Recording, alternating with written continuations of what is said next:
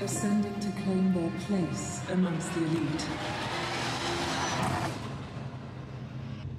The journey to VCT EMEA has begun.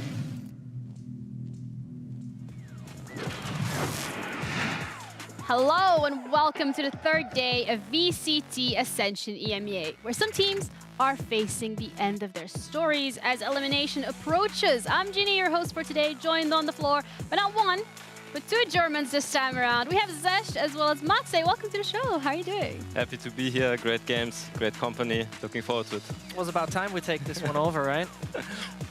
That's all you got to say? That's all I got to say. Okay, well, we're going to see how that's going to be playing out today because, for a little refresher, I know some of us, including myself, have the memory of a goldfish. And as we're halfway through the group stage, let's see at the format. VCT Ascension EMEA is right around the corner. Get ready for an inside look at the format that will determine our new VCT EMEA team. This year, we are introducing play-ins, providing a golden opportunity for a 10th team to join the rank of the top 9 teams from our Challengers leagues. The stakes are high for those teams that finish second in their respective Challengers leagues as they earned their spot in the play-ins. Divided into 3 groups, these teams will play a best-of-1 single round-robin format to showcase their abilities. Those that prove their worth in each group will move on to the semi-finals, and those who finish second will have one last chance in another round-robin best-of-1 to reach the play-ins knockout stage. In the end, only one team will emerge victorious and open the gates to the group stage of Ascension. The stage is now set. It's time for the 10 best EMEA Challengers team to battle for Ascension. From June the 30th to July the 4th, the top 10 EMEA Challengers teams sorted into 2 groups will be ready to embark on a fierce best-of-3 single round-robin battle. Only the top 2 teams from each group will advance, moving one step closer to the ultimate goal of securing a spot in next year's VCT EMEA. From July 13th to 16th, the live action will return to Berlin Messe, where the teams will clash in a double elimination bracket looking to reach the grand finals and make history in our Coliseum. Don't miss your chance to support your region as they strive to make their way into the VCT EMEA 2024. Follow us on socials to discover the latest broadcast updates. All right, well, with that out of the way, you guys now know how it's going? I never knew. Thanks for explaining. No, to me. you're welcome. You know, Genie 2.0 did an okay job at that. But let's have a recap out of yesterday specifically because it's all getting pretty spicy. On the A stream, we started off with Ascent up against CNG Esports. And both of you had a heart attack after this one. Have you guys recovered? That was not comfortable, really, was it? That was absolutely not fun. Starting off with Lotus, it was a tricky ride. I think this is fair to say. CGN's playstyle did really not work well against Ascent at all. Their passiveness once more became a crucial issue. Monster was holding the site so well over on C, which didn't allow those 20-second executes that we saw from CGN, and therefore, first map lost. Yeah, definitely not a nice side. Bind was much better. It was the CGN we expected, we hoped for. The role players were playing really well. Vince, Azuri, very good performances. Element was doing his thing as we were hoping for on not only that map, but unfortunately he kept it to that map. Vince, as you see, insane trigger discipline, definitely putting a spotlight on himself. Absolutely great performance, 13-2, and you were like, all right, CGN got this, but then this map happened. And the first half was going fine, but everything really started to crumble when we swapped sides. This composition was just not able to turn things around, particularly when we were seeing how they had to deal with that kind of defensive, monstrous performance of a side like Ascent. It could have been possible, but things just didn't align. The stars didn't go their way. Ascent played a really solid game in comparison to their first one that we've witnessed. But that was different. Yeah, then we saw Saw from the Portuguese region making their debut against Digital Athletics, and this one also went the distance. Definitely. On the first map, actually, it went pretty well for DA, apart from their controller and their sentinel taking the majority of the first duels, which is a personal choice, I guess.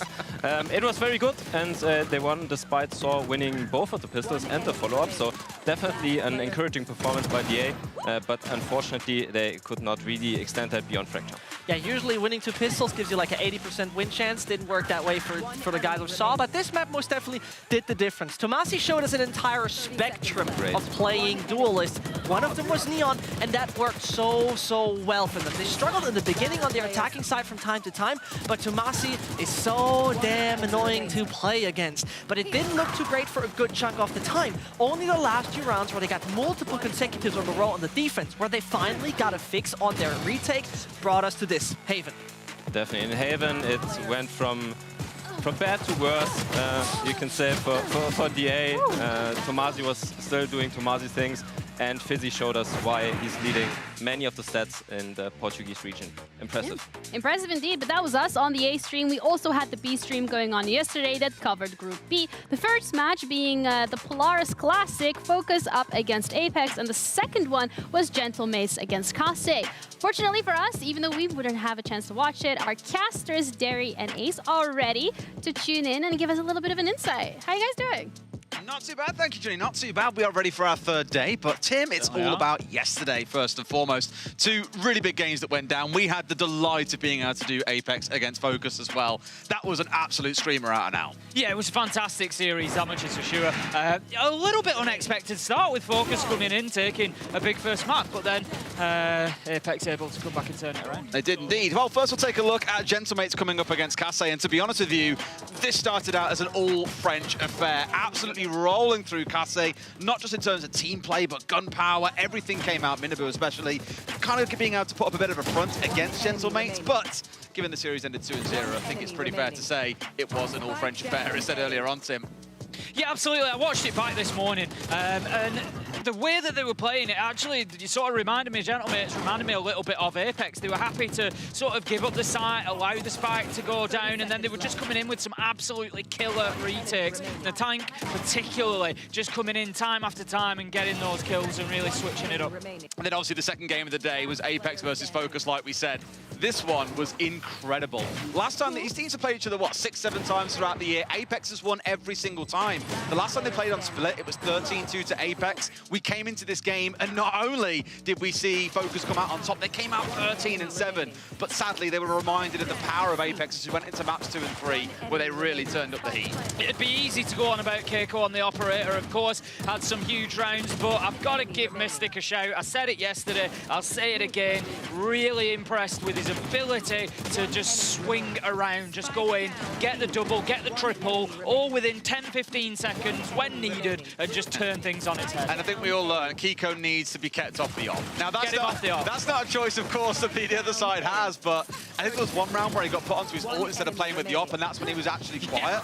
It's just so hard to stop him. We said it yesterday, for Apex, all 5 players are absolutely incredible. It doesn't matter if you shut down Keiko, there's 4 more there that are ready to shine. It's not often that you look at somebody getting an ultimate and think, oof, we get a breather.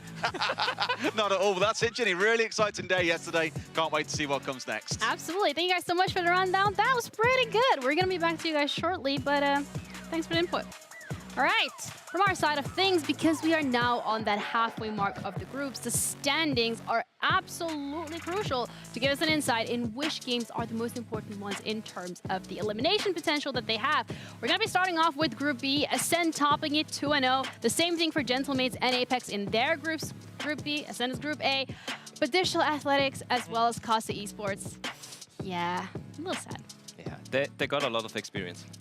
Great. I mean, experience is definitely getting you in VCT, right? Instantly, in 2023. I'll have 2 experience. Yeah, can I please be paid in experience? Most importantly, I think Digital Athletics is the most underwhelming of all the storylines. Surely they've been built together very, very late on, didn't have the best regular season, but already being 0-2, that's a rough one, because Turkey looked overall really great this year. I think they needed more time, simply. Yeah, absolutely. Unfortunately, that's not the time they have, but it does put a highlight on Focus as well. They're currently 0-1. This game is going to matter a lot. And alongside CGN, they are in a little bit of that danger zone because, no? What is danger? What is danger? There we go. That is danger. Okay, first of all, we call it opportunity zone. Opportunity zone for CGN. We have an opportunity So the right zone side is opportunity Can one of you zone. pretend not to be German for the rest of the day? What are you asking from us here? Come on, which one? Which one? You choose. I think CGN is really interesting because they got their mandatory loss out of the way. They need that to run on full power. And honestly, it's fine against Ascent. They just win out, and in the playoffs, it's gonna be a sweep for sure. Absolutely. Sure, yeah, you guys really are on that copium. Respectable. What is Focus, copium? though. All right, Focus. They went up against Apex. I mean, this is time and time again. Des and Ace have already mentioned they played each other 7 to 8 times. Continuously goes in favor of Apex, but they still have Gentlemates to go up against. That's a scary one indeed. It is a scary one indeed, but overall I think it's doable. What's most important out why it is the danger zone, because right now the top 2 teams are basically defining Group B with both 2-0 Gentlemen and Apex, meaning Focus need to pick up this one to not only have an 0-2, but also in a direct comparison to win against the so-called French affair. And they definitely want to be the driver's seat for that one, I can tell you that. Yeah, CGN currently sitting at a 3rd. They still have that opportunity to get that 2nd spot, but we'll see about that, all right? No promises. You can't do that. I promise they won't. Do you want to like bet on it, maybe? What do you want to bet? What is it? If CGN loses today, you're gonna have to wear a little extension. Yeah, you get like a ponytail. But that's only making him prettier. That's not much of a... I don't think you can do much to make him prettier. But all right. That's a different story. In the spirit of transparency, but also to make sure that we can have a cross-reference point in our analysts and their rankings, we asked the teams to rank other teams in this competition in terms of which one is S tier. And the results, well, very, very shocking. They all went for Apex. Surprise! Well, I'm not really sure. This person has watched too many Deep Months highlights reels, I think. Honestly, I mean, someone was reading ACS sheets there and was simply believing in that all-Turkish aim. I don't know which team that was. Overall, one team said everyone is great. Thank you very much for that sportsmanship. But I think it's not a big surprise, right? Everyone was thinking Apex is the best team that we have here. All those players are insanely experienced, maybe outside of Kiko. They have an insane coaching staff working around them. It's not too much of a surprise, really. And I think also that what Ascent mentioned is fair. Yes, for sure. Ascent showed us that they can peak very high. Yeah. They need to show me more consistency, but for Apex, they have definitely confirmed that with their performances. All right, consistency needs to be coming out from Ascent, but in general, Apex, we have put them as well in the S tier, so I think that is not really a surprise coming into this. But as we said, some of these games carry a very heavy weight in terms of elimination, knocking on the doors for some of these teams. We're going to be covering that game, first of all, here on the A stream, and that is going to be Focus up against Gentlemates. We already said it, Focus losing against Apex. That's kind of expected, but against Gentlemates, securing that win will be absolutely crucial. Then the second game on the A stream will be Kase against Falcons. Just reiterating, seeing what Falcons able to do with Kase this time around have not really shown us what we're expecting. If you're more interested in looking at Saw up against CGN Esports, I know you two are a very big fan of that one. That will be covered on the B stream, and the second game on the B stream will be Ascent against Desire. Looking interesting. Banger matches. Yeah, banger matches wherever you go, absolutely. I'm not really interested in CGN Saw because it's a 2-0 anyway. I need to watch that. I cannot wait for it to be wrong. Absolutely I don't need to watch that. All right, well, if you're watching us from B stream, make sure that you stick around for CGN up against Saw. If you're watching us from the A stream, hello guys, thank you for doing so. We're gonna be back very shortly to cover Focus up against Gentlemates.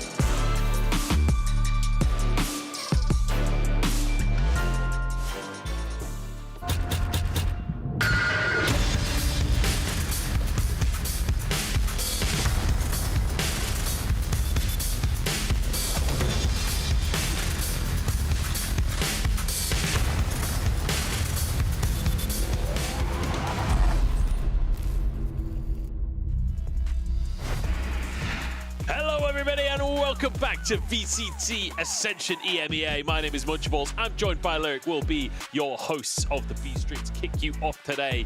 And Lyric, the B stream has been full of action over the last couple of days. We've had some absolute stonkers.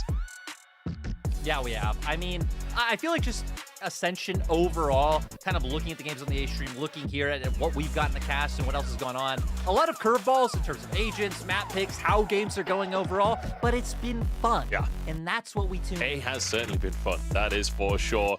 We're jumping into SAW versus CGN to kick us off here on the B stream. First off, let's talk about SAW, the Portuguese team, who I think are turning some heads in the tournament a little bit. Yeah, came in, are sitting 1-0 in the standings right now, took down Digital Athletics, and SAW were a team a lot of people didn't know really what to expect. Tamazi, though, was a player that a lot of people had their eye on, and I feel like so far on that duelist role has been delivering. He really has. I think Vizzy as well. He's had some fantastic games, especially in that kind of lurking role when he can find good positions on the map. CGN, though, their opponents today up against the German squad, and I feel like everyone is going to be looking towards Element, a player that has been hyped up massively coming into the tournament and really just spins on a dime, taking heads off. Yeah, I mean, and you look at their results last year, which were quite middling, but when he joined at the start of the year, I mean, winning back-to-back splits over in the Doc League. So, yeah, I think it makes sense. Sadly for them, they are sitting 1-1. They did have to play Ascend, which I think for a lot of people, you know, being the favorite in the group should be a loss, but they actually pushed them close. So, you know, I still have a lot of faith in CGN today, and they have a watch party going on, Munch. So you love to see it, getting people all together to support their local boys. Decent turnout as well. Ready to watch the games across the course of today. I'm excited to see, I'm hoping we can revisit later on, maybe after a couple of round wins and see people going ballistic, but I hope everyone over there is having a fantastic day so far. I'm certainly excited to see how this one's going to go down, because as you say, 1-0 in the standings versus 1-1 in the standings, and this is a round robin. There aren't that many games left. If you're 1-1, that means you've only got 2 games remaining. So for CGN, this is a crucial series. Yeah, it is. And especially coming in where a lot of people would expect them to be the favorite in this match with, again, the Portuguese league kind of being a bit smaller. We're going to go straight into the map veto. Both of these teams not really liking Pearl, but SAW are going to be the ones to take it off the board. So, you know, I think CGN going to be happy about that one, and maybe even going to give them a little bit more flexibility once we actually get to the map picks themselves. Yeah, Lotus taken off the board as well, which is a little surprising as we've seen a bit of Lotus from both of these teams so far in the tournament, and when you're looking towards their domestic play as well. But banned away here by CGN, and it means Fracture will be our first map. And even though it's SAW's map pick, CGN are going to be happy on it as well. Both of these teams have played on Fracture so far here at the tournament. For CGN, it was a win. For SAW, it was a close loss. But still showing they're comfortable on it, and scrims must be going well. Ascent going to be locked in here for CGN as well, which we'll see what kind of compositions we get coming out. CGN, a team that is known for breaking the mold a little bit when it comes to their compositions. We'll get into that when we return to Ascent, but certainly something you're going to be wanting to watch here in game number 2. Bind and Split going to be banned away, which means our final map is going to have to be Haven. Yeah, Haven, gonna be a fun one. I love it, right? Having Haven, having Fracture, 2 maps that have, I mean, Haven, right, with the 3 sites, Fracture with so many different angles that attackers can attack from, defenders have to worry about. So I think it opens up for a lot of interesting calling to come out from both of our IGLs. I think especially when you think about these teams, with CGN being very default heavy, a little bit slower, you know, being able to use that time to go for those mid-round calls. And from what we've seen from SAW, they're pretty dynamic in terms of how they can play out through a game as well. Saw some like nice slow play, specifically in their match on Fracture. Also saw them able to heighten the tempo a little bit and then go for some of those faster executes. Yeah, feels like flexibility is the name of the game here. CGN, one of the things they've been criticized for is a little bit of passivity. Passivity, is that a word? They're quite passive at times. So we'll see. We'll see if they can notch up that aggression today, as that was something that the desk was kind of prodding at them. We'll see how that's going to turn out against this Portuguese team. But enough about aggression. I want to talk about our Sentinels here, because we've got a hell of a matchup when it comes to that role in our head-to-head here. We're going to have Azuri versus Fizzy. Both of them having a pretty stellar tournament so far. Yeah, I feel like especially when you look at Azuri and what he's been able to do, he's someone that has really impressed me. I believe he top frag in all of the games, all 3 of the games that CGN played in their last series. And great on the lurks, very clutch as well, able to show up. We can see that the 21% clutch rate that he's had so far. And Fizzy, maybe not having the same explosiveness, has played less games so far since we've been in Ascension, but still on that Killjoy, I feel like he's just been so good at being able to catch you off guard. We saw that in their series up against Digital Athletics. I mean, you can kind of see 2 opposite styles there, where you mentioned the clutch percent there for Azuri, really big in those massive rounds that can turn a game. But then for Fizzy, it's more about the consistent play, right? You can see his ACS much higher, his damage per round much higher. This is a player that you really can rely on as a rock within the roster.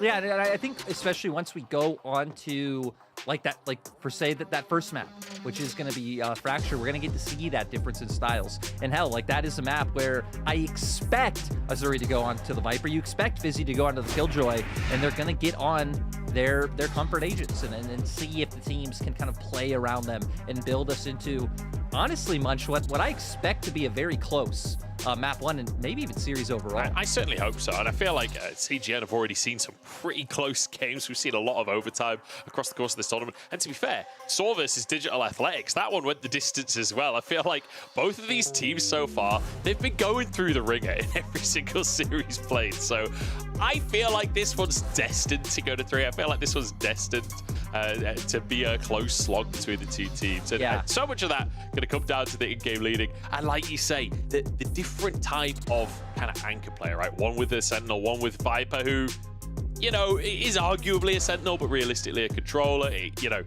I feel like it's an exciting matchup to take a look at. Unfortunately, we are going to have to wait for a couple of minutes before we can jump into Agent Select, so we're just going to jump into a quick break, and then we'll be back with game number 1.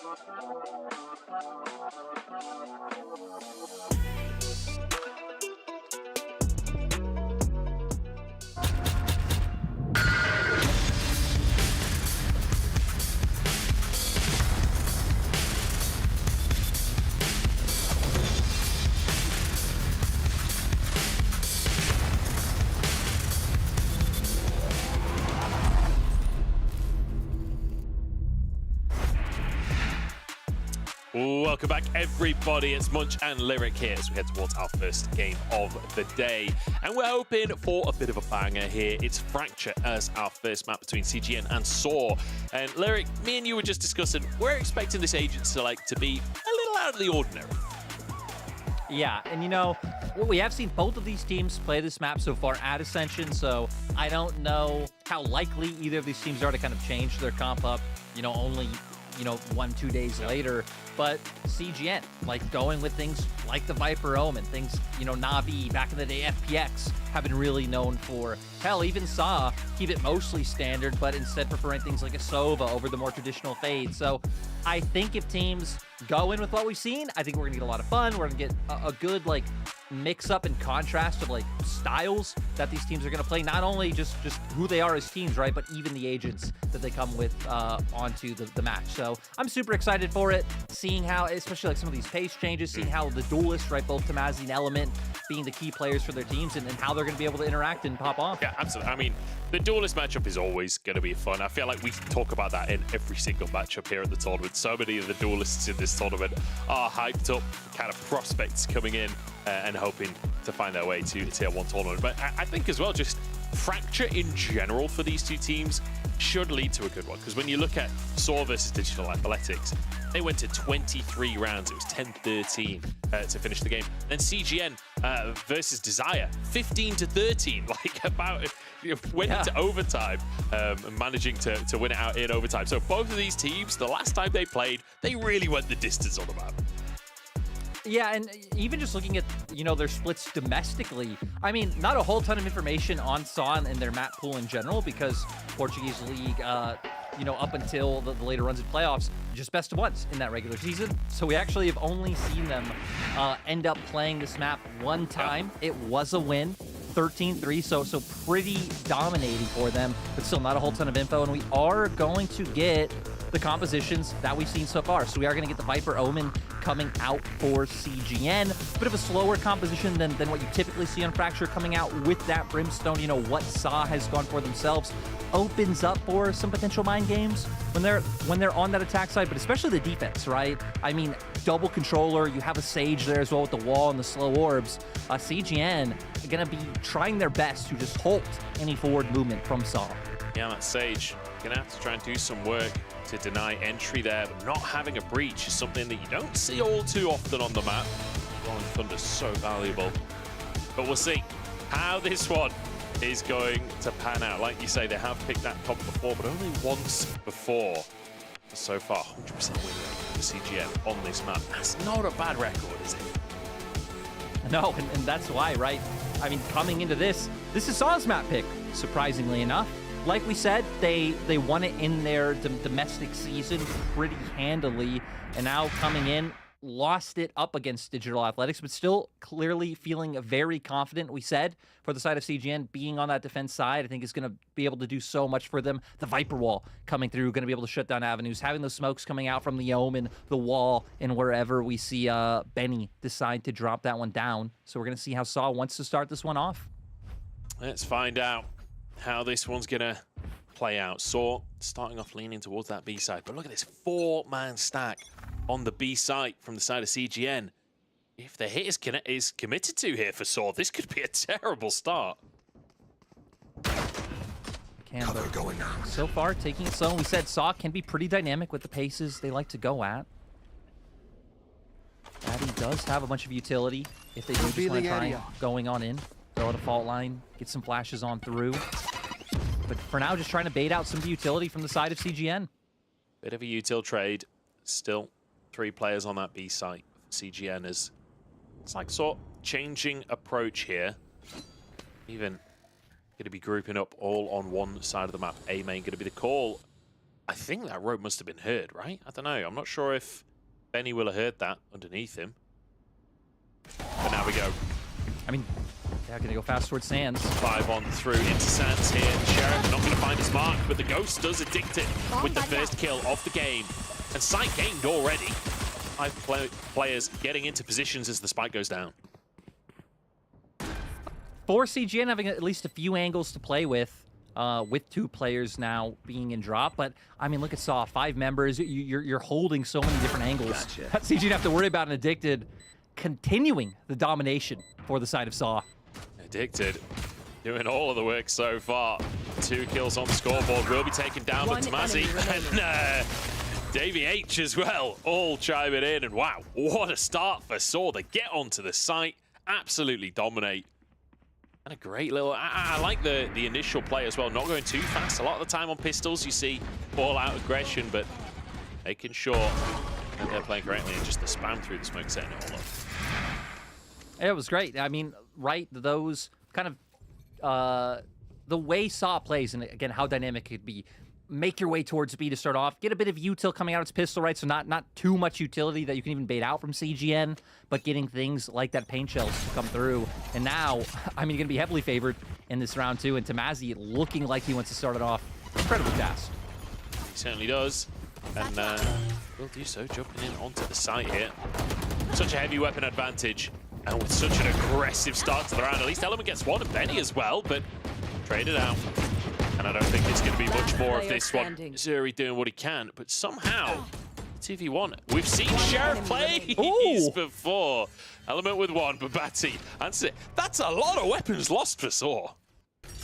Exactly. I mean, for the side of CGN, you're happy with that. You know, took 4 people down.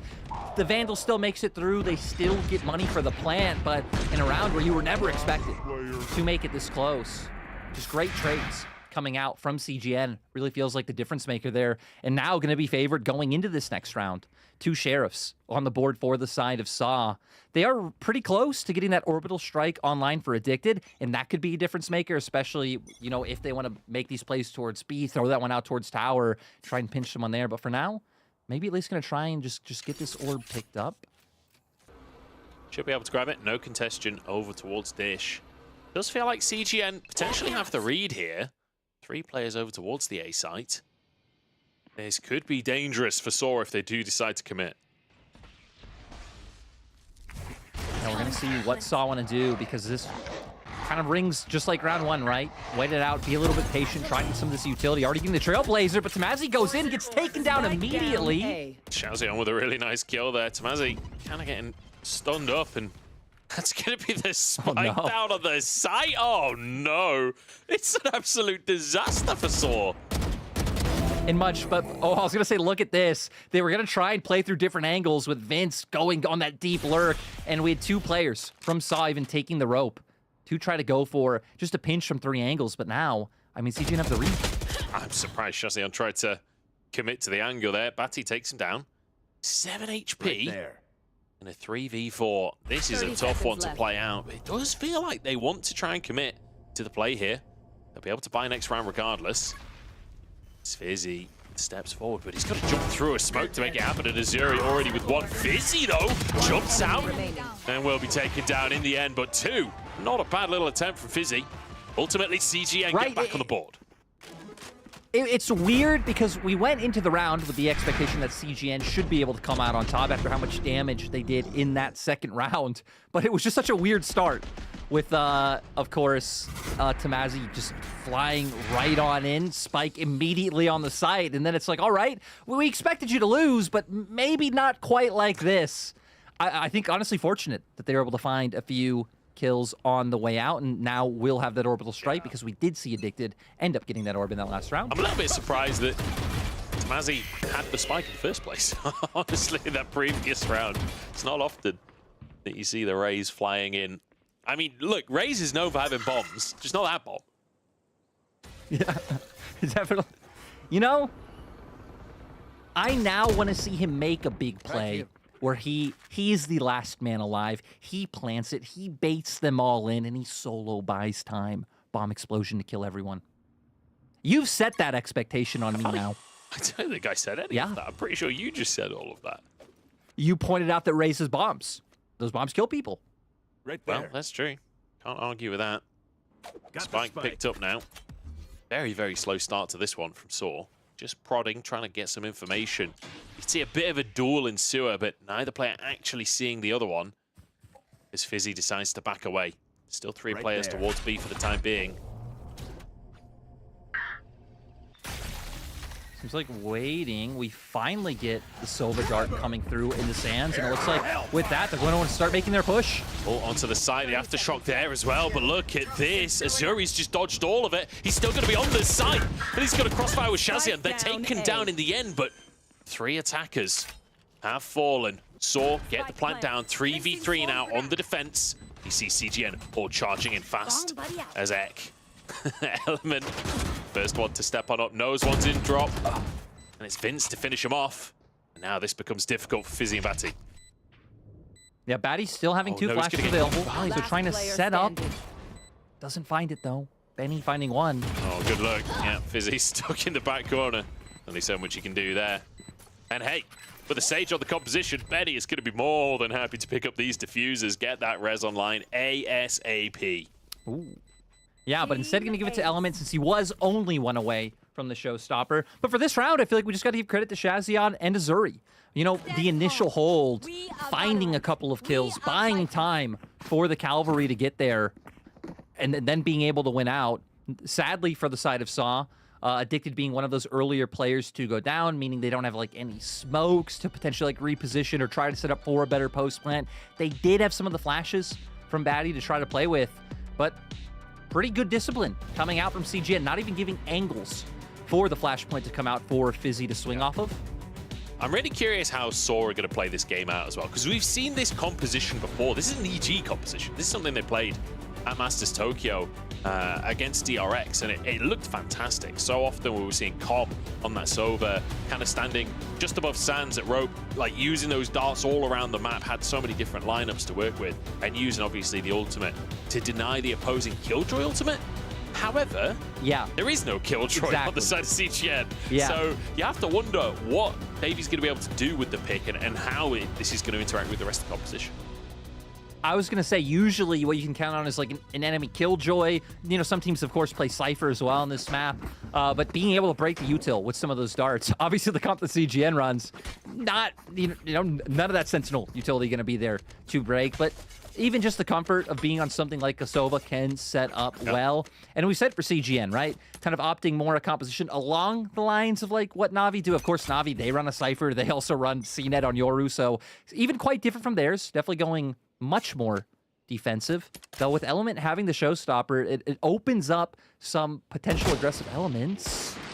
Heavy tag coming across, but the heal's going to be there. So Vince will be topped up at least, but won't have any armor for the rest of this one. Would have loved to have the actual kill there. It's a good shot. Not enough to take a rifle out of the enemy team's hands.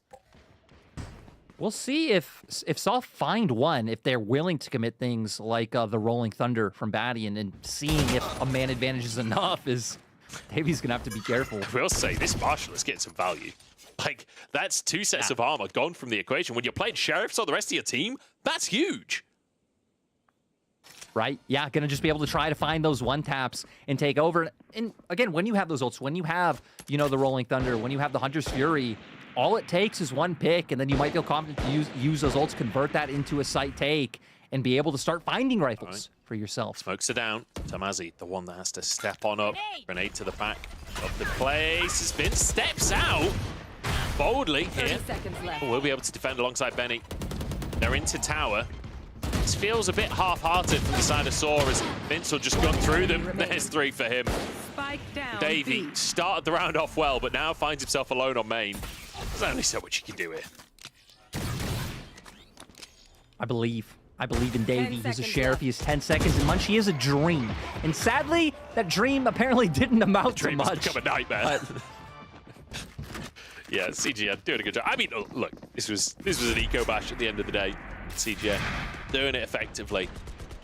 I'm curious if we get play towards tower here, though, from Saw, because that's one of the big things we saw from EG was, you know, using like a Brim ultimate, using the lockdown both of them in combination with that Hunter's Fury, like forcing people out of position to set up. Much look at this, though. Oh, we have 5 players on both sides just running at each other. Oh, here we go. It's going to be an absolute massacre here, but the drone will spot this one out as everyone's here. The stuns come out, but Addicted with the first headshot here. Batty gets one as well, and Saw might just put themselves back on the scoreboard here. Hunter's Fury across main to try and find out these players, but they've done enough. 3 down already. Saw looking good for a round. I mean, CGN, just, I guess, thinking that Saw aren't going to do their due diligence, right? Wait for the aggressive push. But they take the space, then they throw out the owl drone and see everyone there. They know what to expect, and it allows them to win out in those opening exchanges. And now, slowing it down, kind of baiting CGN into wondering what could happen. We can see now Vincent Element moving over to the A site. And I wonder if Saw, they're going to wrap back around and going to run into them. Might take away these guns for the side of CGN. Pretty good economy, so, won't hurt them too much. Element definitely not the best. Trouble 1v4 here. Tamazi wins out the duelist duel. And Vince against the world here. He's got 5k creds, so he's going to try and take the play. 30 seconds left. Hidden behind the smokers. The spike will go down here. Giving the spike over as well to Addicted so he can try and get towards that ultimate. Still 3 ults online, like no ults required for this round after how chaotic the start of it was. Yep, Vince at least going to be able to take away 1 gun. And taking guns away from the side of Saw, I think, is good with where their economy's at. But you're exactly right. With the chaos that this round started with was kind of hilarious. Especially the fact that CGN didn't make the push, right? And they did just end up trying to wait it out. I want to see, though, going into future rounds, right? Element having that showstopper that we were hitting on, if he's going to pair up with someone like Shazion, throw out a guiding light, try and make more of an aggressive push from the defensive side, because now we have so many ults on both sides for both teams. So it's going to be a lot on CGN being able to read where the potential hit's going to come out from Saw. You would expect typically it's towards B when you have things like the lockdown and the Rolling Thunder online. Could set up for CGN to maybe look for a bit of a retake, but we can see now that they're playing on site. So they are. Until blasted out as we have a heavy B main presence once again. Just trying to control both sides as they move towards Arcade as well. And already lockdown going to come on through. Benny knows what's coming. Just going to be watching Sewer, but he's not going to find anyone for now. He drops his wall. Not wanting anyone to be able to wrap around from that angle. So at least Saw going to be able to confirm control over site. You have some ults to work with, like the Seekers, but Tamazi going to go out with a showstopper. It actually takes Element out. Who needs satchels, eh? Just jump out of the smoke and blast them. Tamazi doing a lot in this round with 2 already. And it feels difficult for CGN. And they've spent so much money to get rifles back on the board. Do they actually want to commit to the retake on this one? Looks like it, as Vince at least trades, but Davy's good for it. And that'll be 3 as well for him. Finishing the defense comfortably there. And Saw with a 4th on the board. And already this Portuguese team really showing up on Fracture. And showing us why, they picked it as their map pick despite losing on it, despite not really having much footage to go off of during their domestic season. And we saw once, right, Killjoy lockdown came out, they were able to force people off the site, and then they got such good post-plant positions, even still had the Rolling Thunder to work with. We saw the Killjoy setup come down on top of the spike. So it felt really hard for CGN to pull anything off. And hell, that's another thing about, having like a breach in your composition, is having that Rolling Thunder even for a retake scenario, and then potentially opening that site up for you, which CGN, of course, don't have.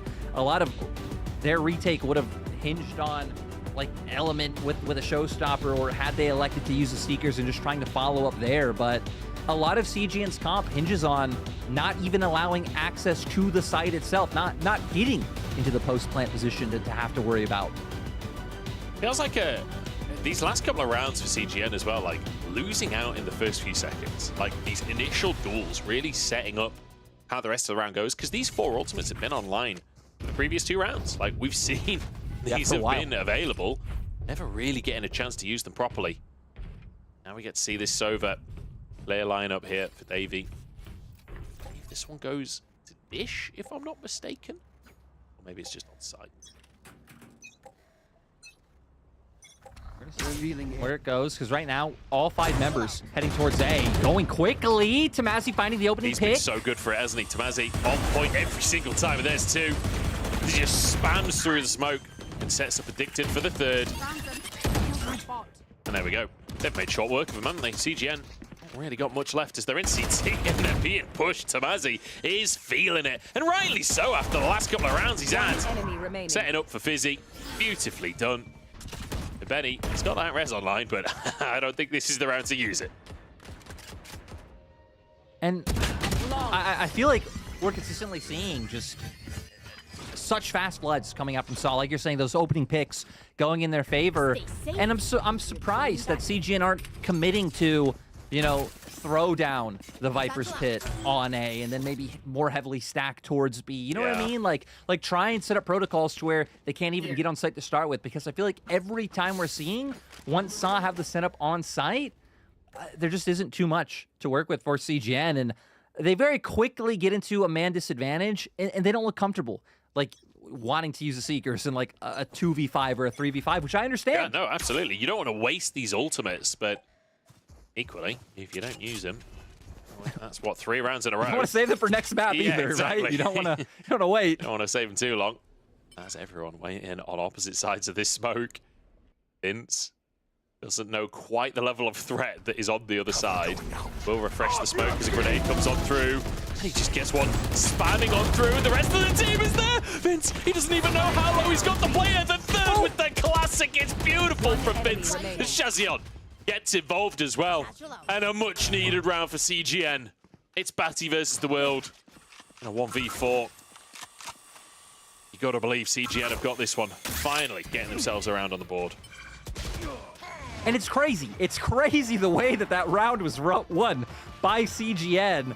I mean, just not expecting Vince to be there, spraying through the smoke, gets him a couple of kills. But even Tomasi, satcheled onto site, didn't really pay him any attention whatsoever. And he just keeps going. He just keeps firing down because Tomasi has other angles to worry about. And Vince, so much cover. Hell, an owl drone. So many things I feel like could have come out there for Saw to try to clear that close angle. Vince getting big value there. I love the pull out of the classic, just charges through the smoke. Very James Bond to finish off the 3rd kill here. Rifles on both sides though. And again, a fast start coming out from Saw, which is what we're learning to expect. And it's what we've seen, right? Again, the pace changes that are able to come out. We've seen them play it slow, like in the first couple of rounds, but now Tomasi satcheling in. No fear whatsoever. Just Fury coming across the team as well. Trying to get as many tags as he can, and will finish off once. So Shazion down. It's a good start for Saw as they're headed onto the site as well. And that's a nice one from Tomasi. How many times have I said that so far? We're only on round 10. Tomasi has been popping off, and now that's that ultimate to use. He's going to find the player, but trade it out. Good shots from Element before the rocket hits. I feel like the problem is now, I mean, not only 2v4, but Orbital Strike being online. The Nano Swarms are still there.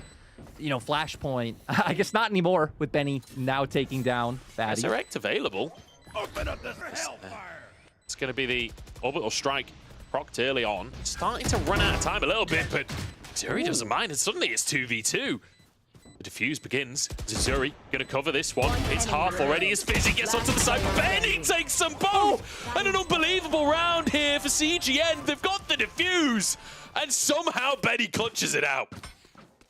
A 2v4, so much utility to worry about. The Orbital Strike, the Nano Swarms. Again, what should have been, I guess, the flashes, the concuss coming through from the breach, but the timing of this first one to isolate that duel. I believe he was just taking out his fault line when the swing came through, and then kind of just running in one by one, allowing those isolated duels to come out from Benny, and Benny delivers. So they might not be using some of these ults much, but who need him? Maybe they don't need to. Who need him?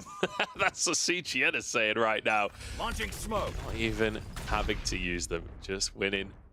From Benny's absolute clutch factor there. Fantastic stuff from him and Azuri in the round. And we were looking at Azuri, we were looking at Fizzy to start this one off. That was our head-to-head. Azuri making it work with his teammates, and now from the Viper's Pit for main control. Well, I don't know. That's a hell of a cast to curse. That definitely was not what they were hoping for. And we've seen this setup, right, with keeping the Viper over towards A. Usually with this composition, it is the Omen. Plays over here, trying to take advantage of some of those one-way opportunities that are available to you. But even with Viper there, even with the Viper's Pit, not going to find anything. But this Fizzy, I'm going to see him and Batty kind of work their way up. It would be into potentially the waiting arms of Vince. But look, the Cavalry's coming. CGN reinforcing this B site. Smokes going down, and I think Benny's just going to push through here alongside Element. That's a good one onto Tamazi, who has been so crucial in every hit for Saw. Tamazi has been starting every single fight off, and now 4v4 with the retreat. Coming out here from Shazion over towards the A side, but look at this. Reinforcements on the way. Davi's got a great little spot, though, and turns it into 2 great kills. Batty to find one as Element shuts down Davey, punishes him for the play. Now 1v3 on the site. Just has to deny that plan. The first shot is good, but not good enough. And we saw, I feel like that positioning from Davey really being the difference maker. The lurk, getting so far up the side, pushing towards CGN spawn, finding those 2 crucial picks, allowing the rest of the plan to come through for Saw. And right, we still needed Batty to be able to deliver with the 3 that he picked up, but that positioning was so crucial. Now, Munch, the last round of the first half, still have the res online. I feel like probably could have been used on Azuri in that past round. Still have that Omen ultimate as well, which, you know, maybe not the most useful ultimate, but maybe they'll be able to find some value. But Element has a showstopper. Bit of a weird couple of satchels there, but they move on out. Here we go, Rolling Thunder to knock everybody asunder. They don't actually push through straight away. As Element using the showstopper, won't actually get much of a chance to blast it off. Just takes a punt. Busy gets up the rope. So we can find anything a little bit cheeky from this position, because some members of CGN are already starting to rotate off. Gonna have to rotate back on here, 1 for 1 to kick us off. It's such a weird round from Saw. They just kind of hold in sand for the time being, trying to burn as much utility from the enemy team as possible, but there's still a reasonable amount in the tanks for CGN. And there we go, the res finally coming on through. The spam across from main as Davey gets Benny. So Benny essentially just trades his life for a teammates. And Fizzy gets one with a nano swarm and then a headshot as well. What is this round? A Saw brutalizing their way in. Vince gets 1, gets 2. But it's Saw to make their way through 7 rounds and a half. You're right, though. That one was a weird one with the pacing of it. You know, fast, you know, quickly into sands and played a little bit slow. Look for some weird angles. Don't really cut noise. Like, they're fine with CGN knowing they're there the whole time. And then just taking these weird timings to burst out, take these duels. And we hit on a lot that it felt like when CGN wanted to try to challenge space back with the composition that they've elected to go for, it would be quite tough. You feel like that the comp should have been able to do better on some of those defensive rounds with, you know, a lot of the stopping power that it could bring. But now we're going to get to see what it does on the offensive side with, you know, the rechargeable smokes coming out through Omen and the Vipers will able to play a bit of mind games. It at least will give them some more options in the mid-round. Vince has been quietly doing a lot of work for the side of CGN so far this game. And now this attack side, let's see what they can do. And you can see Davey playing that same position that we saw from Com on EG, where you can shoot your darts to pretty much anywhere on the map almost from that rope spot. Very slow start from CGN. Oh, not anymore though. Benny just swings around the corner and domes him. It's now into ropes to defend, but it's Vince to follow up on the original play. Shazion trades Tamazi's kill. Benny's there. This is just deathmatch. It is. It is. And you know what? You know what? I saw in their matchup against Ascend that this is where members like Benny were thriving. So many just random, like, run on forward, S-Sage, right clicks coming through.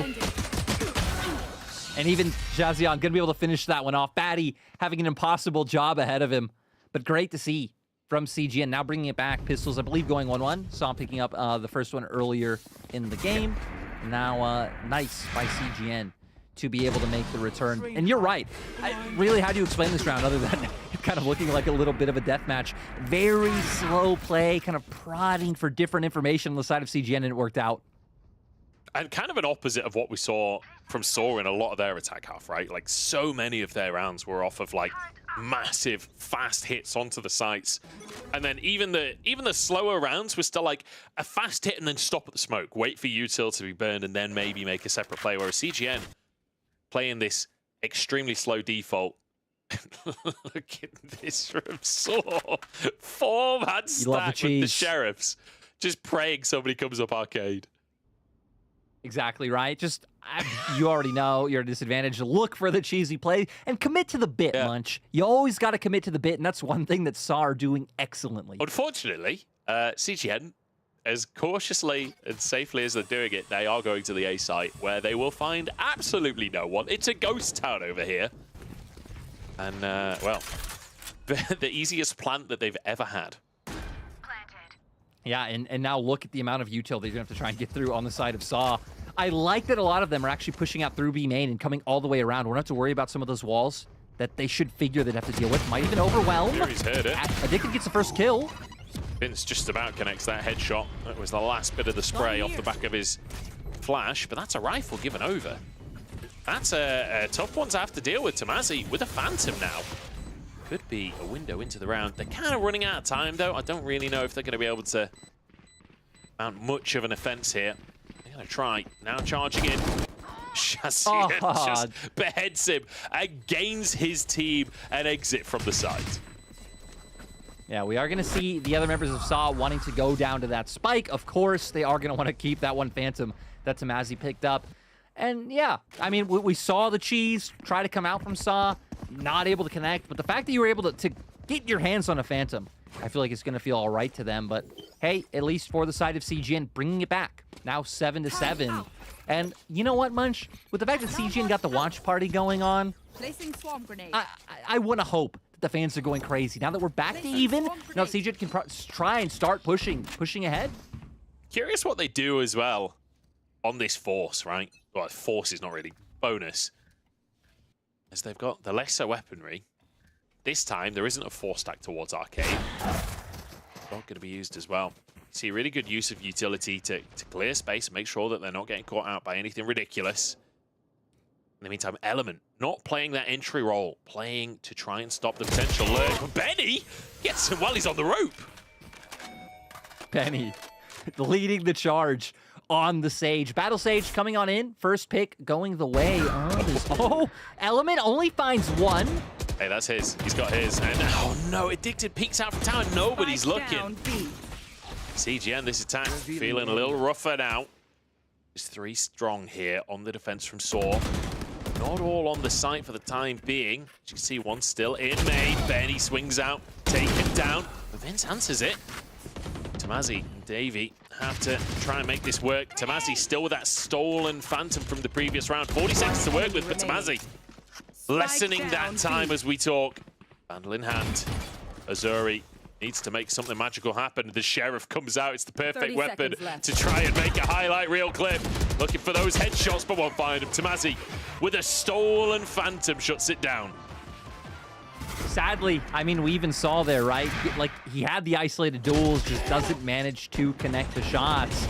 And, I mean, for Saw, some unexpected things coming through, right? Sage just kind of coming up ropes out of nowhere, getting that first pick, but luckily for the side of Saw, they were able to end up converting that one into a round win. And, you know, taking stock of where we're at, no one too close to ults. I guess Addicted, only 2 away. You know, you can collect 2 orbs on this map and get that one right off the bat and maybe try to find a round for yourself.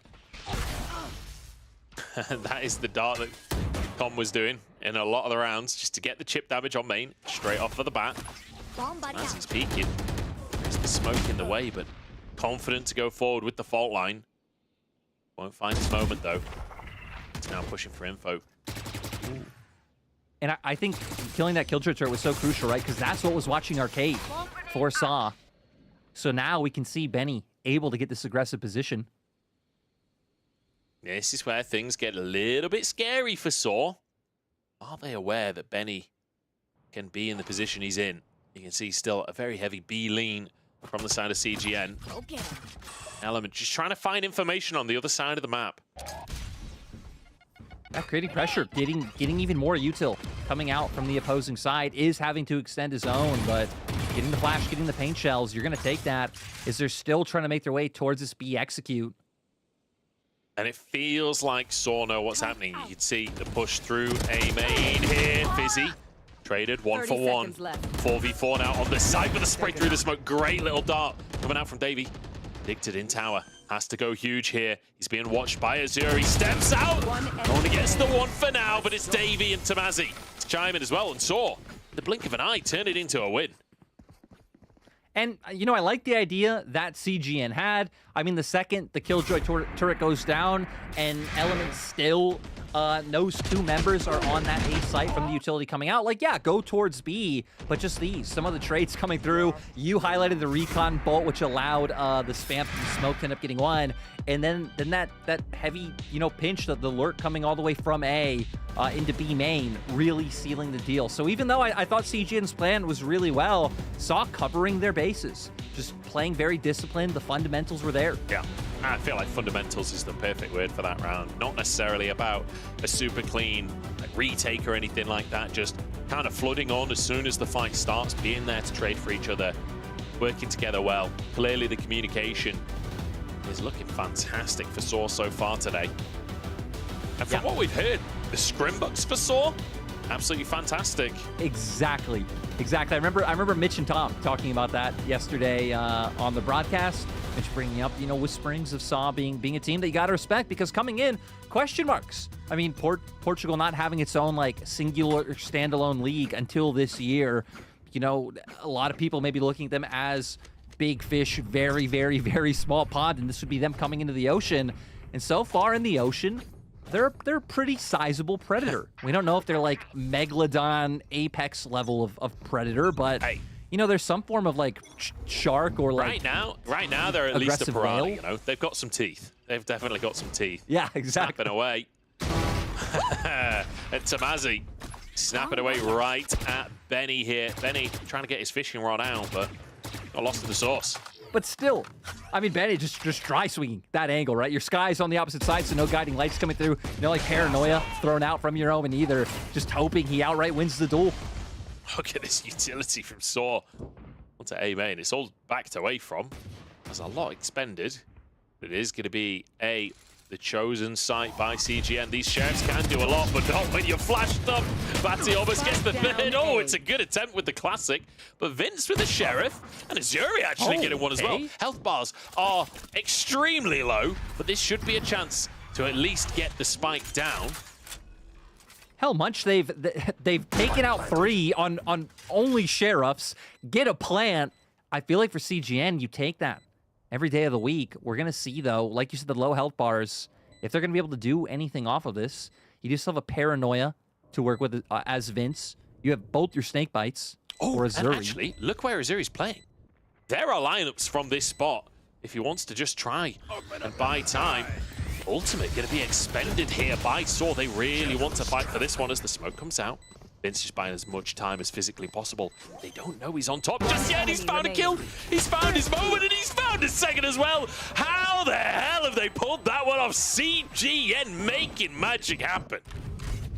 Vince, the hero that CGN needed, finding those opening kills for them with the sheriff, gets his hands on a gun, and then able to finish it off. Well, you know, we definitely got to shout out to Zuri as well, pulling their attention, peeking out, and then helping giving Vince more space, even having the snake bite ready and waiting just in case anything went off. And you love to see it. The CGN watch party is going wild. And rightly so after a round like that. Vince with 10 HP and a dream, and man, teamwork really does make that dream work.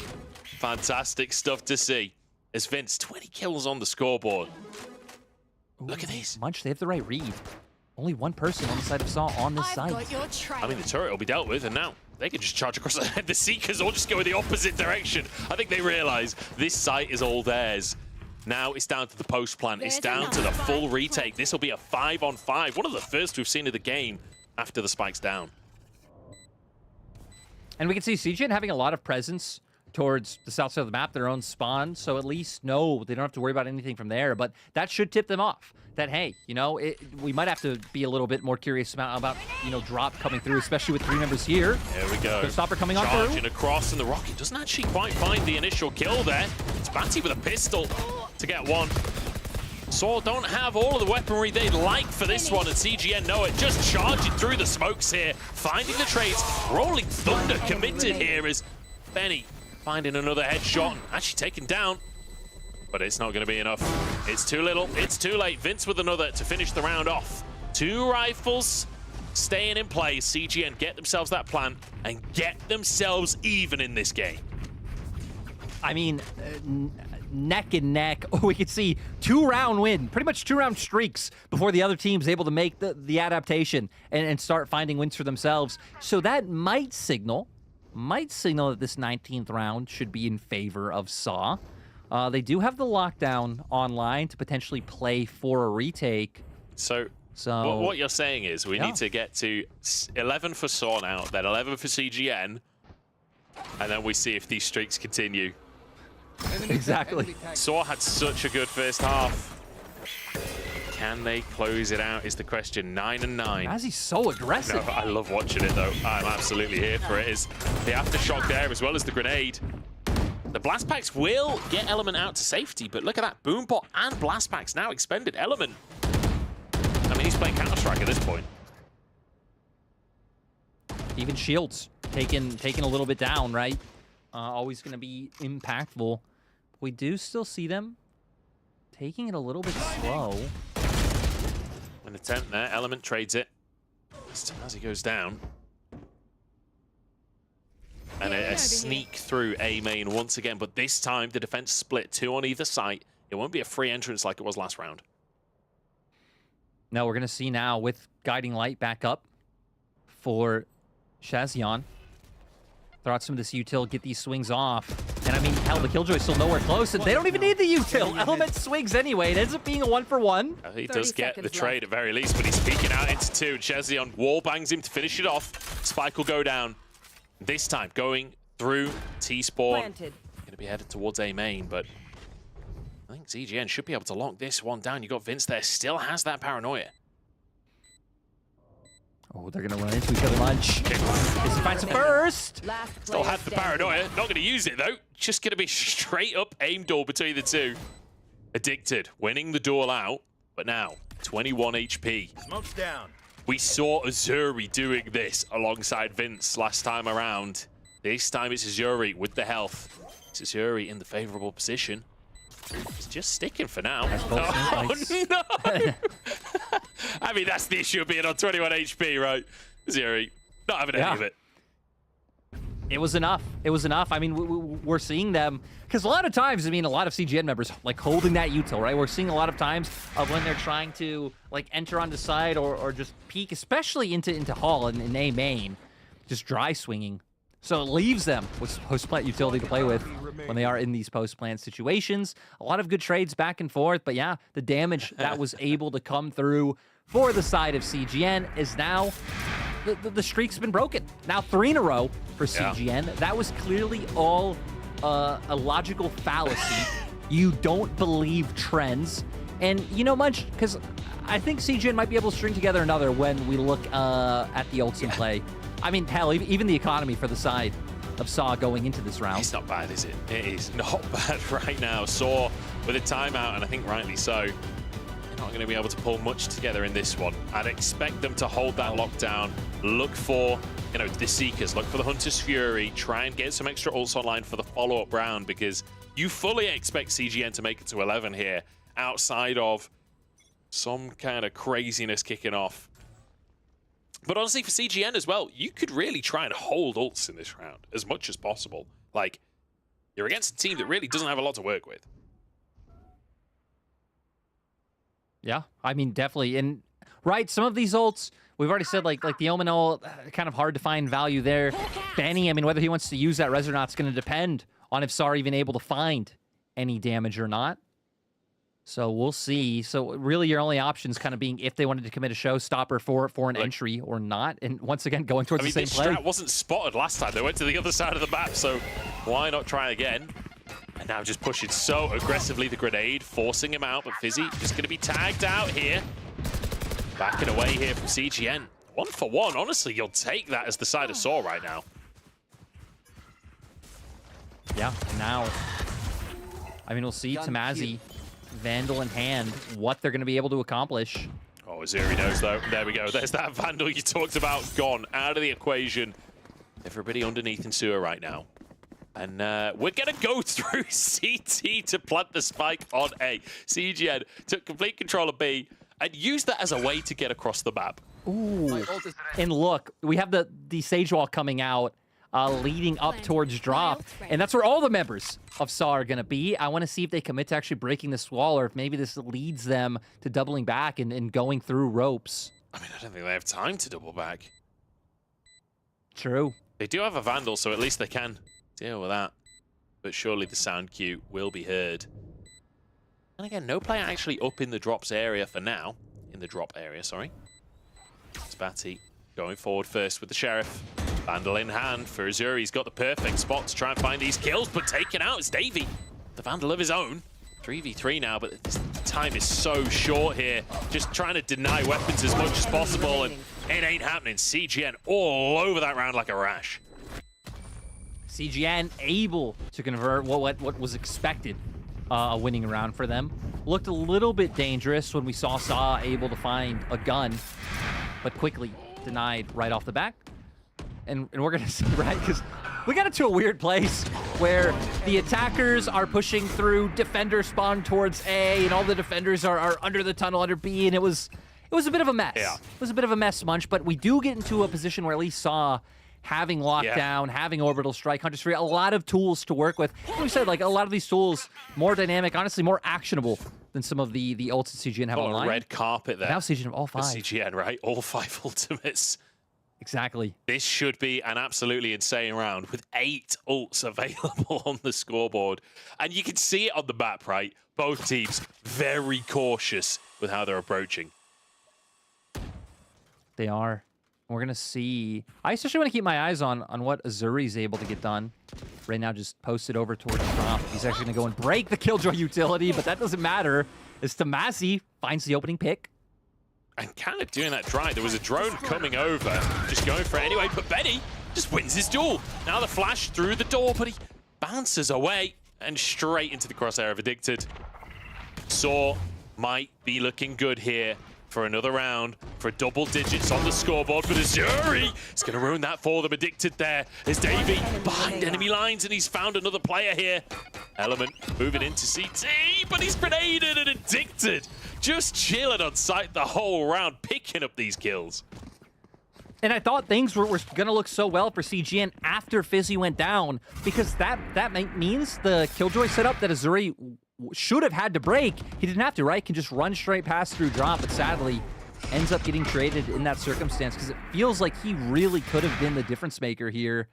But good hold. Coming on through from SAW. And only 1 ultimate used. We set up the whole 8 ultimates online, like this is going to be a huge one. 1 ultimate used in that round. Attempt number 2 here for CGN. Still rifles in play. And they have some good info. I was wondering if they'd commit, like, if SAW would commit, like, an early Hunter's Fury and then just try and tag people out. I think we've been seeing a lot more of that these days. Just quick Hunter's Furies thrown out to try and see if you're able to find a pick. And hell, for CGN, they still have, like, a Seeker's Blast Pack Showstopper play available to them to guarantee, you know, maybe getting on site or at least finding out where they are and getting one. But still playing it relatively tempered. And I love this. Playing off a contact, right? Don't want to give away anything. I've got And with how defensive SAW are being on the B site as well, they don't have the information until now. As everything starts to get blasted on through, this will be a plan straight away from the side of CGN. And here we go, that Hunter's Fury you were talking about. Can he find the players? Tagged them. Can't quite finish off with the 3rd shot. No, not able to do so. Shazion taken down to about 80 HP, but the heal does come through. Still no armor. So it's going to be a little bit more difficult for him. Now we got to see if Fizzy's going to use a lockdown, and he does right away. Yeah, lockdown in. Viper's Pit as well. Ults galore onto the site, as you can see. It's absolute carnage down there. SAW pushing in. Feels like they have control of the site, but Benny does get one, and the mollies are going to do so much to buy time here. Element waiting as well to use that ultimate on the spike. They're just playing for time, playing as slow as possible, and CGN, they're winning out the war of attrition. Addicted, taken out on top of the site. Azuri found his way up the stairs. Match point now for CGN. And all coming off the back of those ultimates. And right, I was questioning, like, why are we not seeing openers of like Seekers, Satchel in, have the showstopper ready? But I kind of like it. When you don't have things like the Breach or the Brim in your composition, using that showstopper in like a post plant sort of setting to dissuade them coming through. Great Viper positioning as well, leaving just enough out to where the Viper isn't in the lockdown itself, but the spike still is. So a lot of util just dumped on top of that spike. Really impossible situation for Saul to play from. And now last round, Munch, you don't even have a full buy. This is a tough one for Saw. Tamazi, though, has the Vandal. And if there's one player on this roster you can trust to find the kills, it's Tamazi. But no! And he's found him. It's a huge start to the round for CGN. And back up to 100 because they've got 2 healers in their composition. And now, I mean, for Saw, they don't want to move, right? Because you don't want to end up giving this gun over. But with the util slowly coming out from CGN, they're trying to make their way up and make sure that, again, make sure that that gun doesn't go through to the side of Saw. There's so much util still available here, though. CGN muscle their way in, and it's full retreat for Saw, and rightly so. This is not a fair fight. This is not a fight that they can take. And I love it. Just kind of slowing it down, using the double healers to make sure that everyone's good coming on in. And not overcommitting, knowing that, you know, some util still being up for the side of Sauce, and now they're going to make their way into Sands, which is clear. Oof, it's not a bad little shot, that, is it? Now the H, a nice headshot. Can he find any extra ones? Flash comes in, and yes, he can, is the answer. Element goes down as well. It's off of the back of the res. Just getting 2 kills now on the same player this round. Commitment.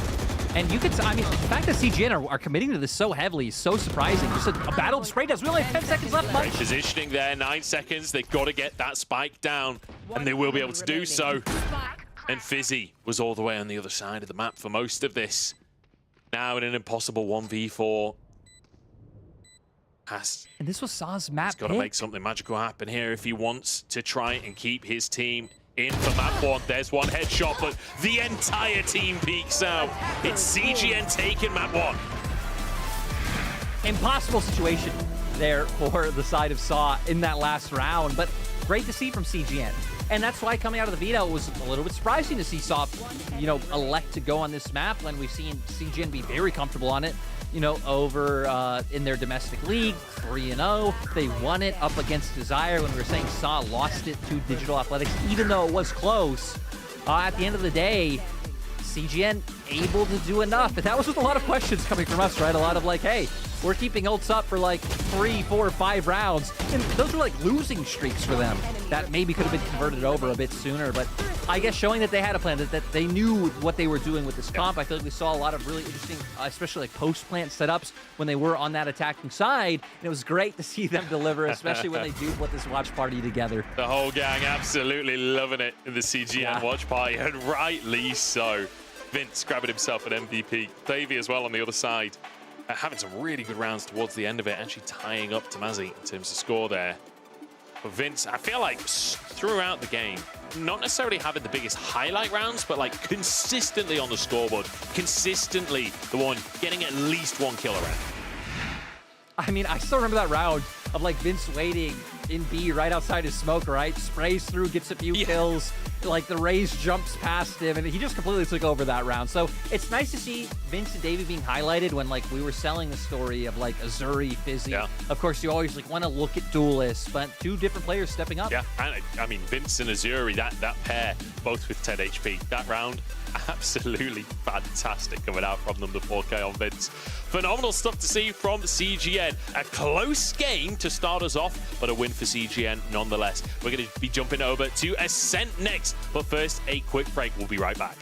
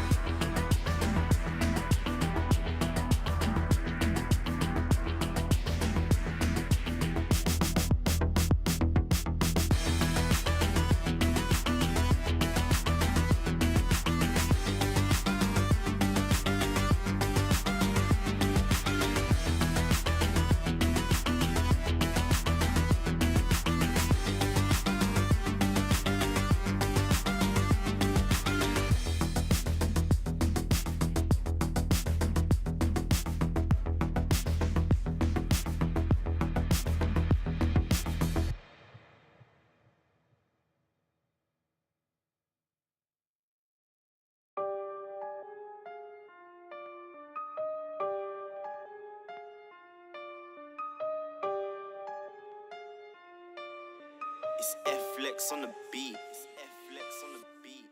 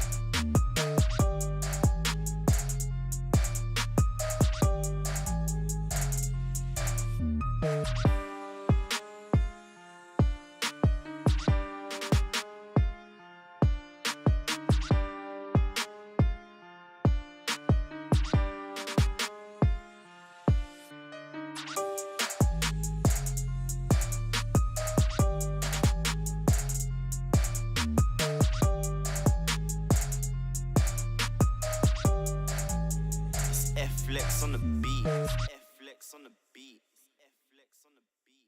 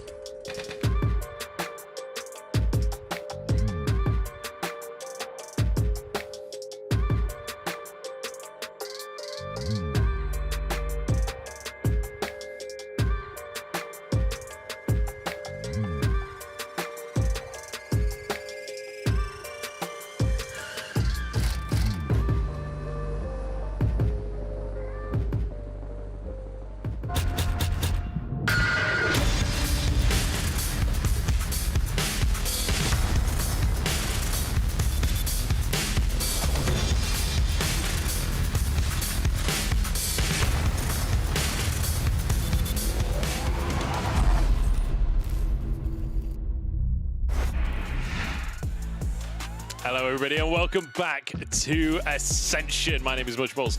I'm joined by Lyric as we head towards our second game of the day here between CGN up against Saw. And I have to say, map number 1 on Fracture, very, very chaotic, a lot of really cool rounds, and a very close final result. But it is CGN that edged it out to start us off. Exactly, right? And that was Saw's map pick, so that's where you ideally would have wanted to see that win come through for us to go all the way to a third map. And, you know, the story of Ascent for Saw is very similar to the story of most maps for them. You look at the whole year. You even go back to, like, Split 1 They've only played Ascent once. Was a 13-9 win over GTZ in the upper bracket final, but still, not a whole lot to work with. However, CGN, they played this map 6 times. In Split 2, they went 4-2. Their last 2 was a bit weird because they played against the same team, Mouse, who they met in the final. They played in the upper bracket final as well. Won 13-10 in one of those games, lost 10-13 in the other one. So it's a score like they're used to. Exactly, right? So it's a bit of an interesting one, but point is, I think they're a lot more comfortable on this map than what we can expect from Saw. Yeah, we'll have to wait and see. I feel like Ascent is always one of those maps where most teams at least have a basic understanding of Ascent. I feel like Ascent is like the default VALORANT map almost at this point. So we'll see what Saw can bring out. I was gonna say, that's actually a great point, right? Because I agree. It's like the most like figured out map. You pretty much always see the exact same comp played on it. And, you know, when we get into Agent Select, I'm interested to see CGN are the ones who have a bit of a weird comp on this map. No, like they run like no flashes. They have like Viper Astra. It's just crazy. So maybe it's like the normalness, the conformity that Saw bring. Maybe that's what they need to find some success. No, we all need a little bit of normality in our lives. Apparently Saw do right now. CGN definitely bring out some wacky comps. This isn't the only map that they bring out wacky comps on either. So we'll see if they do go with their Ascent comp that they like to play. One person I'm looking at though is Vince, right? Remember, Vince actually currently on trial with CGN, MVP in map number 1 of this series. If there's a way to show up in your trial, it's carrying the team. There we go, look at this from Saw, a Phoenix coming out from Tomasi. Yeah, so they're also changing up because last time we saw them play, they did run, again, kind of the stock and center, Jet Sova, KO, Killjoy, Omen.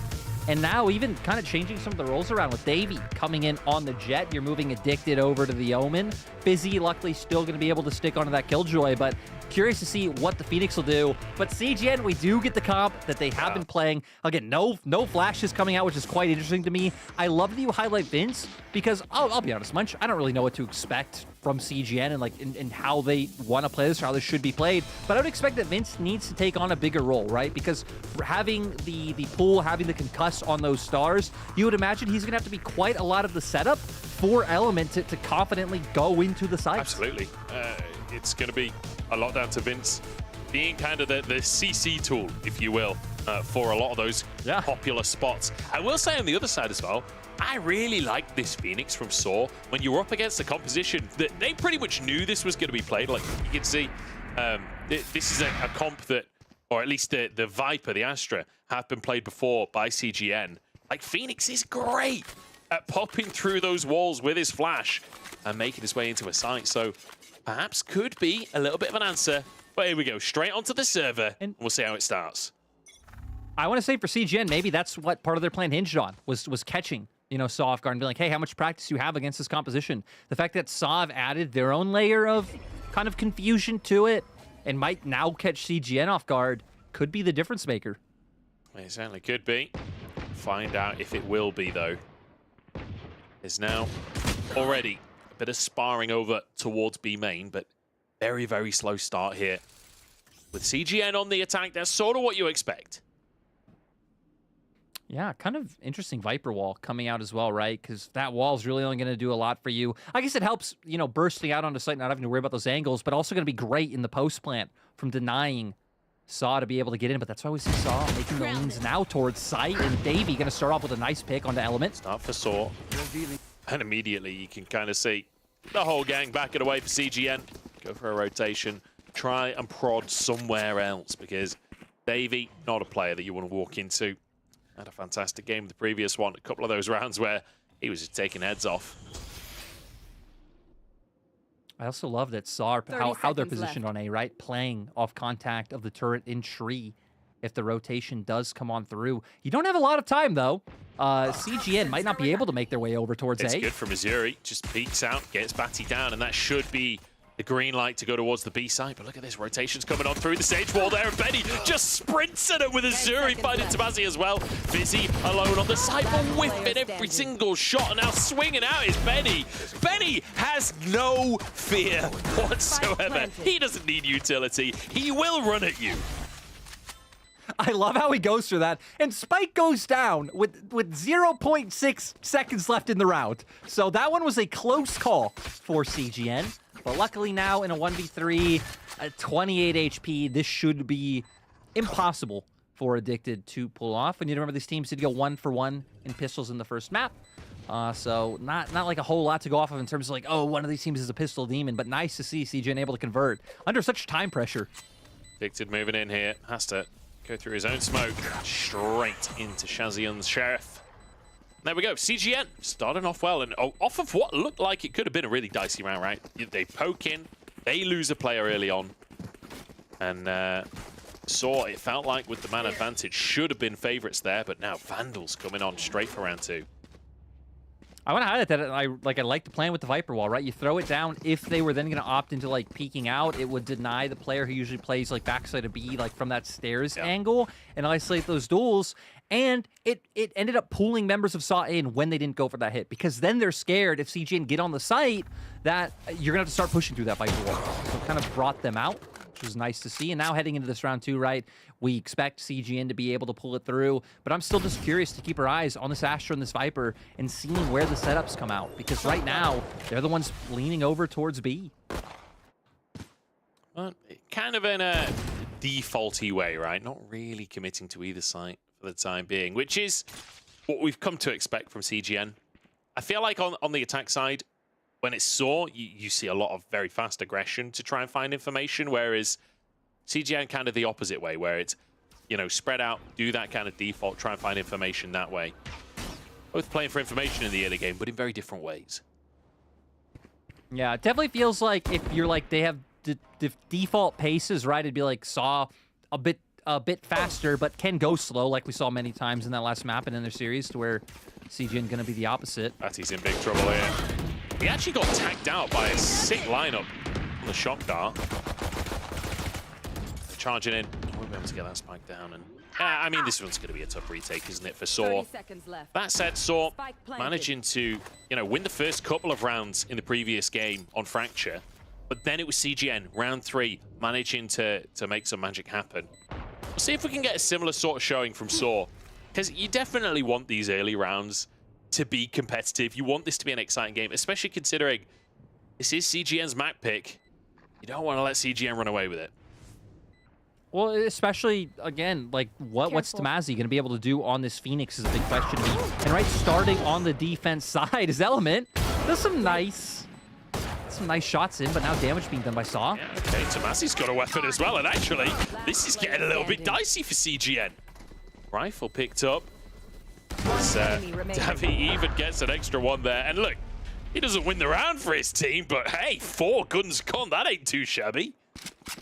I feel like that's a consistent theme we've seen now, moving from map 1 to map 2, is that it does, you know, in that round 2, the team that lost the pistol has consistently been able to do some nice damage to the economy, that winning team. So not much of a bonus for CGN heading into that next round. I mean, hell, now SAW are definitely going to be favored with the money they're going to have coming in.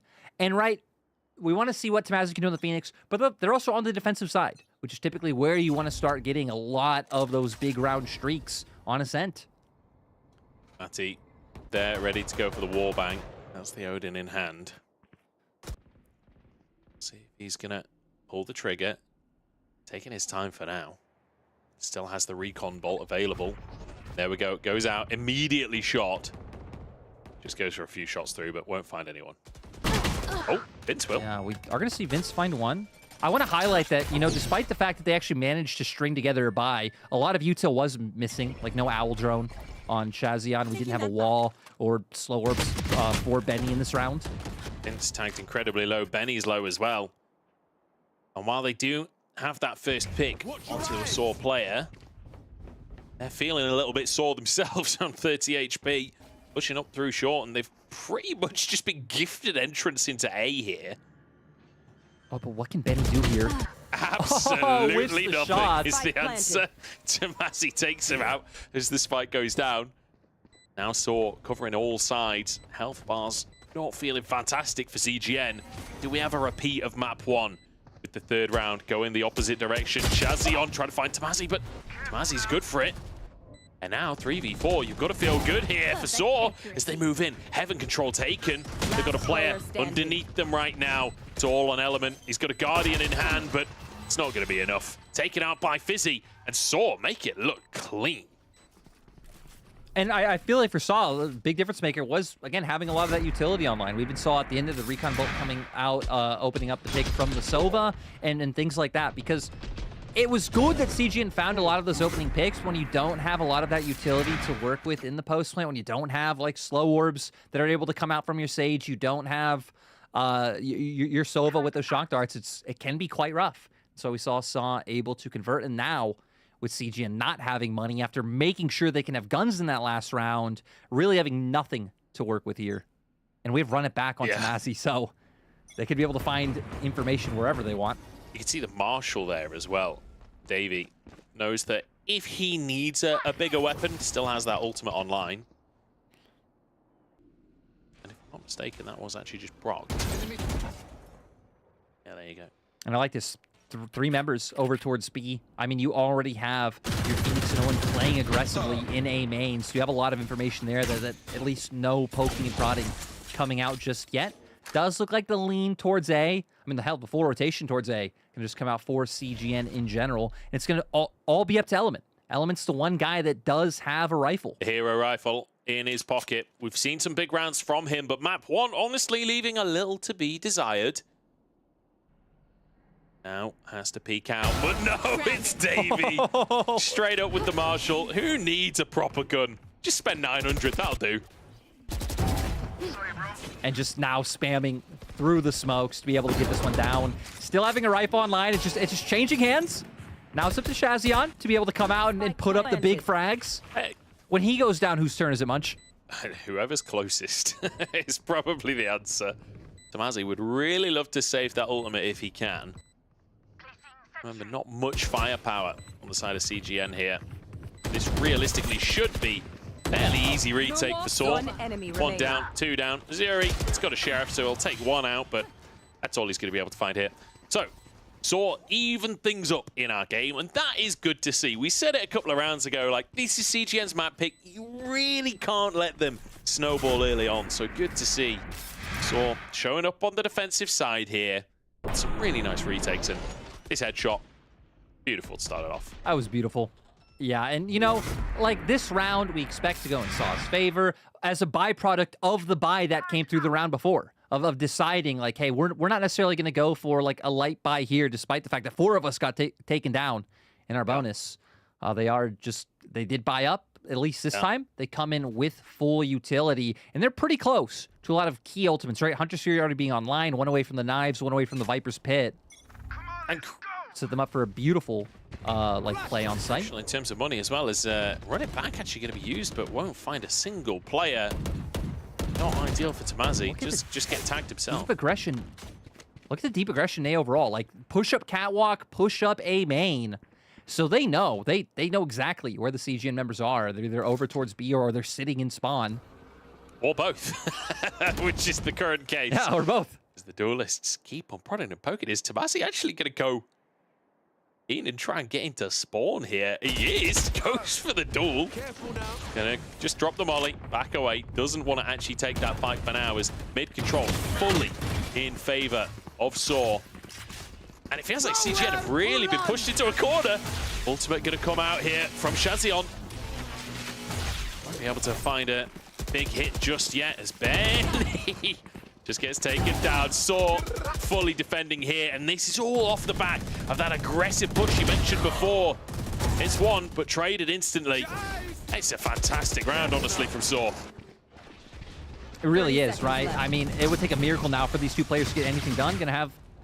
Try and do a bit of chip damage with that shock dart coming through. And now, Shazion left all by himself.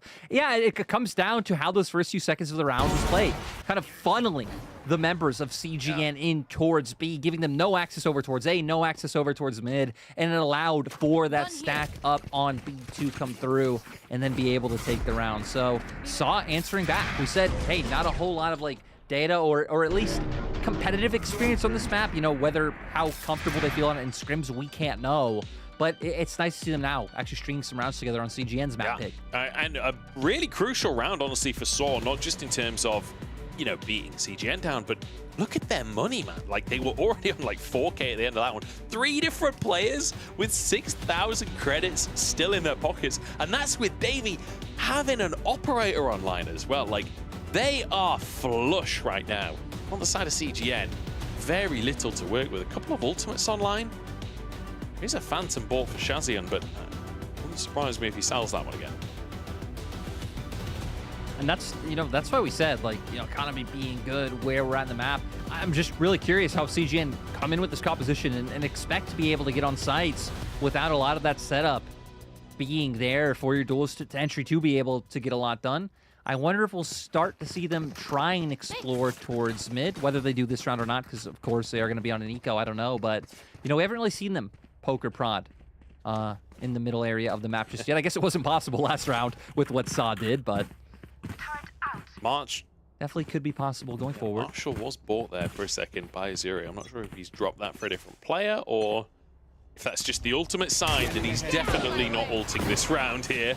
I'll tell you what though, Element is trying to get some value out of this ultimate on the eco as they just charge straight into the site here, and we'll take Fizzy out. One player in health. They've got to get over towards Addicted here.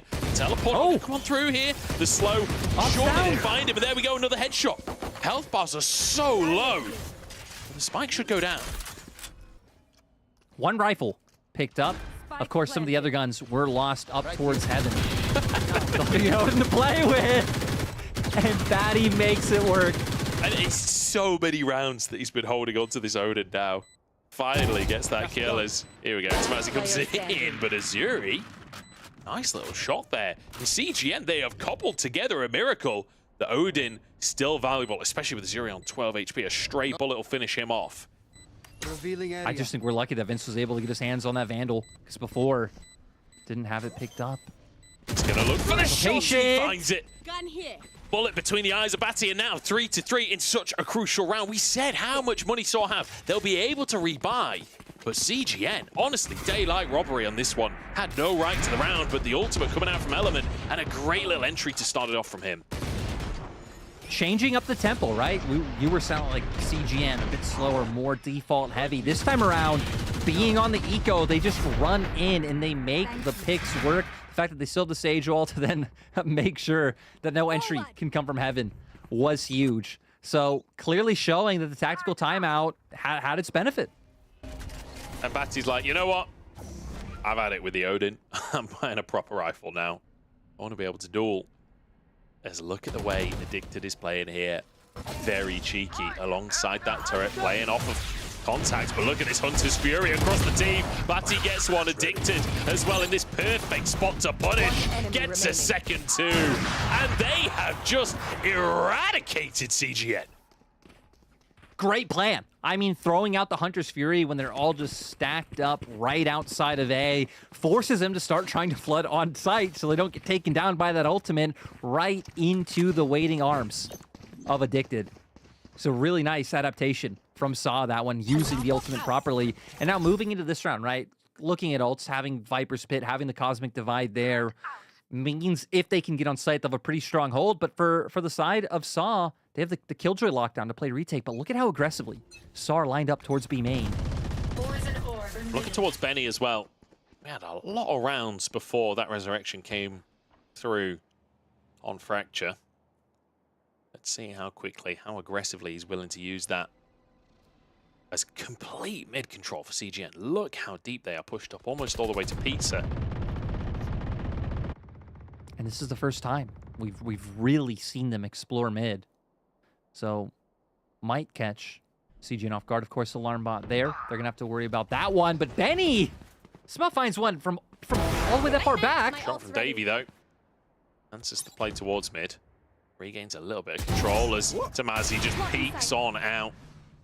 There is a player in market. Element, he's very alone on the map right now. Like, no teammates anywhere close.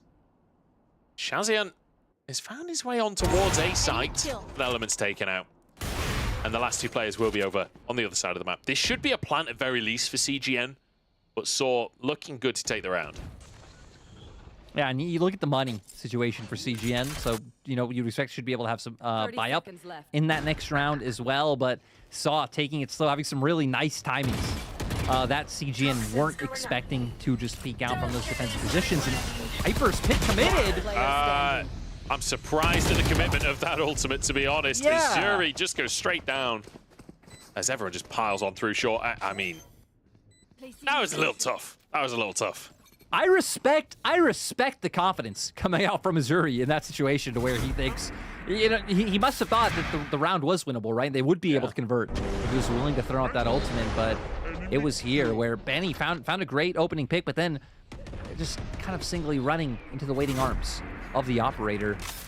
But it was here where Saw had just such like weird random peaks over towards tree. I could see how CGN wouldn't expect some of those coming. And Tomasi had flash available when he went for that dry peek as well. So I think kind of trying to use a bit of a weird timing, trying to get out just as the other player was peeking up Cat as well. 4 ults online for Saw.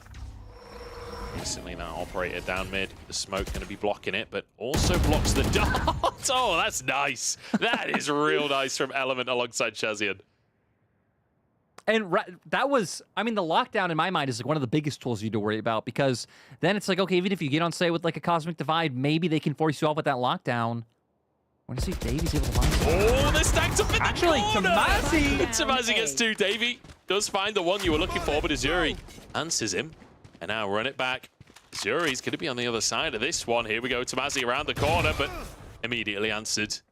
Run it back, though. Gets the information. Got the info. You will not kill my Have the spike, and now we see the res used early on. Benny gets the kill as well. Benny is so fun to watch. Like, every single round, I feel like Benny just swings around a corner and beheads someone. Flash out, and it's perfect, but they don't find the kills. And it's Element to take out Tomasi instead. Everyone charges forward, and Addicted, he's good for 1, but it's a round for CGN. This was a messy one. This was a strange one, but honestly, a fun one to watch, especially that, like, Benny goes for the res and just swings around with the rifle to take one down. I gotta say, like, over this few days of Ascension, Benny has been just the most, like, alpha Chad Sage I have ever seen. Intrigued so many times, like, always going for these duels. This guy is afraid of nothing. And with that, CGN managed to bring one back. As Saw had just started to string some rounds together, but their economy's been so solid, they're able to get an op under their belt once again. Last time I went to Benny's, it was with Frankie, you know. I had an ice cream sandwich. But we don't see Frankie anymore, and that's because Benny is just absolutely massacring everyone. Ooh. Massey just flies on out, and out Benny's Benny there. He's got a flash. He can actually go for these beats. And there we go, good for 2. These rifles just being taken out of the hands. And Saw, wow, what a defense here. Every single peek is being denied, but Shazion, good for 2. There's another player in heaven. That was 1v4 on the site almost. I still got to say, though, Tomasi really stepping up in this round.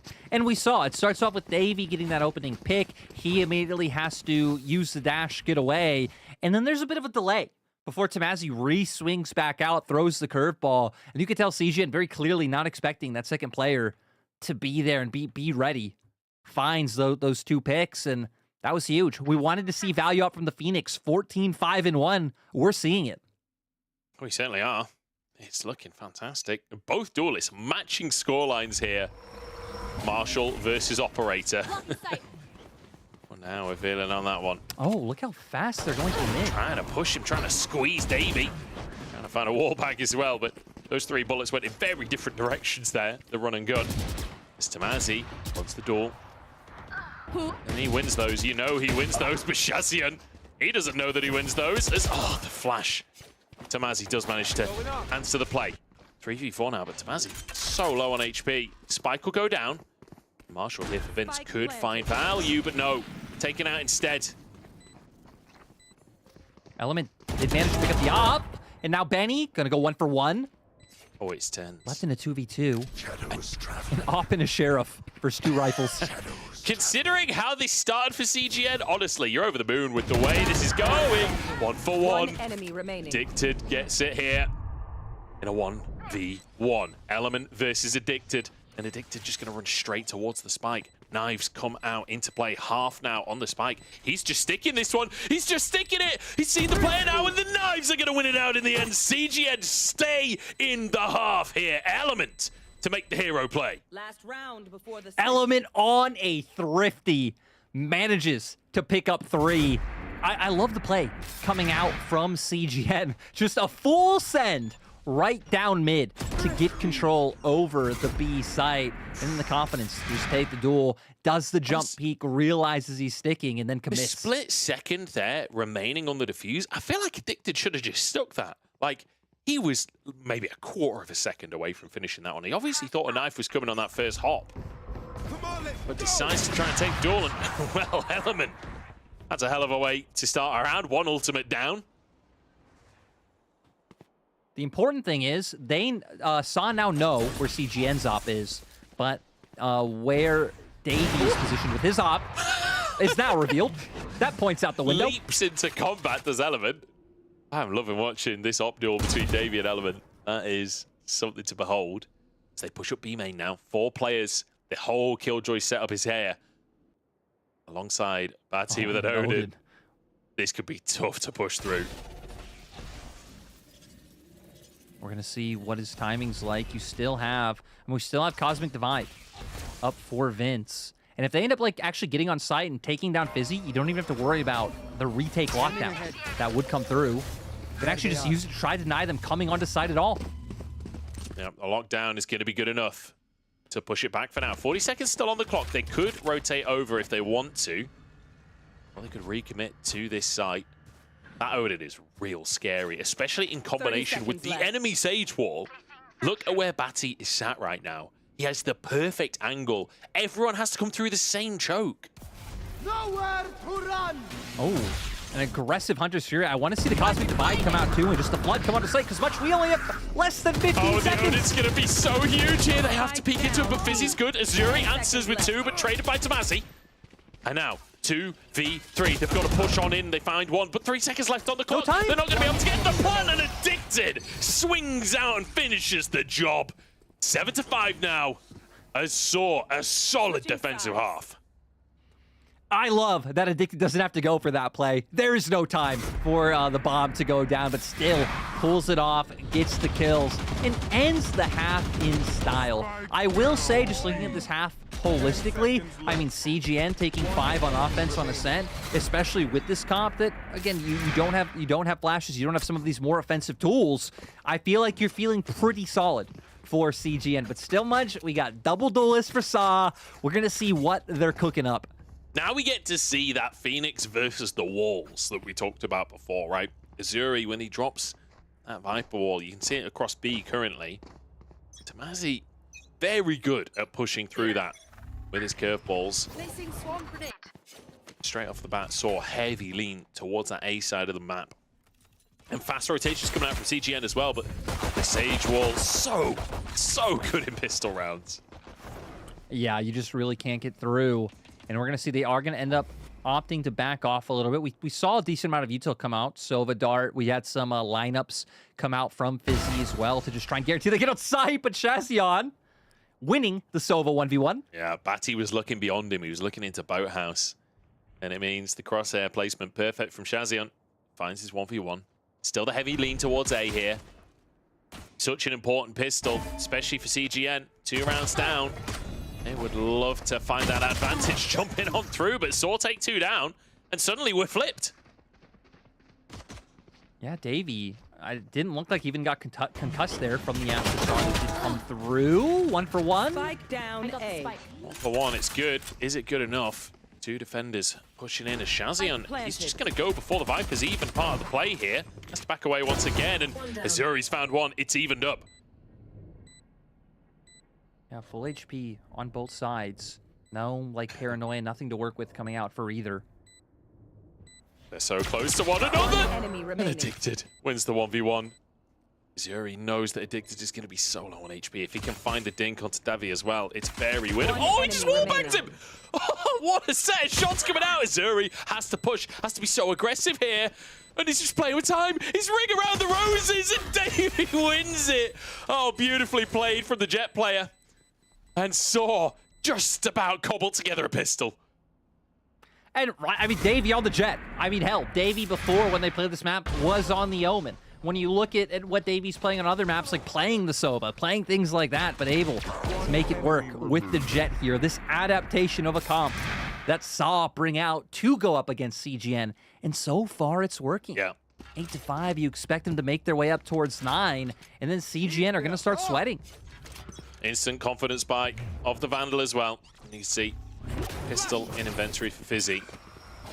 Kind of leaning towards Davey being the star of the show here. Addicted as well with a rifle of his own. Oh, they might be making the right read, but Owl Drone's going to quickly get the information that multiple members are here. And like it's tough, even with the read, pistols against this much firepower is just going to be slowed up, blocked in the entrance. You said that this Astra's got to do work. So far, so good from Vince on just denying that entrance. Right, and this is a side you would expect to see this do better on. I mean, Sage Wall, the concusses, the pools, everything that you have to offer a Viper Wall on one half of the map. They have a lot of tools to play with this round. I don't know how much of a difference it'll make, but still going to keep up some utility right at that entrance of A to make it hard for Saw to find the entry they want. The thing is, look where Shazian is on the map. They know that Saw is still on this side right now. These Sheriffs can do wonders. Azuri and Element both with one, and that's how you started off, isn't it? Element puts one through. Instantly traded though, 2 kills go the way of Saw. They've made their way onto the side here. And Batty, good for another one. The Sheriffs not quite finding their mark. It was a good initial headshot. Shazian now moving over from mid. Only a classic to work with. Apparently he wins those. Davey shuts him down in the end, but not a bad effort.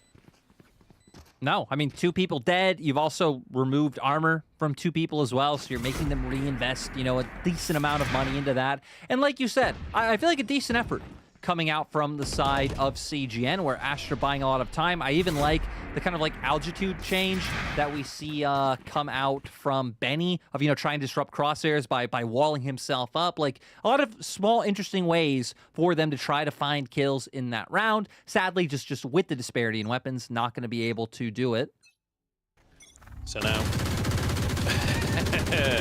we begin with Neo. Just a whole bunch of spamming towards B. Won't be able to find anything, though.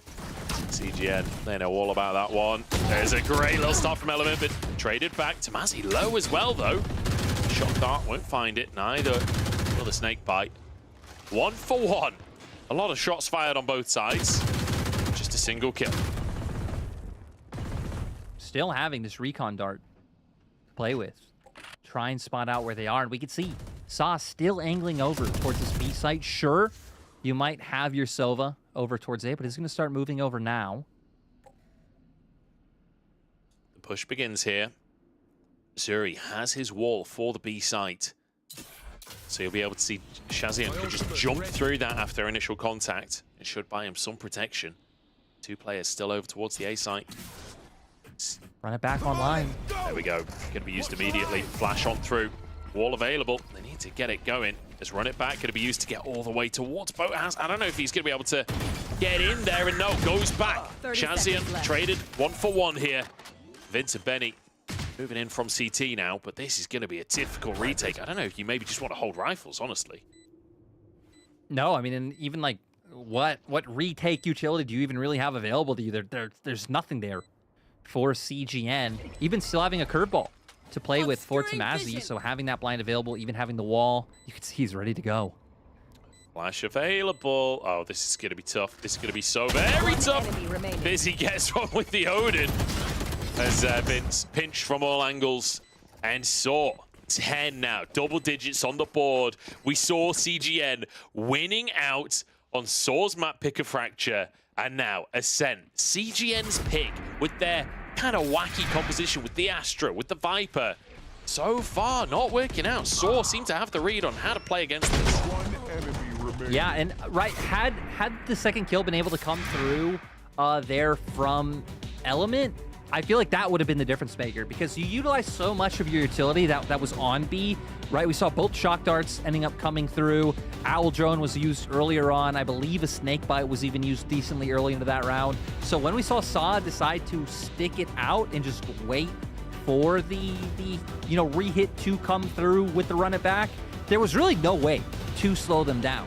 And CGN couldn't just commit all members over towards B. Of course, it did keep 2 still on that A site. So overall, just a great way of seeing Saw bait out all of the utility from CGN. So then they couldn't stop the push. Looking at abilities as well, take a look at these ultimates as we're getting 1 or 2 points away from 5 different ultimates there. The knives on either side.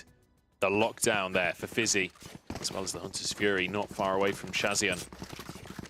We are getting towards some pretty important rounds. Obviously, CGN not going to be able to buy this time, but that next round, if they can get some ult-ups for themselves, certainly can get themselves into quite a scary position.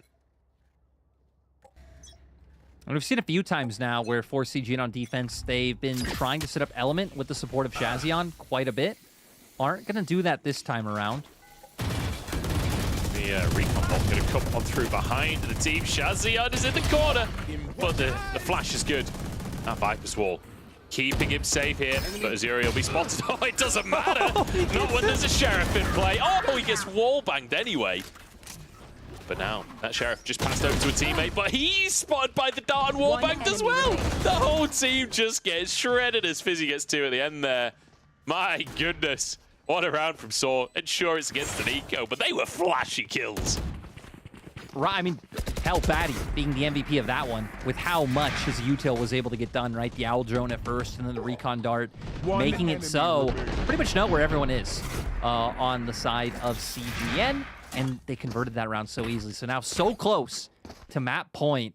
They even have the lockdown. And no Hunter's Fury yet for CGN, so it's going to be very hard to even try to shut that down. We're going to see what they want to do here, and it's looking like a heavy lean towards A.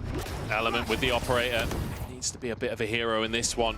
Got 3 players towards B right now. CGN, as you say, Saw heavy presence on the A side, but not going to commit just yet.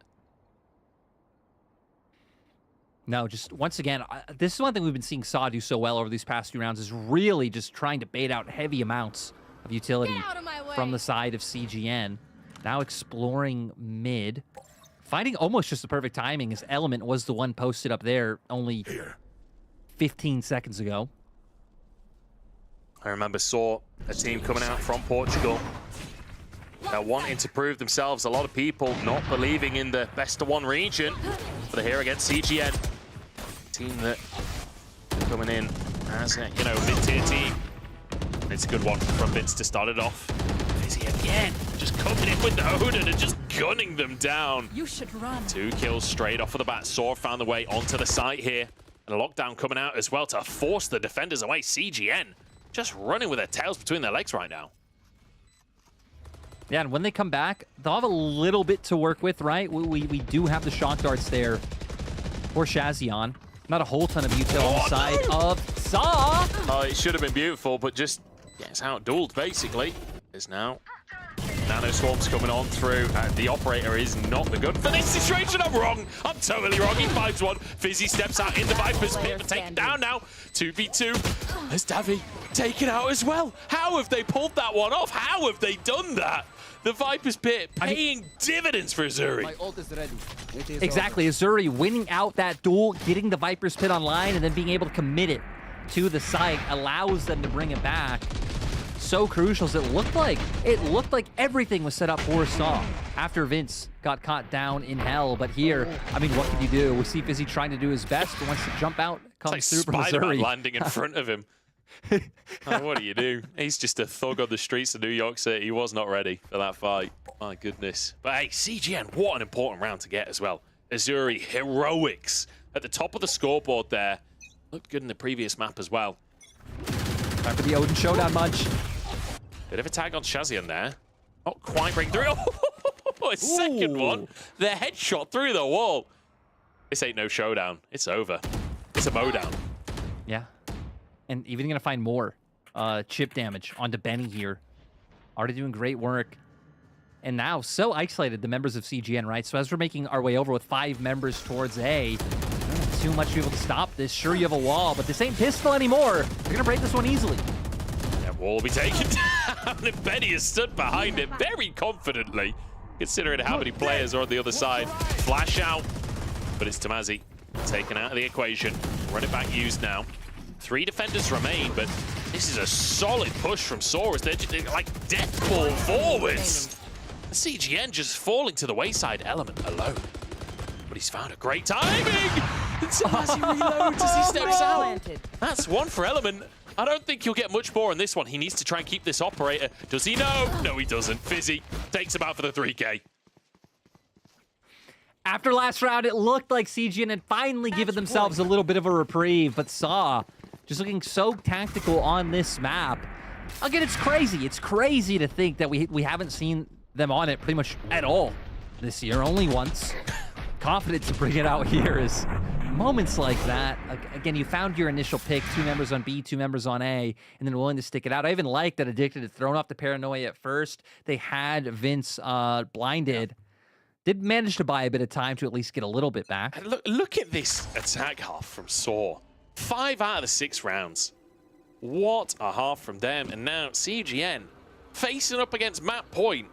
And half the team's only got pistols. This is a really tough one for the Dank region. I saw, again, underdogs from Portugal. A team that I think a lot of people were counting out coming into the tournament, but proving themselves. Already 1 win on the board. Trying to look towards a second, or at least trying to look to pushing us to 3 games.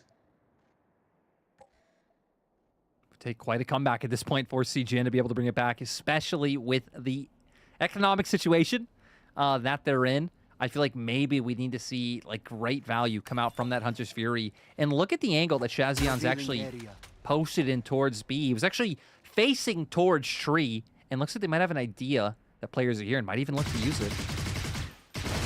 Still going to be broken here. It's controller mid still in favor of Saw, despite the total lack of players there.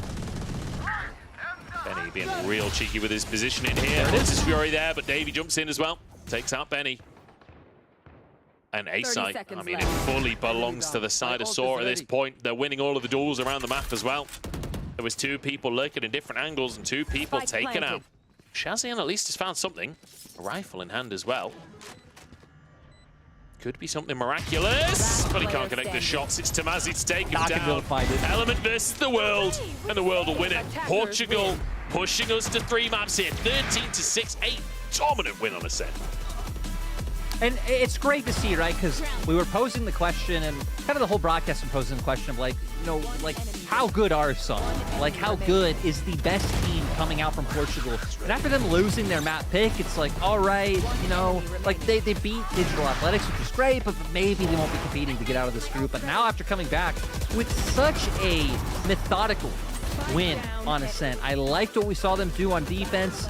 We saw some like really great adaptations and like aggressive pushes through places like mid. A lot of times Tamazi getting control over a main. And then their attack half was even better. The way they were just able to slow it down, kind of bait out the utility and really reframe a lot of their plans. Like in that last round, just the Sova breaking the door creates such a big question mark in mid for CGN.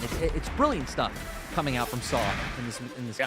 Phenomenal stuff coming out from Saw. Exciting to see as well. As I mean, Davey had such a fantastic game, didn't he? And both duelists, like you can see, 22 kills each. And a single point away in the ACS. Tamazi kind of robbed, honestly, on the MVP there. Just needed 1 more tick of a volley. The crazy thing is Davey on the Jet, where it's like Davey on other maps, you're seeing him on things like the Omen, on the Sova, on just a ton of different roles, but able to bring out this composition here and make it work. Tamazi, again, who knows how comfortable he's on the Phoenix, him able to make it, you know, in sync as well, and both duelists being able to get a great ton of work done. And it was just fun to watch, great to see from the side of Saw. Phenomenal game of Valorant coming out from Saw. And, you know, a lot of people commented on the fact that in Portugal, currently, it's a best of 1 region, and people asking how well Saw would be able to do with the best of 3s. Well, this is their 2nd best of 3 so far in Ascension, and they go to 3 games both times. They are getting value out of these best of 3s while they can. We're going to jump to a break, and then we'll head to Haven to see how this series will finish out.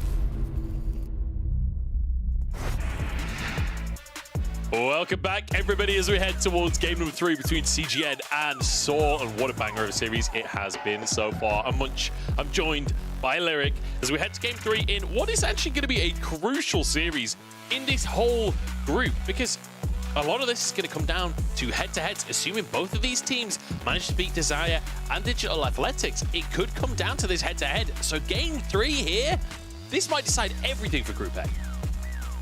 Yeah, and I mean, we've already seen, right? We've already seen, like, Desire sitting at 0-1, Digital Athletics sitting at 0-2. Like, it really feels like this one map could decide it all, which might favor Saw, because now this pretty much is a best of one, which is something that they are very used to back in their own domestic league.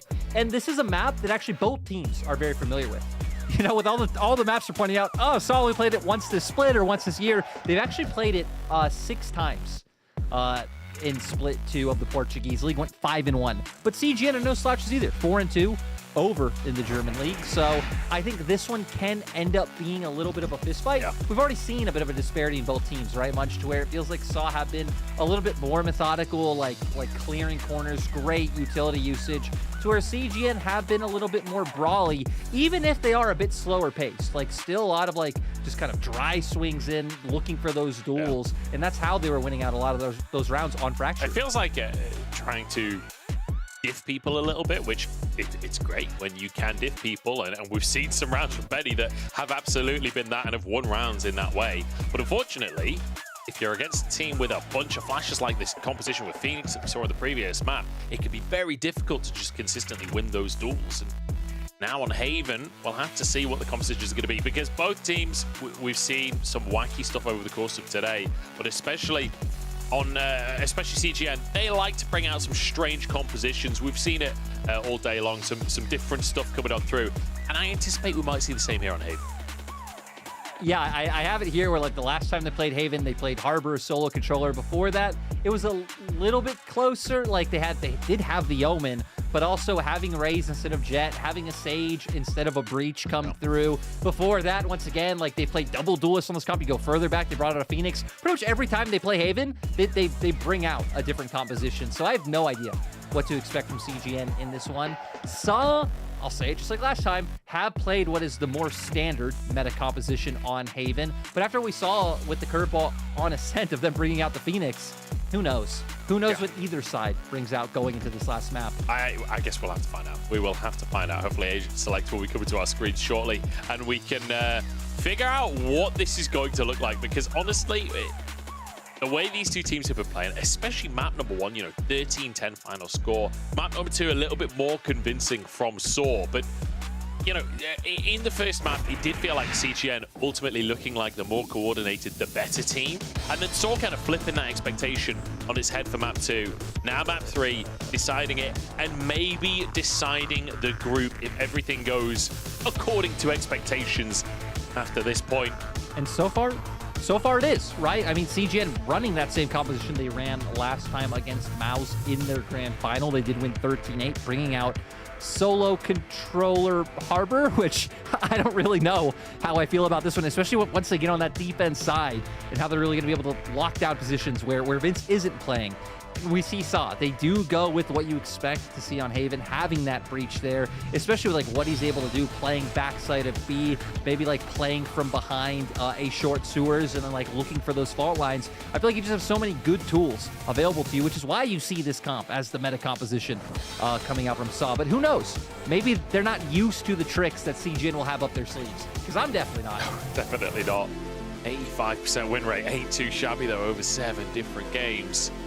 Let's see if this composition from CGN can upset things. Vince, the solo controller on a Harbor here. It's not something that you get to see often, so an absolute treat for us, not only in terms of how important this game is for the whole of Group A, but also just, Benny bringing out this Sage again. I'm pretty sure Benny just plays Sage no matter what. Doesn't matter what map, doesn't matter what year. Benny's on Sage. And he plays Battle Sage. This guy leads the charge in. But we're gonna see here, because I want to see how Saw play this one. If they play like a bit slow and try and find out where the Harbor is, again, if you then make a beeline towards the A site where he isn't, how are they really gonna stop you from coming on through?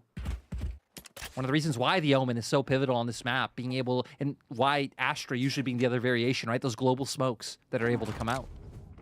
Worth mentioning as well, Davey off of the duelist this time. It's Tamazi on Jet. Davey back on a controllers. Look at this. Push through mid. Finally spotted here.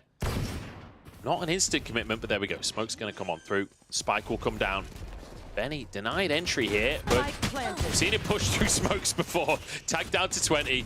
That's enough for him to back away. And look at this. Instantly playing for the post plant.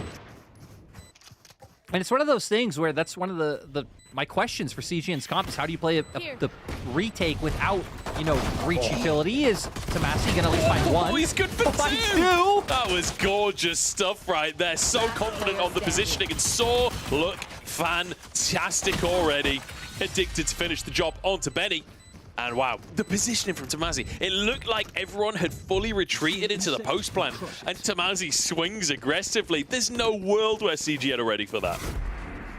No, but still, I feel like what we saw from this pistol round is going to be very telling of this defense side for CGN overall, because I feel like foresaw you could do a lot of what we just saw, which is find out where that harbor is, go elsewhere. And you don't have the smokes able to come out to deny the pushes through. And then in retakes, I mean, you know, Omen offering the paranoia, Breach offering things like those fault lines. You don't have those tools available to you.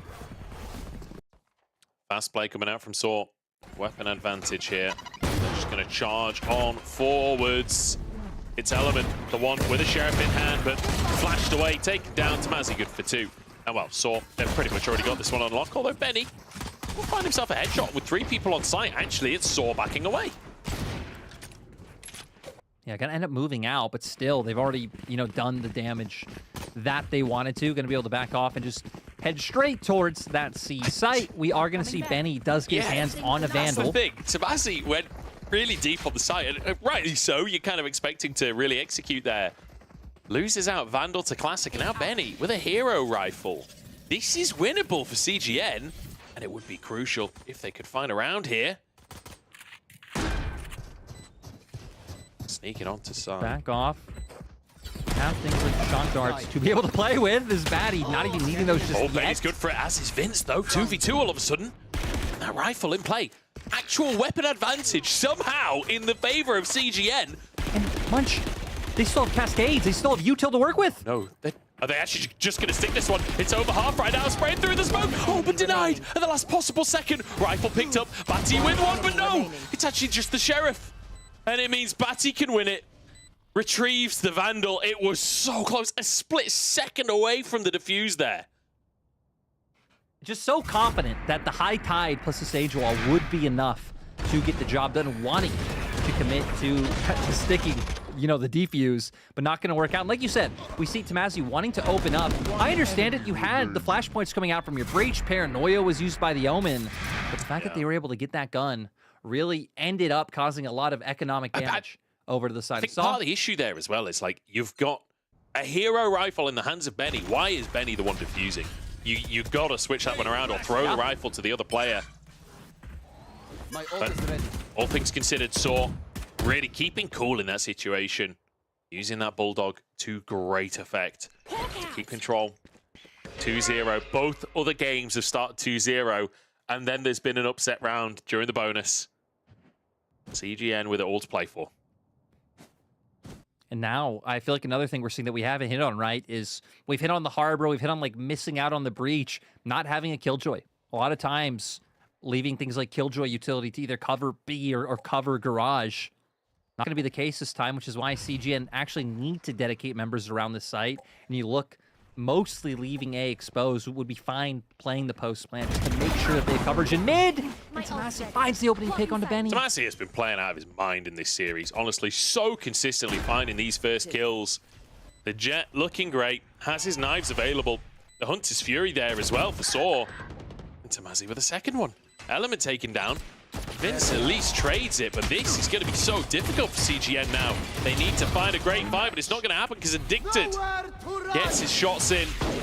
Ultimate going to be used by Batty as well to buy time, force them away. There is a tag there at the end, I think, because Vince actually just going to commit to this one. Okay, no, he's not. I was going to say, you've been so... Addicted had the Aftershock to play with that whole time. So despite the fact that they were coming in with lesser guns, Saw still managing to convert, and us seeing the problems that, I'm just going to keep saying that, I feel like this composition can offer, where having to dedicate so many members around B just to make sure that, not even like a full coordinated push, right? Like you even just need to worry about like one member lurking through B a lot of the time is what that Killjoy utility is going to cover up. But this time around, we're going to see them dedicating 2 members towards the side. But CGN, with having no guns online this time, you don't expect too much. And look, Addicted's not even that far away from the Rolling Thunder. Yeah, you say that. You can never quite count out this buy, though, can you? Half Arbor and Sheriffs across the board, like... I feel like in this matchup specifically, we've seen it happen, like, quite a few times now. We've had some crazy thrifties over the course of this tournament so far. Never quite count out the Sheriffs, can you? Deploying drone. Here we go, drone into garage, though. There's Saw just poking for information, headed towards that C site. They won't spot anyone for now. And there we go. Tamazi, again, how many rounds is it now that he just walks on in, finds a headshot to start it off, flash in. Now the re-entry attempted from CGN, but they'll be held at bay at least for now. Look at Benny's positioning.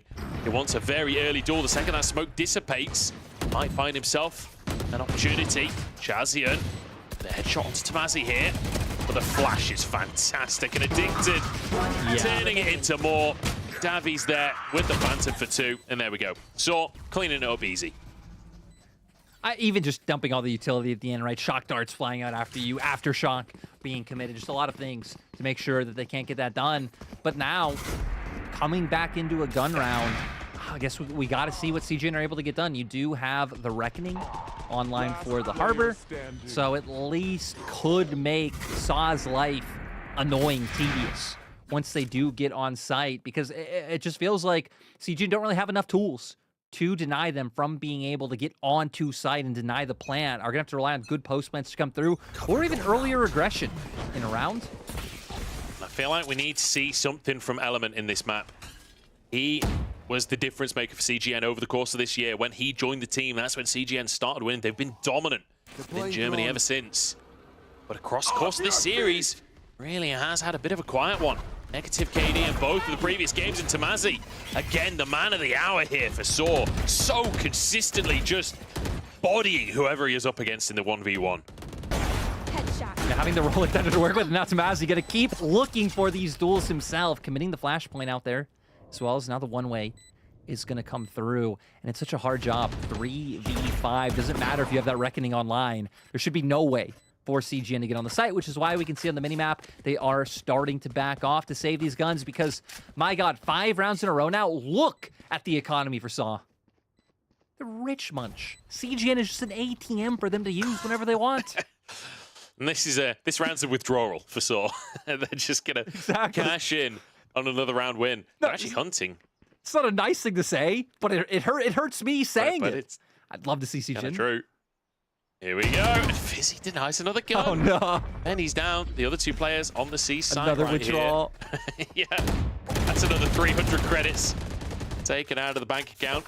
But unfortunately, the problem is, Saw aren't taking it out of their bank account. They're taking it out of CGN's bank account. Exactly. And it all started off here, right? Having the Rolling Thunder able to come through. And again, just look around at all the utility being dumped out, like Fault Line going one way, Paranoia the other. You really just have nowhere to go as Shazion in that situation. And now we're going to get the timeout from CGN. I will say they should theoretically have a reprieve soon, because on top of having the Reckoning, honestly, after this round, like going into round 7, they might have every ult up. They're only 1 away from the Showstopper, 1 away from the Res, 2 away from Hunter's Fury and the Seekers. So hopefully, once we get to that point, even if CGN can't find a thrifty comeback, is again, it would be tough for them to do so. Like, if they can't get around on the board with all those ults, that's when it's just, I don't know. That might just be the nail in the coffin for this defense side. Honestly, like, 1 more round here for Saw, you never recover from that for CGN. And Saw, they'll be able to just snowball this forever. Like, if they win another round here, I'm not sure they'll ever have a pistol round again in this half. Phenomenal start for Saw. 5 on the board. And honestly, these rounds have not looked particularly close either. Like, Saw woke up at some point during map number 2, and now they are on fire. This momentum is unstoppable, it feels like. Here. Yeah, it really is. And you can see just not really having the stopping power from being able to prevent them from getting on site. And so we're seeing Saw play Haven so far a bit faster than we've seen them play out situations on last time. I guess very reminiscent to how they were playing out their attack half on Fracture. And it's going to slowly make their way over towards A. At least 3 members here for CGN. And they actually have been able to scrounge together a buy despite what it looked like in the pre-round. Yeah, they've got a buy together for themselves. And almost getting ults online, right? Vince does have the Reckoning, and there we go. Instantly going to be popped on through, and you see Saw full retreat. They knew this one was coming. Yeah, and on top of getting the Reckoning out, that just is their plan in general, as we've seen, right? Just avoid Harbor. Avoid Harbor, and you're just so easily able to get on site. So right now, gonna try and work multiple angles towards C. At least CGN have read it and have sent both Vince and Benny back here. And Benny's been someone we've seen step up for CGN quite a few times now. Here we go. Ultimate coming out. It's all the way into spawn. Have they heard it is the question. Doesn't seem like it for now. And Davy gets one. Tamazi, not good for a second one, but he already got his entry. He's done his job. Ooh. Look at Element on the minimap, though. Showstopper comes out. Who can he find? Yes, he can. Fizzy found out in mid. And Element survived crucially. Zazuri gets one as well. Finally, around for CGN if they can just finish it off. They need to get that defuse. 2 players still remaining. Addicted and Davy, but Addicted's down. Davy alone and taken out of the picture. Vince steps up on the harbor with 2. And what a crucial round for CGN. They keep their hopes alive in this map, honestly. Yeah, CGN keeping the dream alive. And it's what you want to see, especially since they're the ones with the watch party. We saw how crazy the watch party was going off anytime they were able to find those comebacks. But I feel like despite, like it seemed like very cerebral play coming from Saw, like send Omen into spawn. We see once again Tamazi kind of jumping off solo into B. They ended up giving CGN a lot of like 1v1 duels.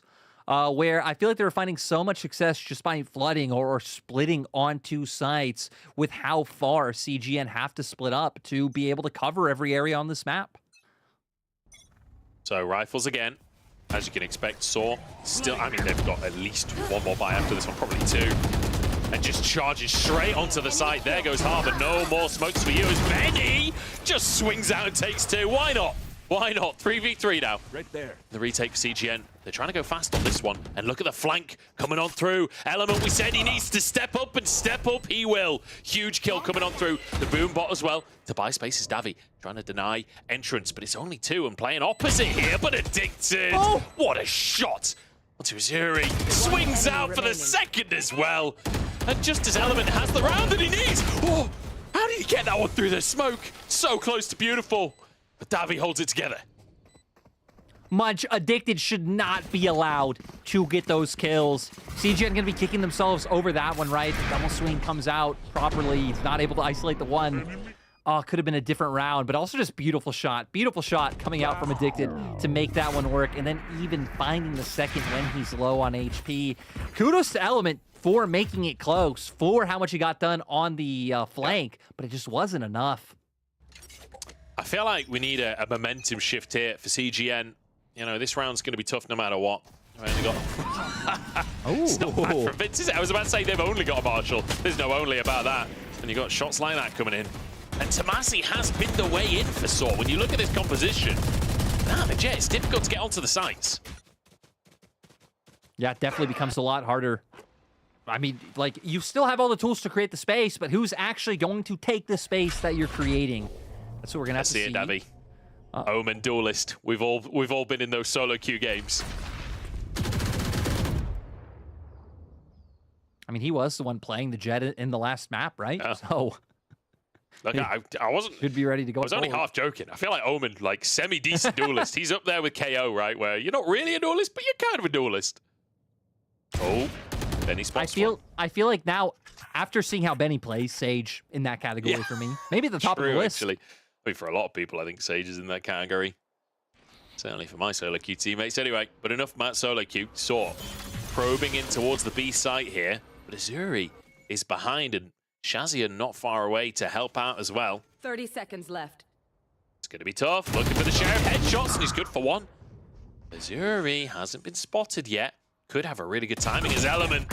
Spike Caught out by Batty. Rifle picked up, but Azuri got spotted here. Davi saw him. Now Davi just going to retreat. They're playing for the post plan. Yeah, 3v3 coming out. You do have Rez up for Benny if he wants to go and find one. It looks like he is going to get that one online. From Vizzy's too good, but Azuri does manage to find one. Like you say, the Rez going to come on through. Spotted a Batty. He's getting so much value on the Odin. Davi sneaks up in the smoke as well. Feels impossible for Shazia. Davi makes it impossible for him. 7-1 now. And Germany, they've seen this scoreline before. It was against Brazil, not Portugal, but it's just as devastating. Yeah, it was tough, and hell, things started off good with Vince finding this opening pick, and it's like, hey, you now don't have your duelist. Who's going to be the one to take space? They managed to get the plant down. Fizzy on the lurk was so crucial, and then, I mean, just having the post plant positioning down to where that Odin can just unload so freely. I mean, great stuff coming out for Saw. Let's see now, as it looks like a faster play going towards C. Already all the smokes coming out, even committing the Omen TP. Wow, just blasting forward. Nobody was there, though. Full-on retake here for CGN. Massive retreat. Can they find a little bit more here? You should run. And look at this. Batty hiding with the Odin, but no, denied. Benny just swings on out, takes the fight, and there's the second one as well. Benny is so much fun to watch here, but Addicted, no! How do you lose that? He's fully stunned up, but Element still gets it. Tomasi, though, trying to make the miracle happen. Vince shuts it down. And finally, CGN looking for a second one. This should be the defuse here. One player down long. Fizzy has to make the miracle happen, but through the cove, that ain't happening. CGN, finally getting a second round on the board. And I feel like we've had one consistent theme that's worked for CGN. Like, even on rounds they haven't won, right? It's been those flanks. Flanks consistently finding them access to be able to at least make the post plant so hard for the side of Saw. Hell, this time it actually just converted into a win for CGN as Saw doing their best. But especially once the Cove came out, nothing Fizzy's going to be able to do here. And again, I feel like we want to see CGN at least bring it up to 4. But, you know, at this point, you'll take pretty much anything. Every little counts here for CGN. Every round that they can scratch together. And still rifles for Saw, this is what we're talking about. But look at their economy now. Are starting to run low on cash. If CGN could string a couple of rounds together, maybe it's possible to make Saw have their first eco since the pistol round.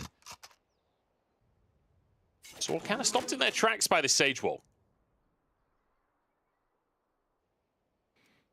Yeah, we're gonna, I mean, being fine right now to be a little bit patient with this one. Having some ults online at least to play with, right? That Hunter's Fury being there. And we've seen, despite the fact that Saw is like happy to go for those fast executes, they're also fine to slow down the pace a little bit and get CGN to dump all that utility. Again, I feel like just the potential pressure through mid that we're seeing here from Fizzy doing so much to have to commit a full member over here from CGN. Take a look where Vince is right now. He's on the wrong side of the map, and that means no smokes available on the defense. Tomasi gets 2, as he always seems to. Azuri is answering in the meantime. And there we go. Suddenly, it's the advantage for CGN. Fizzy evens it up, and now 2v2. As Vince has arrived on the scene, the spike is down. The back of long, they need to get this spike planted ASAP. 14 seconds on the clock. Reckoning available for Vince. It's going to be procced immediately. Azuri there as well. Steps out and Vince takes his head off. Fizzy in the 1v2. Finds their head and now peeks out again, but Azuri manages to save the day, and CGN 2 rounds in a row. 2 crucial rounds in a row. Exactly. Finally stringing things together back to back. Having that reckoning to play with in the post plant. And this is exactly what we need, right? I said it, if they can at least get up to 4, but hell, now they can even start thinking about 5. 1 round win is a time. As we saw Tomasi actually being the one to open it up, things looked good. Utility was coming through, setting up for these opening picks. But once I believe it was the Breach who went down right before in that final leading to the 1v1, it really just sealed the deal for CGN there. So now, timeout from Saw.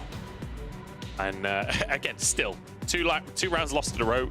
You've got a player on 7,000 credits still for Saw.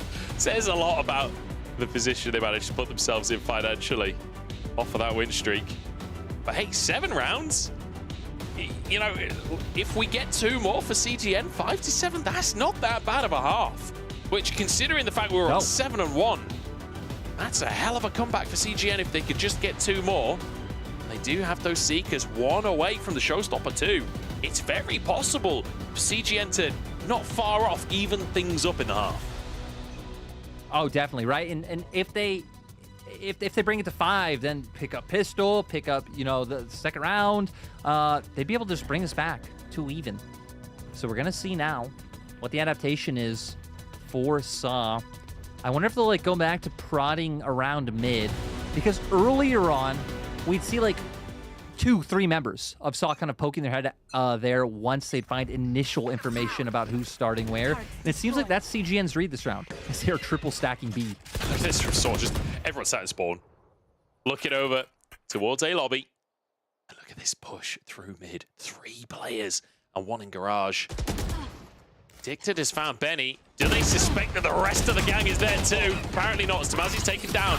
And every time Tamazi's gone down early, it feels like those have been the rounds that CGN managed to convert. Those have been the rounds that have been difficult for Saw. The full retreat from the rest of the team. Oh, Azuri couldn't quite find it. Was so close. Now, having that numbers advantage, still willing to play it a little bit slow. We're going to see how good their read is. You're going to have a recon dart to work with coming out from Batty, at least. We're going to see where they want to commit it. But look, with CGN being a man down, they know they need to look for pressure somewhere, try and create a bit of a cheeky pick. But now with Alarm Bot, Saw know exactly where these members are. This is surprisingly aggressive, considering you just walked over an Alarm Bot, made noise. I guess maybe not expecting the Saw players to still be there, but now... I guess just the desperation, right? You're already a member down. You're hoping maybe one's playing a little bit close. You find that pick, you at least even out the numbers, and then you back off. That wasn't the case. Maybe not expecting to swing out into the whole team. I will say health bar's very, very low for Saw. They're running out of time as well. 10 seconds on the clock in Element. Good for 1 here. Denies the plant with a blast pack.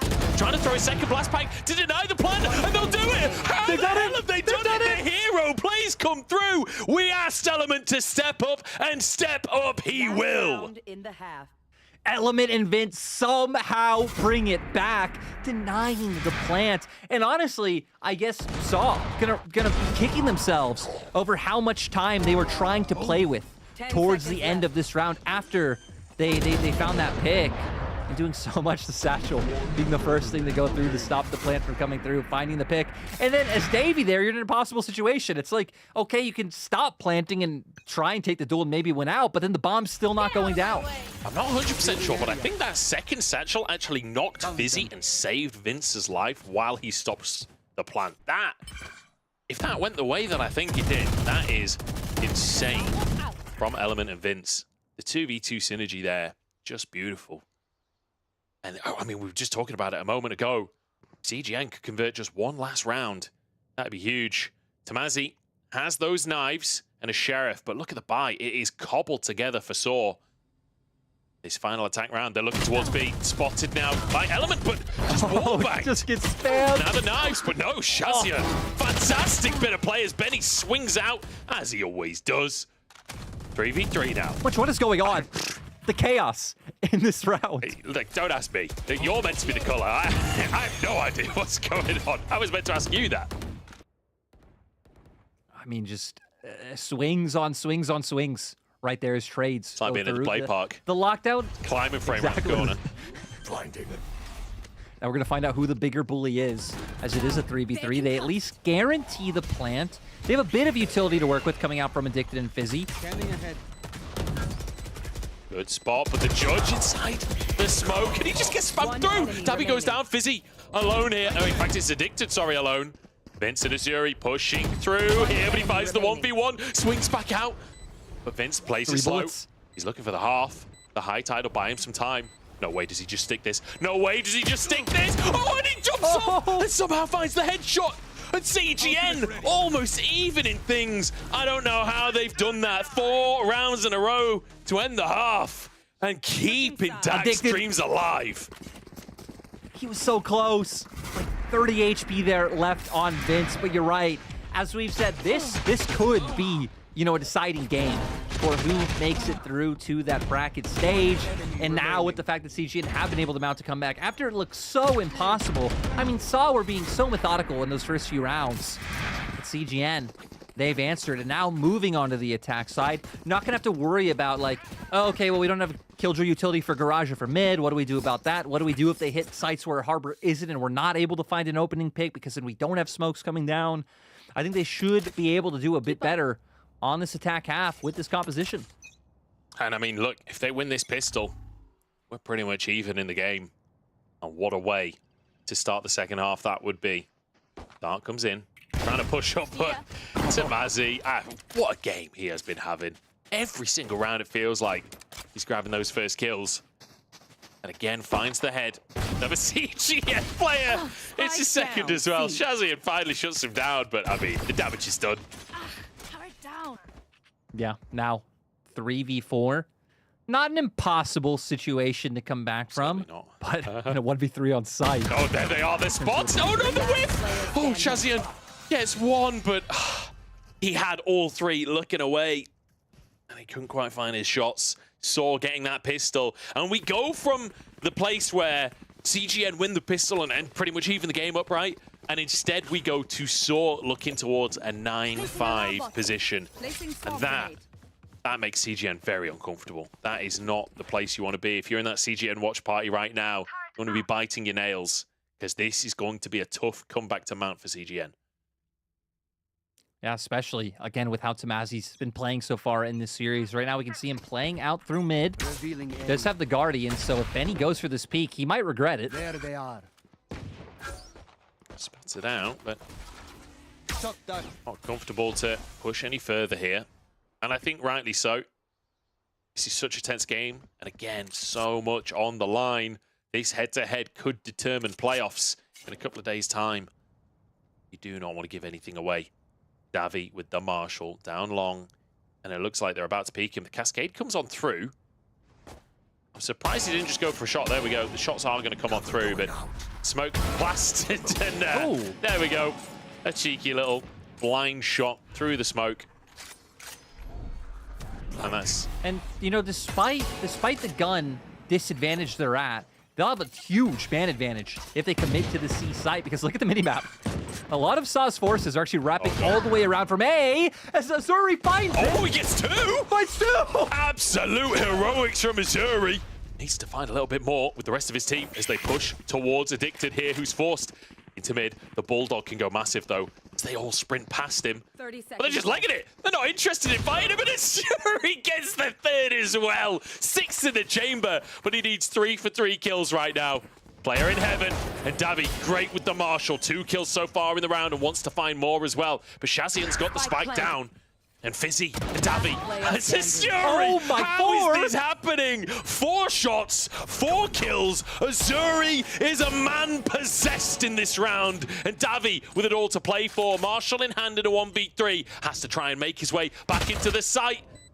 But Azuri at long wants the ace. Go for the ace. Go for the ace. Can he find the shot though? Against the Marshall, it's going to be tough. But Davi's, he's playing against time. He's going to make his way in eventually. Azuri, is he just going to go for the peak? He does. But Davi eventually has to make his move, and he does. Benny the target as he peeks on out, but he won't be able to get the defuse. He's going to go down, and CGN keepers competitive. CGN keeping us alive. All of it coming down to Azuri in the heroics. I mean, those first 2 Sheriff shots, hell, the whole like team of Saw were flooding in on the flank. The fact that he manages not to find 1 but 2 in that situation, then obviously convert into finding 4 kills all by himself. He was the player in their series versus Send that really was impressing me the most. And now we see once again the whole CGN watch party gonna pop off after that one. Yeah. Well, I told you all to be biting your nails. I hope nobody was physically during that moment, because dangerous place to be when Azuri's popping off like that. We don't want any accidents. So, look at this buy. Nothing to work with. And CGN, finally, I think for the first time in the entire game, in a positive financial position in a round. Yeah, and you know, I would try and maybe build up the hype of a Thrifty coming on through, but with no Sheriffs online, maybe not as likely. What we've been seeing is those have really been the real menaces. But it would be great. I think even more specifically for Saw in this matchup, where not a whole lot of expectations coming into this. Again, Portugal just becoming their own standalone region this year would really mean a lot to Saw and all of the Portuguese fans. Best of ones domestically able to make a deep as run. well, which does seem to have been kind of a point of contention. A lot of people, oh, that shock dart, some serious value there. Tagging literally everyone on the team. Look at that. The amount of armor damage done on top of the health damage. One of the most valuable shock darts I've ever seen, I think. So now we push onto the site. Saw fully stacked up. This is a 5v5, but the weapon advantage is so significant for CGN. They should win this by default. Davy trades it, and Addicted gets involved as well. Not a bad little start for Saw with a man advantage now. And Tabazzi gets in. Vince has to do some heroics, and 2 down. The Vandal in hand. 1v2 has the spike, but he doesn't have any time to work with. The turret comes down, he pings it, and Fizzy gets it. You said the Thrifty could come on through, but I didn't believe you. Back-to-back Thrifties, Munch. At least last time we saw like insane shots on a Sheriff. This time around, classics, frenzies, ghosts, and they somehow pull it through playing those like close-knit angles on site in the smoke. 10 seconds and CGN just not expecting it. Sure, you might have a Vandal here for Vince, but you also only have like 30% HP in a Dream. 2 people standing millimeters away, easily able to finish that one off. I mean, Vince is... Much, I don't... do Saw have an advantage in this round, or do CGN? I actually don't know what the economy means at this point. I daren't make my opinion of that public in case I get egg on my face again, because I feel like every time I feel like one of these teams has an advantage in a round, the Thrifty comes through, or at least the last 2 rounds anyway. I'm maybe overhyping that slightly, but look at... Let's oversell it. That's our job. Lyric on the scene. He's looking for his commission. Benny, is he going to just dry swing in here? We've seen him do it before. He's going to go for it. You know he is. It's Benny. Fizzy holding the angle. But he doesn't. Is it Benny? Is it Benny if he's not just swinging that? Is someone else at his PC now? The Benny I know would have swung that. Yeah, right. You know, it's for the best that he did it, but thinking about it. He does it as well. 2 of them waiting for him. Just gets gunned down. And now the rest of the team trying to push in here. Vince with a great little shot onto Davy, but Fizzy answers it. There's another one as well. Fizzy, so good in these tight situations. 30 seconds left. Oh no! The whiff! Addicted turns around and gets Element. In such a crucial moment, taking a rifle away there. Could have been perfect. He'd got such a deep position. I got the spike. Azuri. It's a good little shot to start it. But he's only got 12 seconds. I don't think there's any way to win this round. Rifle in hand, but he's not going to be able to get this plant, and he knows it. Ooh. Tries to hold on to the rifle, I think, at this point. It's the aftershock, the dart, everything just thrown at him. The only thing missing is the kitchen sink at this point. Flash going to be used just to try and buy space and time. Azuri will survive. But my goodness, it was by the skin of his teeth. Yeah, and I respect the fact that we see Saw there not wanting to overcommit to try to take the gun away, because their economy isn't necessarily like the best either. And this one was a bit rough from Element. You know what? Happens to the best. Happens to the best of them. As we finally see the team with an economic advantage after 3 rounds actually be able to take the round. I will say for CGN, going into round number 17, they'll look at those ults. I mean, Reckoning, Seekers, Hunter's Fury, you have like a pretty strong combo to at least guarantee you get on site and deal some damage. And a crucial round, 6-10. This is the final game of the best of 3. And again, this could decide everything. CGN need this round. If Saw win this one, they'll be in such a phenomenal economic position. Gotta believe that they could squeeze 2 more rounds out after. Benny, I don't know where or how he did that one. He's just spammed through the wall towards CT there, and he's actually found a kill out of it. Now Seekers, they're just going to go towards this B site by the looks of things. Vince with the spike on the scene. Sage Wall comes up. It's a great little start here, and it's difficult to push into this as Saw. Yeah, now they're going to be able to get that plant down, start playing their own post plant. Having some utility to work with, both shock darts, paint shells still there too. Hell, they even have the Reckoning to work with, which is why I'm surprised Vince is still playing so heavily on site. That was a scary little peek from Vince, but he'll survive for now. Tamazi jumps in and straight away takes one, takes two. Tamazi, the hero again. As always, he's an absolute beast on the scene. Reloads and is looking for more. Is Addicted just going to go for the defuse here? Hunter's Fury, good for one, and Addicted taken down as Tamazi goes for the tap. 2v2 though, an Element gets another one. Davi behind enemy lines, but taken out by Shazian. And CGN, they keep themselves in it. And sadly, it was so close for Saw. Had the flank come through like seconds earlier, maybe could have been a difference maker, but who knows? You also did have the side of CGN just ready and waiting in the wings. Great play from them. Tamazi almost, the hero plays almost being enough. Sadly, at the end of the day, not able to come through. And now 7-10, still keeping it competitive. I will say, for CGN, you know, some tools that they didn't utilize in that last round, like the Reckoning, which is why I was a bit surprised to see Vince specifically playing so far on site. Shazion being a bit back when he's Hunter's Fury. I get maybe sending Vince over into grass as well, I think could have worked out maybe just a little bit better for them. And now we're going into round 18, Lockdown being online. So we could see Saw maybe opting more heavily into playing Retake around one of those, you know, side sites. Not only the lockdown, but the knives available, 1 point away from Batty's Hunter's Fury too. It's a good position in terms of the ultimates here for Saw. The timeout as well. This is a buy round, remember. This is going to be a crucial round for Saw in terms of maintaining control of the game. And that has been the name of it for Saw over these last two maps, right? Maintaining control in the long term, having that massive economic advantage. CGN on the brink here of forcing the first eco in, well, since the crazy thrifties came through a few rounds ago. Saw heavy lean towards mid here, trying to keep control of B for now. Mazzy's gonna need to be careful. Oh, he's good for these though. Finds one if he manages to get away. He's always good for these. And there we go, the dry swing from Benny. And it's punished. Tamazi always finds that mark, always finds that first kill.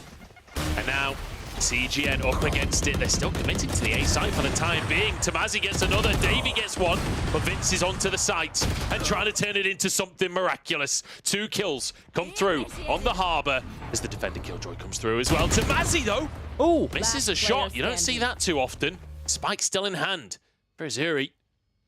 And a 2v1. He moves out to somewhere else on the map, and you can see both defenders scattering as fast as possible over to the C side of the map. Good read coming out by them. I even like that they're, you know, mostly sticking together, playing towards the same side. Fizzy heard him. He's going down surely. But he's snuck on across. Up too. I don't think they're ready for him to be in this position. And he's found the drop on one. He doesn't know the other one's in garage. Behind you, it's like a pantomime. But Azuri's behind the boxes now. Has his chance. Fizzy find the timing. The plant comes through. Azuri has to make a miracle happen. He doesn't expect it behind. But the whiff from Fizzy. The blind comes out. Dodge now. Fizzy stepping forward to the swing from Azuri. Keeping it alive. The clutch player. We've seen him step up on the Viper. And now coming through on the Sky. Phenomenal moment. And CGN now with an economic advantage. Azuri really being the hero. That CGN that the whole region needs to keep them in this. So unfortunate for Fizzy here. Thought he had the timing, not able to connect with those shots to find the kill, but for CGN, you love to see it. Munch, if we're on map 3, if we somehow like push towards overtime, or hell, I guess even if CGN just make the comeback and equalize the score, that would be huge. Mate, give me an overtime. We keep on talking about the stakes of this one. It would be so good. The Hunter's Fury straight off the bat. And what a shot there. Beautiful stuff from Batty. The recon dart and immediately followed up by the ult. It's a great way to start an eco, isn't it? Exactly what they needed. And I mean, just back to it, right? It's back to the ecos and what they've been able to get done. Tamazi now has been playmaker, someone you can believe in. It's happening again, Always Lyric, it's happening again!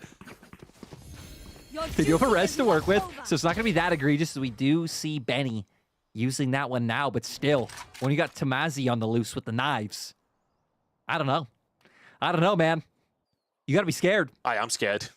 You can believe that. Element making his way up towards C here. You can see CGN spread out across the map. They're trying to figure out where on earth Saw are playing right now, but it's a 5-stack towards the A site. And you can see Vince starting to move towards that spike. Information from Element saying, look, C site's clear for now. Left. Let's get over here. Let's get this spike down ASAP. Azuri has that rifle in hand. If he goes down, he's all on his own right now on the A site. If he drops another rifle to Saw, that's devastating for CGN. Spots the player. Ooh. Just about gets away with it. Yeah, I think lucky to get out of there. Now, we're going to see if the numbers advantage could make up for the heavy gun disadvantage. I don't think it should, especially since you still have that Reckoning to play with for CGN2. But at least you have some smokes able to come down. There we go, Reckoning going to come on through. They're just going to try and spam this one out. The defuse half stuck as grenade onto Batty here. Rocket available as well. We saw this earlier today with all of the post-plant utility blasted across. They're running out of time at this point. I think they managed to half it before. The defuse coming on through the spray through the smoke though. Saving the day. Sacrifices his life, does Betty, to put that pressure on. That was closer than it had any right to be, but CGN keeping it going here. 1 round away from even. Yeah, CGN making it possible. I got scared. I got scared at first when Tamazi getting these opening picks, like you pointed out when we saw. I believe it was Azuri kind of making that aggressive lean towards A. I thought, oh my god, you guys are gonna give this over to Saw, but Benny might be at the bottom of the board in terms of kills, but has still found some impactful moments. They're doing so much to get themselves back into this one. It was once 7-1 in favor of Saw, and it's 8-3 since then in the game. Fantastic comeback from CGN, but they've got to finish it off. Full buy from Saw. No picks so far in this one as commitment to the B site. Aftershock to deny the plant for now. Might be enough to stop them trying to push this one. Look at the position from Tamazi here. Going for a very deep lurk. Ooh, I'm surprised committing the Rolling Thunder so early. Still knocking all the maxes to the site, but I love this. Pivoting towards Garage. Owl Drone coming through. Gonna get some nice information on him. Rolling Thunder right hitting its mark. And CGN going to be very happy with that fact. Now playing it really slow. They don't want to give anything away. I feel like B site is sort of their only option right now. With Tamazi in that lurk and everyone else stacked on C. They have to kind of commit to this one. There we go. Spike will go down. Now the retake from Saw. They need this round. This is crucial for them. For the first time, feels like they could be up against the ropes. If this round goes awry, playing for that post plant once again. Ooh, it's going to be all up to Tamazi. The one on the flank is Batty going to open it up. Trades going back and forth. Element good for it. Tamazi, though, like you say, on that flank and doing work. That's 2 kills for him. Looking for third. Shazian and Azuri now. 2v the world. Azuri charges in. Has to stop the defuse here, but no, he can't. Saw get it. Davi alone. 5 HP to finish the round out, but the defuse comes on through, and Saw keeping the lead. I love how just the game overall is getting into hero moments, getting into clutches for which team can be able to pull it out. Is Batty there? I think lucky to find that one, the wide swing coming through, but Tamazi in these 2 picks in my mind really being the difference maker, which is what allowed Davey to be able to pull it over the line for Saw. I swear that third shot from Tamazi went like right between the legs. That must have been pixels away. 24 and 18 for Tamazi. He has been playing out of his mind in this one. And are you kidding me? Technical balls? Are you kidding me, man? We'll hopefully be able to get that sorted ASAP for you guys as we figure out what the issue is. But man, what a game this has been. CG and Saw going the distance. I can see overtime. Honestly, I can feel it. Me too. Me too. I mean, we saw CGN able to string multiple rounds together. So we'll see if this one's going to be a bit of a flash in the pan. for Saw actually being able to pick that one up. I mean, hell, even look at their credits. Like, their economy still isn't that good. They're still going to be like trying to scrape a buy together in this one, potentially missing out on key pieces of utility to prevent the execute from CGN coming out. You have the Seekers, one away from the Hunter's Fury, positioned really well to, I think, get a 10th on the board. And hell, if they can not have to utilize some of these ults and then bring those over into the next, that might be enough to bring us up to on top of that, like, when you look at the fact that, yes, Saw won the most recent round, but if they lose this one, that's their loss bonus gone as well. That becomes a very dicey situation. Oh, you can see how tense this all is. The CGN watch party going crazy. That must have been from a previous round. There's no way they're cheering that hard for Saw. So we are missing some smokes from Tamazi. Also, shock darts on Batty. So yeah, some key pieces of util definitely not going to be there for the side of Saw. Maybe a good read coming out with this lean towards A, but there are 3 members posted. That drone is so valuable for Batty. It spots out the players in A long, and I think dissuades the potential A push coming through there. Shots from Shazion, no interest in stealth here. Just immediately going to make his presence known. I'll deny that drone. Do we get the commitment? CGN very cautious. This is a team that historically very passive in the early stages of the round. Oh, Fizzy. This is the perfect moment to have a judge. Are they really going to push right into him? Yeah. They're even committing a third person over here, right? We can see Azuri making his way through. Seekers are there, and it doesn't matter. Fizzy's got the judge, and he's Judge, Jury, and Executioner too. Straight on the bat as Azuri does manage to trade it, but my God, this is going to be tough. Great little ult from Davey to escape. 30 seconds left. Make sure he doesn't get pinched at the back of the site. Doesn't want to lose that man advantage. CGN with a spike down now. They've got to somehow hold on to this one. They're not playing for long, though. They're playing to hold the site. They have to play far forward. Some low health bars with people like Azuri as well. Vince manages to get one. Davey trading it right back. It's Amasi picking up that one. Azuri. This is looking impossible. And it's over. Saw have done it. They've got themselves to match point, and now CGN. The only remaining option is overtime. It is over. And they're in such a bad position financially. They're right against the ropes. If Fizzy didn't have to reload, he would have picked up 3. He would have picked up 3 there. Gets the Seekers, gets the 2 kills. Would have even gotten a 3rd. That was a huge round. Coming out from Fizzy. Different members on different sides stepping up as we are getting to crunch time where you need to deliver. It's right here. You know, gets the Seekers, gets 1, gets 2, and now only having the 1 bullet. He definitely would have gotten a 3rd. Great to see from him to pretty much guarantee that Saw takes this round, is then repeating as a unit to make sure they get these. Hell of a play from Tamazi at the end there as well.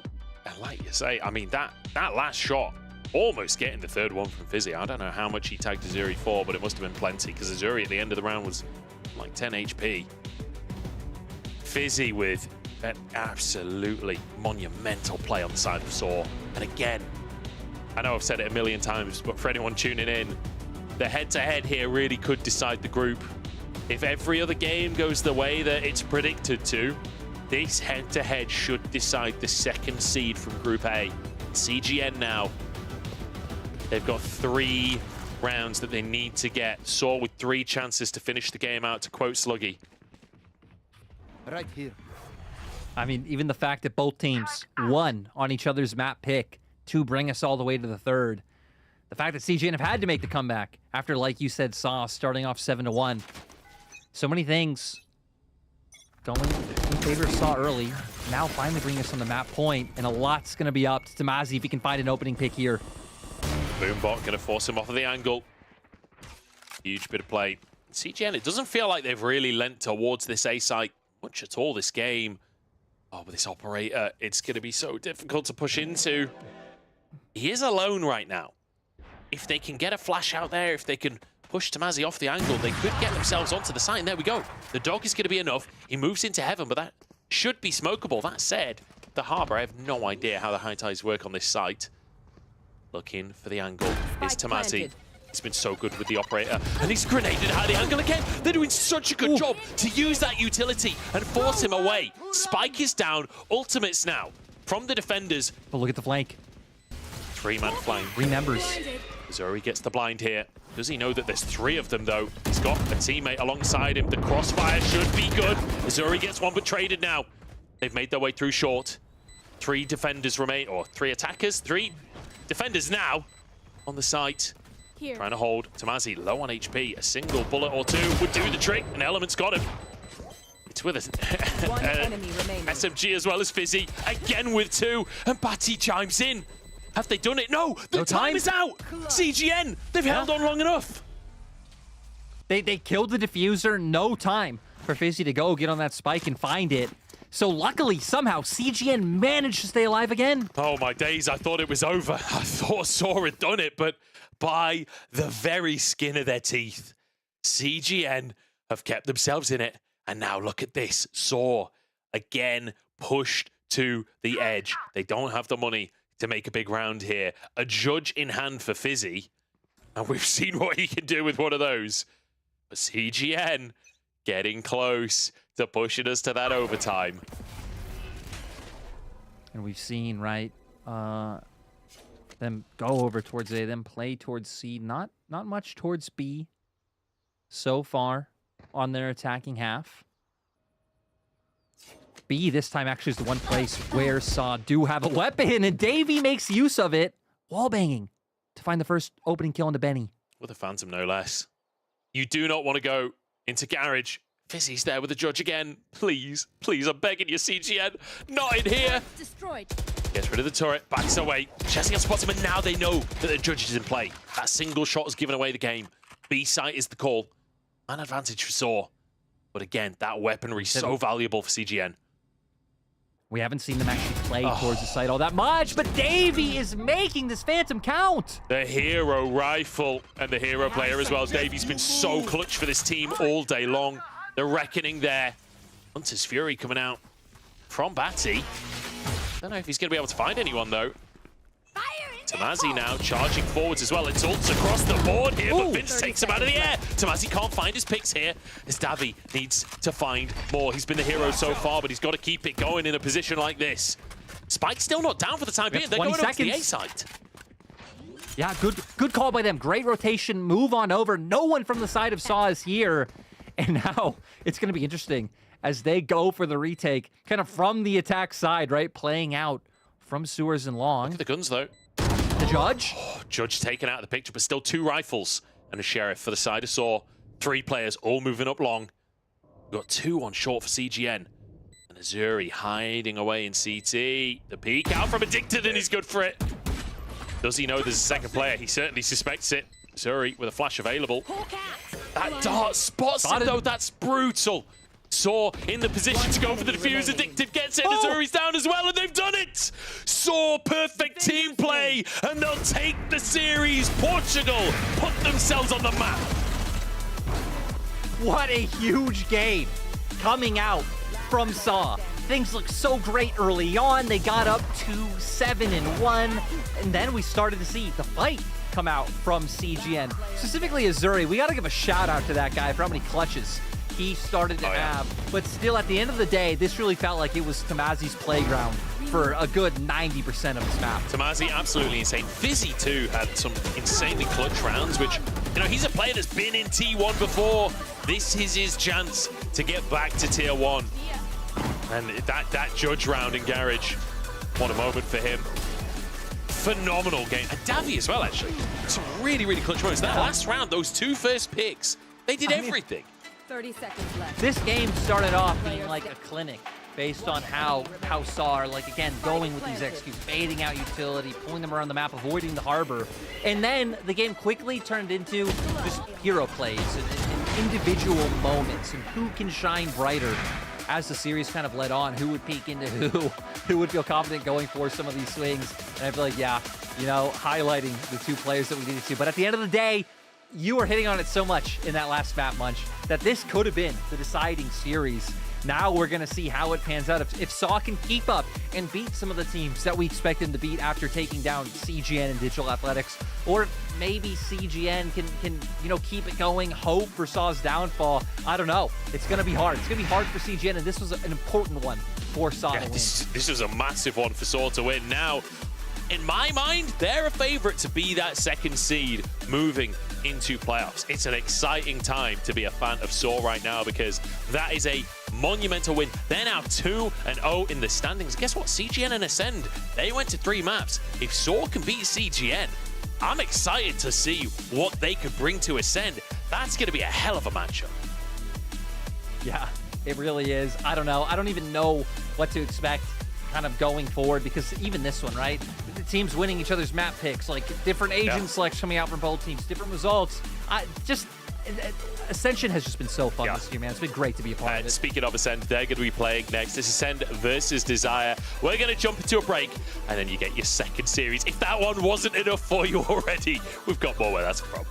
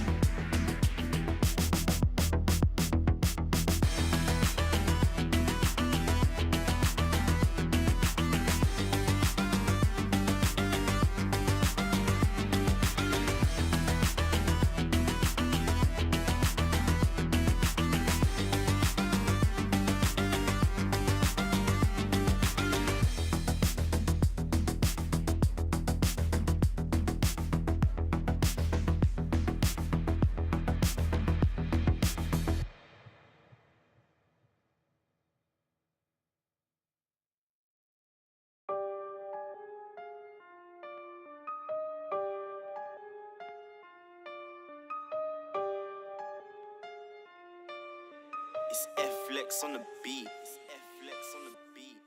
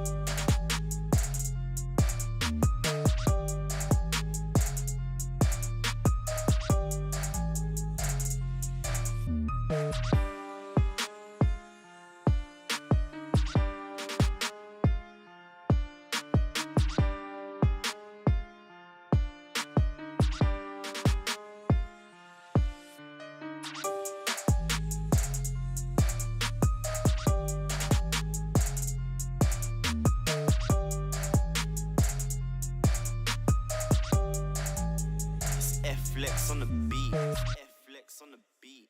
F-Flex on the beat.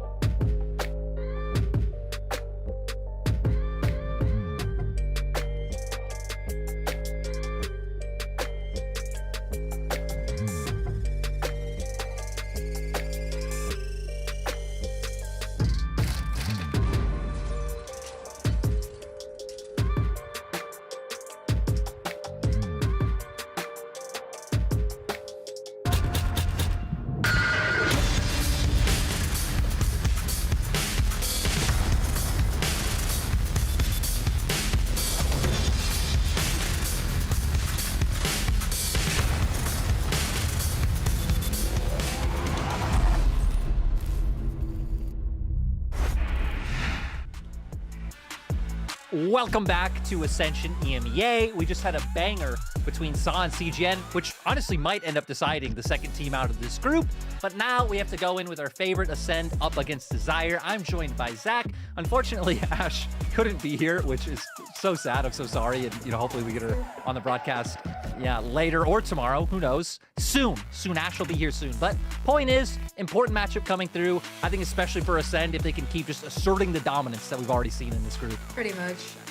I think that Ascend, they've been kind of dominant throughout their entire run through both Split 1 and Split 2, and they're arguably one of the favorites to really come out of Ascension.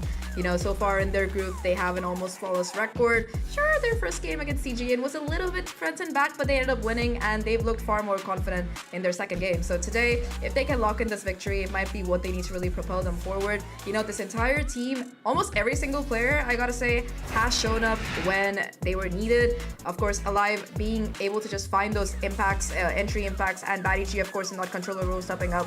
But Desire as well, they've had kind of like a Cinderella story. Their first split, they weren't able to close it out, but the second one, the one where it mattered, they made that successful lower bracket run, and that's why they're here today.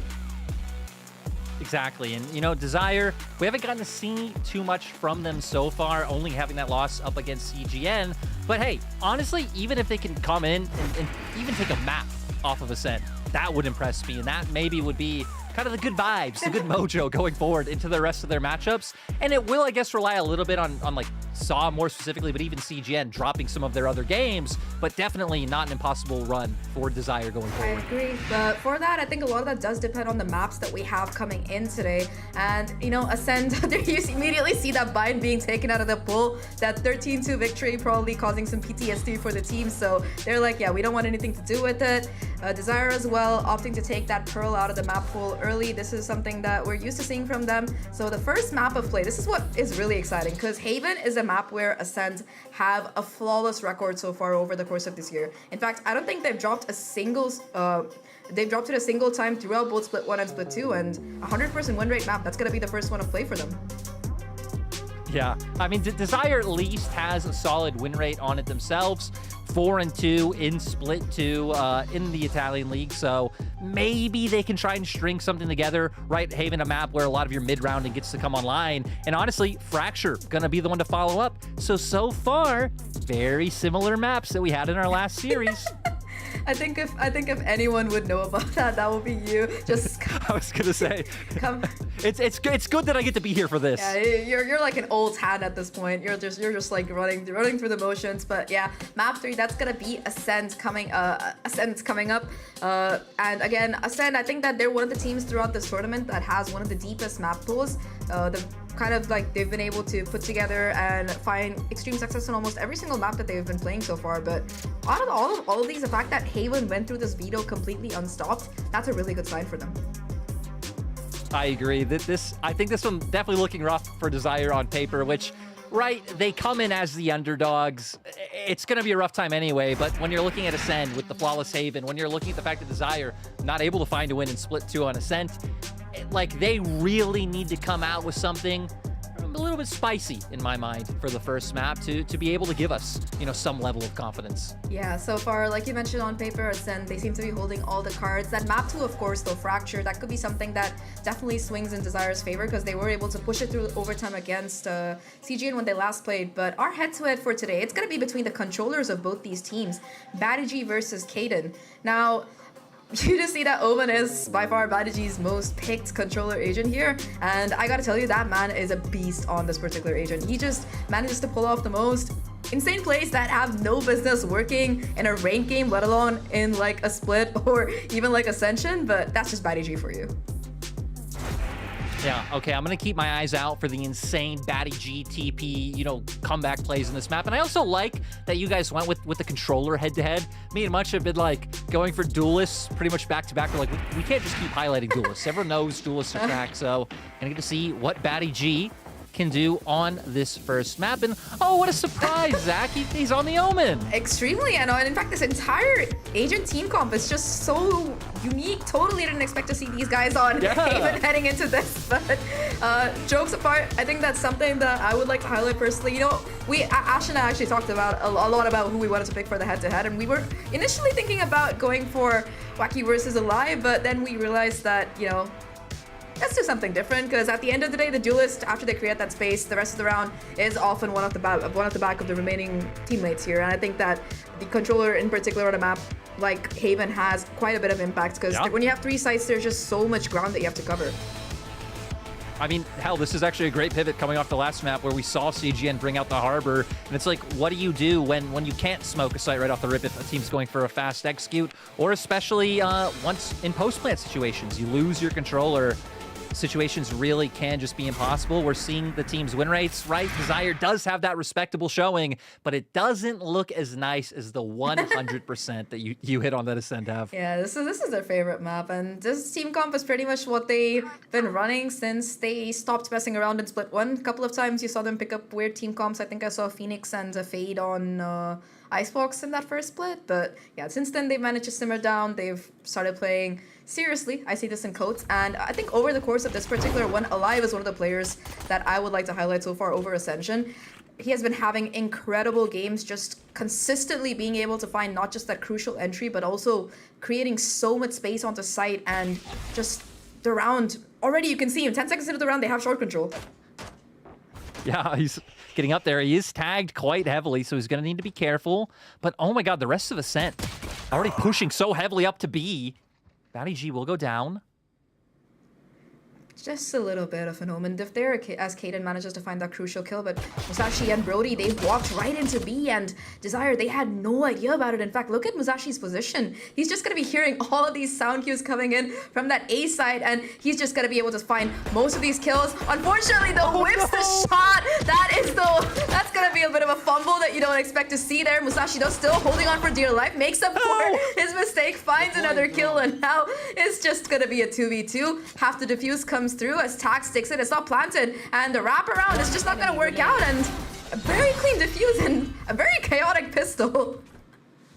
I gotta say, Zach, that was insane. The fact that Musashi can whiff those shots and still ends up finding 2 kills. Doesn't end up translating into a round win for Ascend, but my god, he made me believe.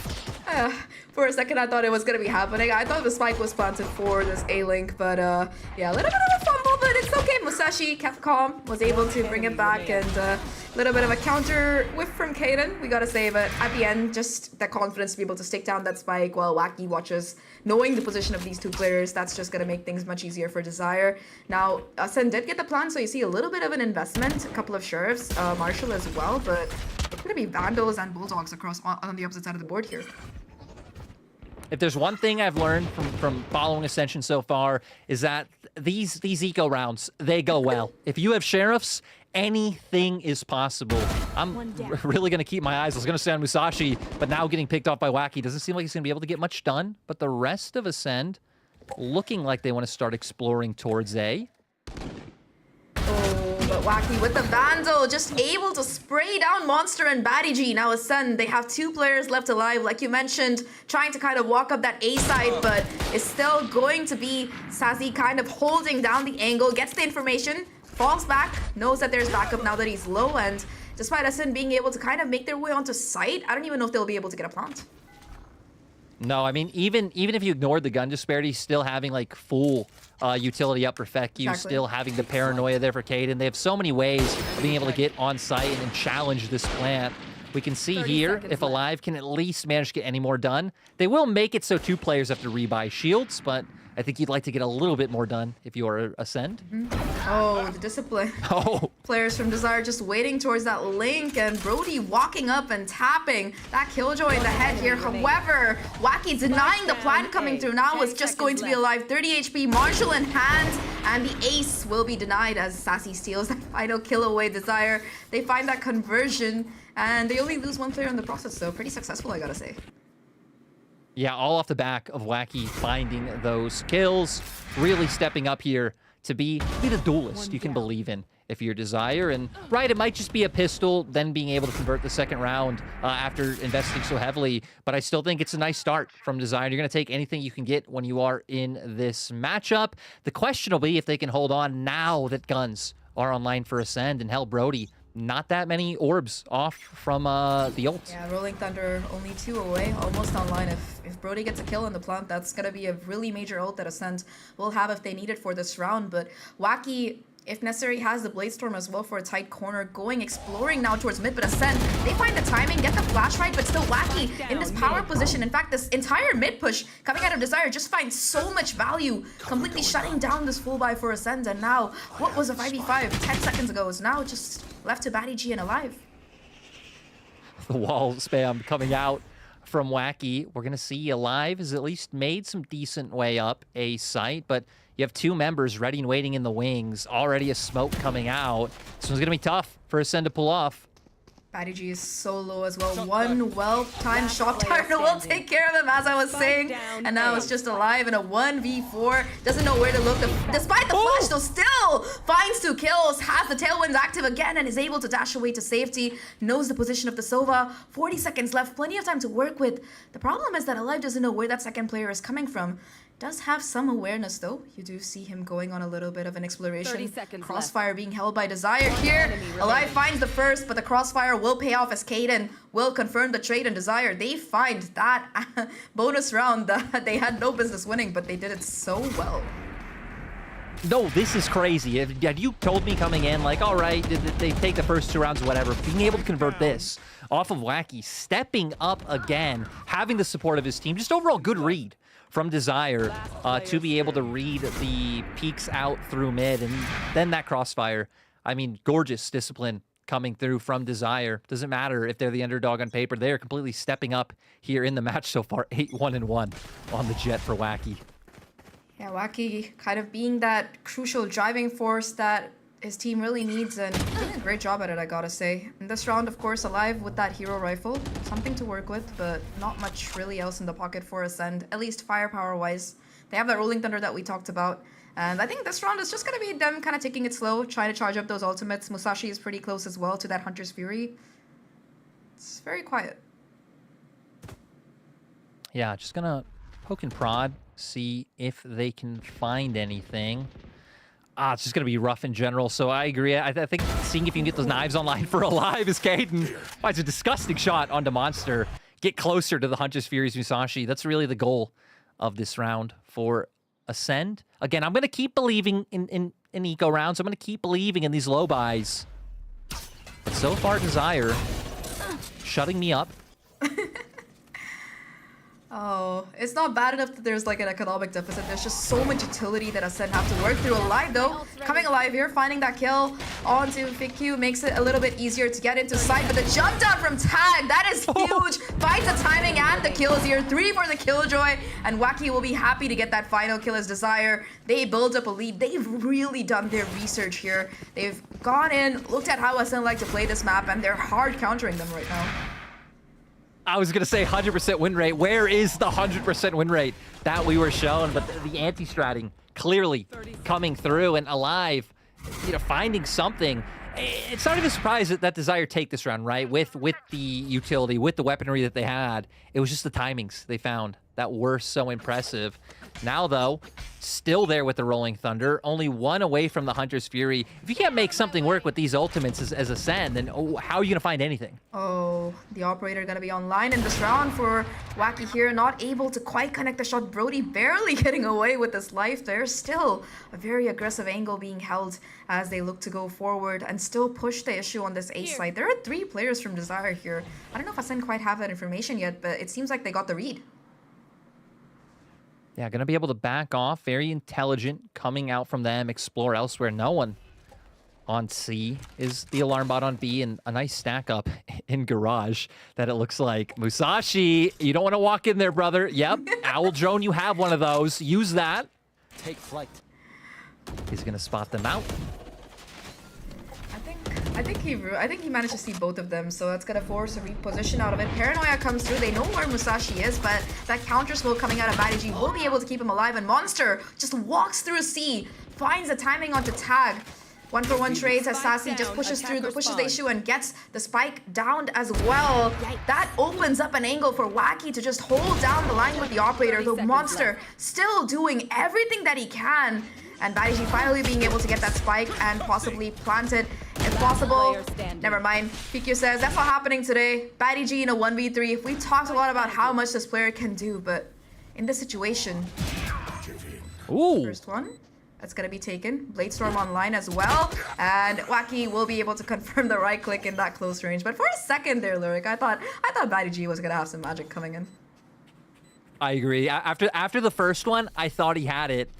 That round overall, though, was just so crazy, so chaotic.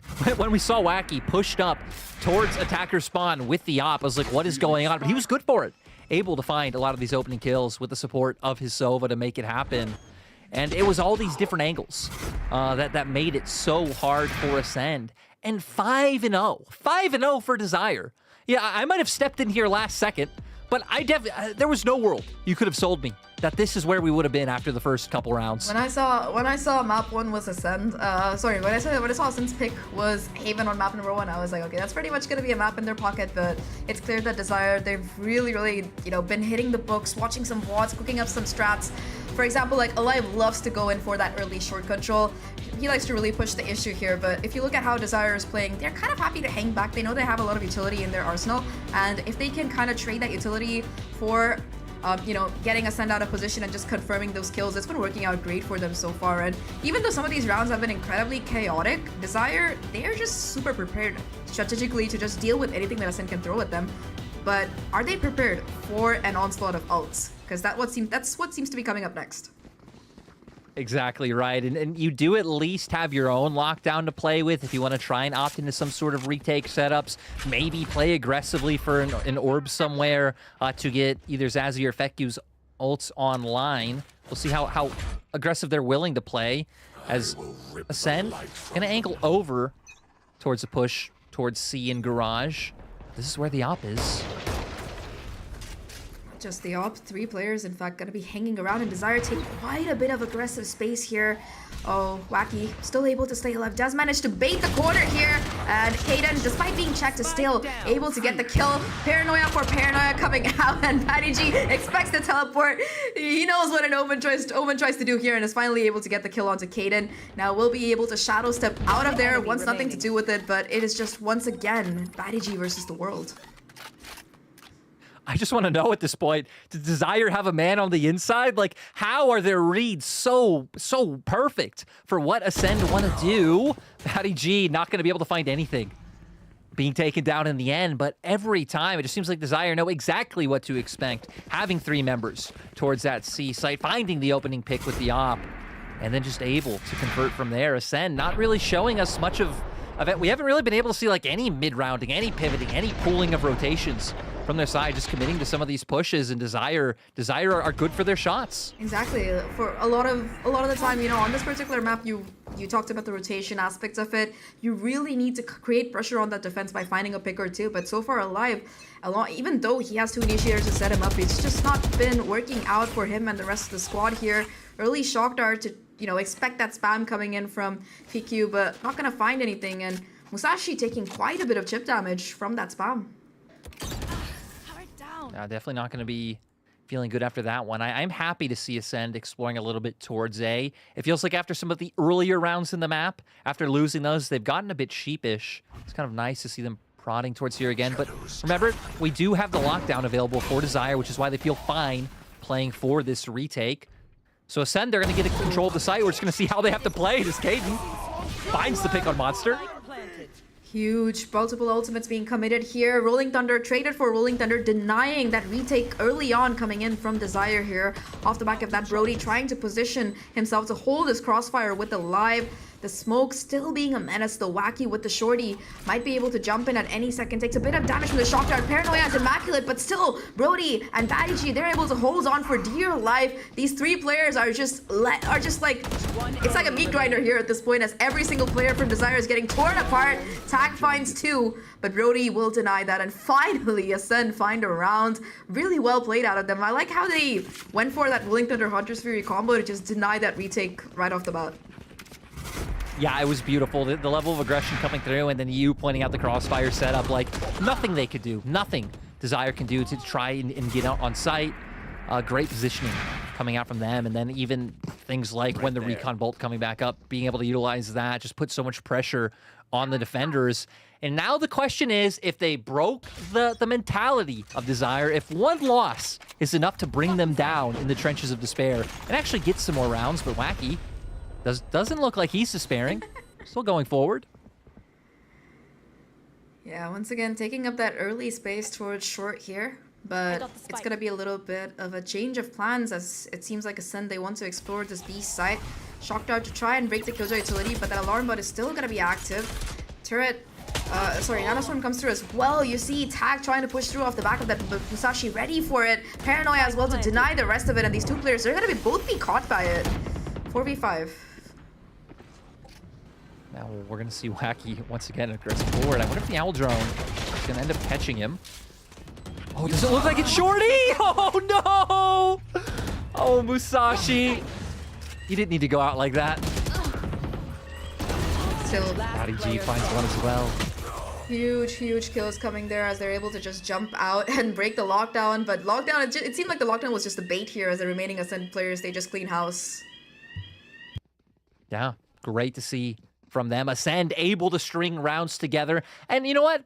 I guess I was right. I guess one round loss was enough to spare for Desire not to be able to get back on the board. Luckily, their economy's still doing quite well, so don't really have to worry too much.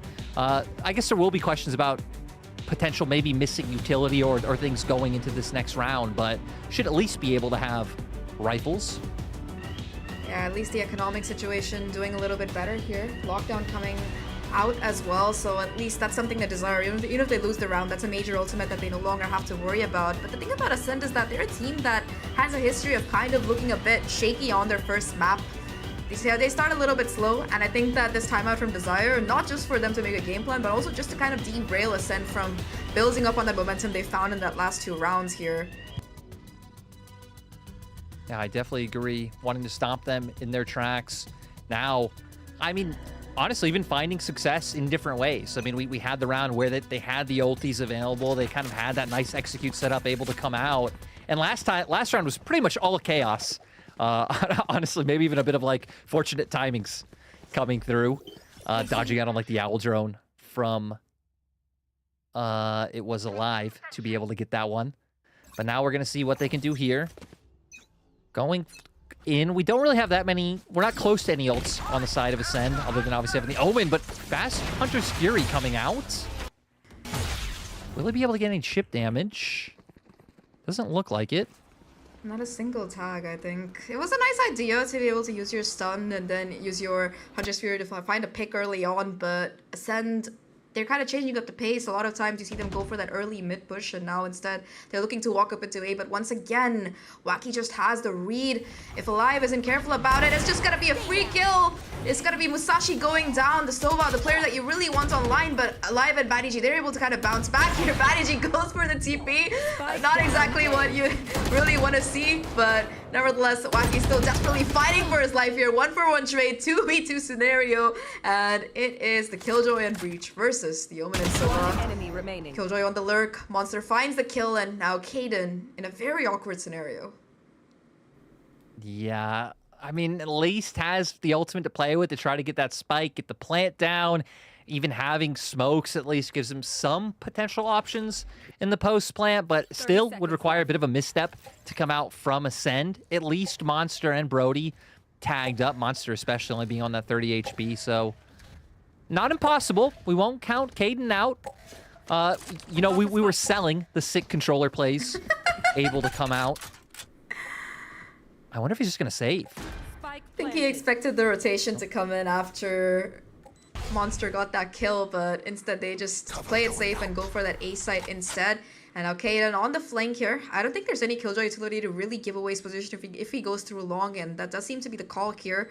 Both the players for Ascend, in fact, looking to kind of set up this crossfire towards CT, but this turret, it's not really active, unfortunately. That was the opponent's turret. Monster doesn't have his utility really to get him some space here, and now that turret finally goes off, oh, that's a clean shot from Kaden.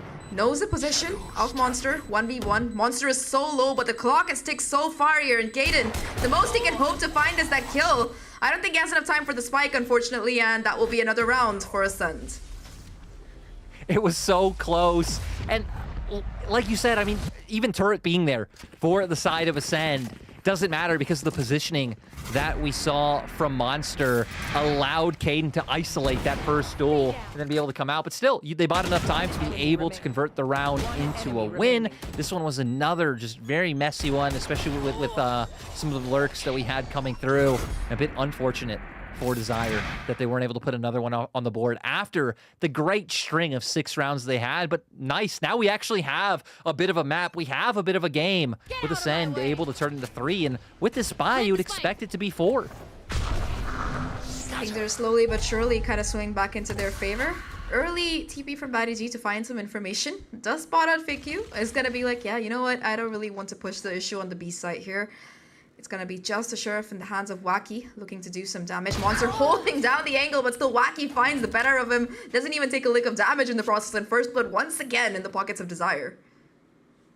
I believe in Wacky. You know, and anything this guy tries to do, I'm gonna believe he can get it done. We're gonna see if it's enough for them to be able to pull off this Thrifty. As we can see Ascend trying to make their way towards A, still having some utility to work with, and it's all coming out now. Brody finding that first kill. Spike down A. PQ though, able to counter back, and once again BaddyG being that early player to go down when you're the controller, never really a good sign. Numbers advantage maintained for Desire, and from the shadows as well towards Spawn to kind of give the impression that, okay, there's a flank coming in, but instead it's just gonna be the 4 players of Desire trying to work together on this retake. Smoke coming in towards short to cut off that line of sight. PQ looking to jump down. This time, Ascend aren't really in a very comfortable position to hold that crossfire that we talked about so often. Tag finding the first one. It's all down to 1 player, and Desire, they, despite the lower buy, they're able to find all of these kills, and they bring it back. I love the way they just flood in at the end there, throw out the aftershock, really give them nowhere to go except into your waiting arms. And yeah, bringing us up to 7-3. I mean, for the side of Ascend, if they can get to 5 and feel great, at least 4, you're feeling all right. Then maybe if you take pistol and then the following round, you know, you'd be able to bring it close. But we're going to see here, they're able to get the execute down, get on site, but the pinch coming on through, maybe not expecting so many members to be coming out from towards B Link and then having that man up in heaven. Just nowhere to go. Just not the ideal post-plant positions there for Ascend. Exactly, because with the agents that both teams are running, you really do want your post-plant to be #1 held by those crossfires and have some utility coming into play. But Ascend, they're just given no time, no space to really work with, and they're just in these awkward situations. Talking about awkward, it's gonna be their buy right now. I see Guardian on Musashi, but apart from that, just, you know, very, very difficult buy. However, it's gonna be an onslaught of utility on the side here. Alive, managing to find that kill with the Stinger. That's gonna be a rifle that they can pick up here. 1-for-1 trades so far. Really clean work. Yeah, we're gonna see now Brody maybe even being in a bit of an unexpected position. I don't know if they know if that Wacky's right behind them though. Gonna be forced to walk into him now. Going down, Wacky finds 1, but at least it's traded. 2v2. Now where do they go? No from the shadows, unfortunately for BaddyG. He's just gonna have to run around the long way. It seems like Desire, they haven't quite rotated yet. They're kind of waiting for the rehit on that A side because it's happened so many times. In fact, they're taking the time to kind of methodically clear out things here as they go forward. They know that A is clear. There's no noise happening, and with 30 seconds left to Ascend, they commit onto C instead, and Musashi has that Hunter's Fury. Spike planted.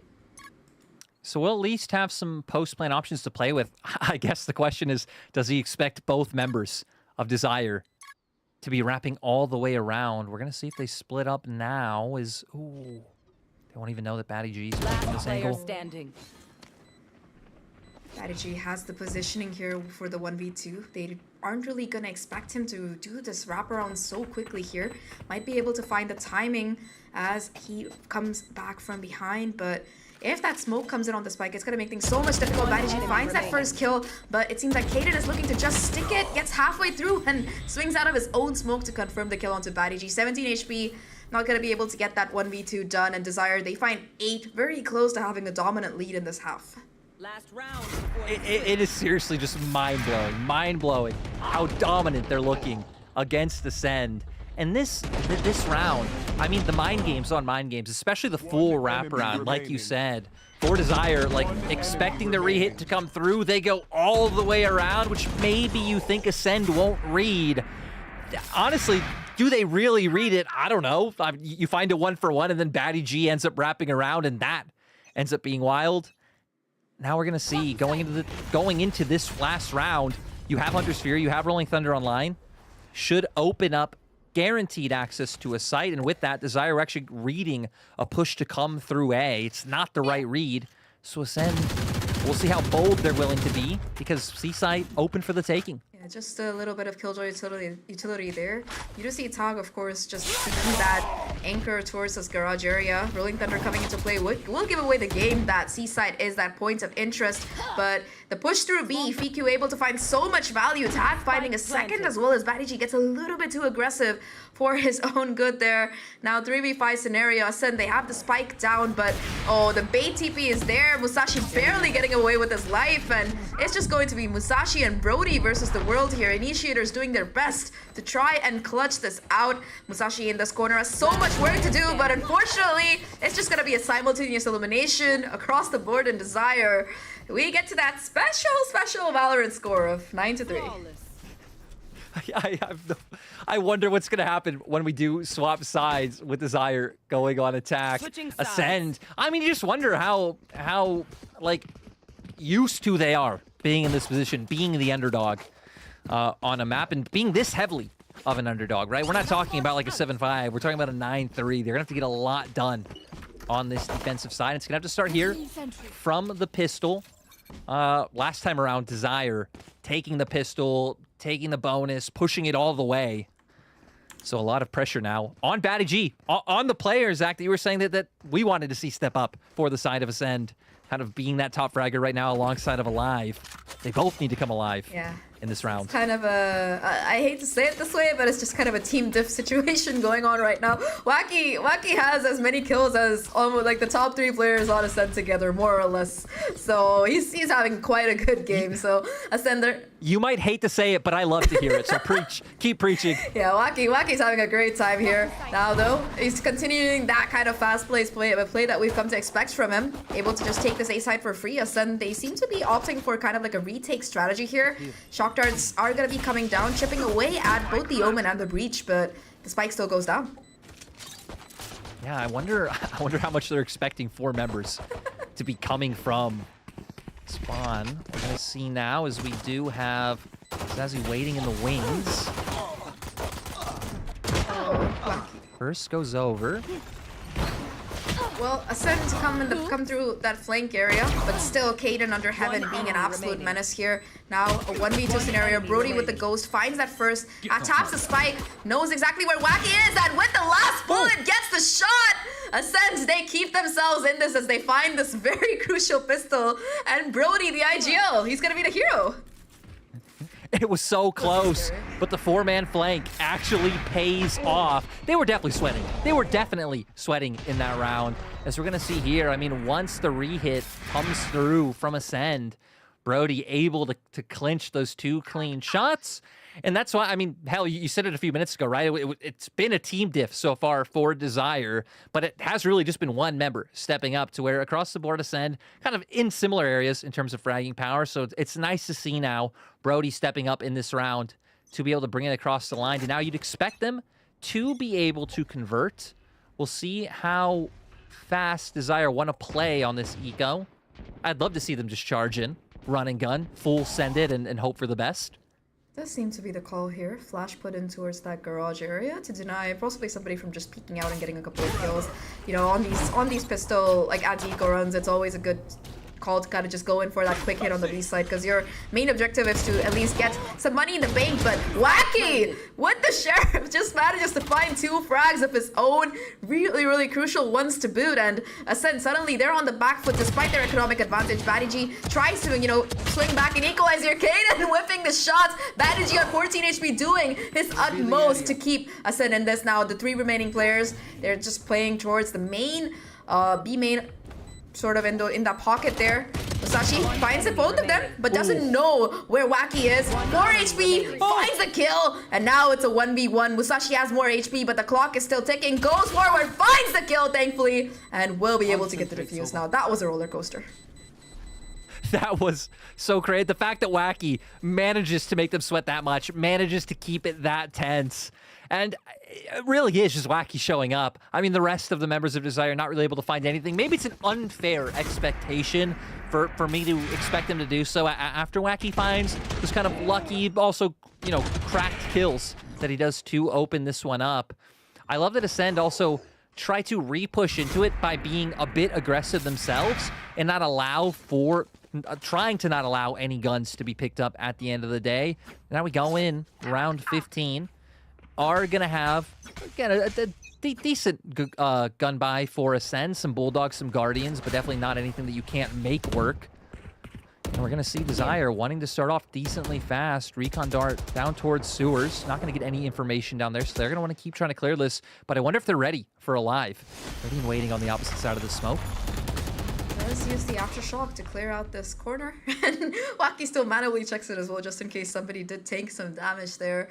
Well, they managed to walk up towards Long, have some control at least, but the spike itself, it seems to be heading towards the opposite side of the map now that they've made so much noise towards this A site instead. And, you know, before we jump back into the action, I just gotta say, every single interaction between Badiji and Kaden has just been nothing short of hilarious. I hope we get some replays of those later. I know. They really have just been... I don't even know how to describe them. A little bit XD, I do say so myself. But you know what? You always need a little bit XD to have some fun.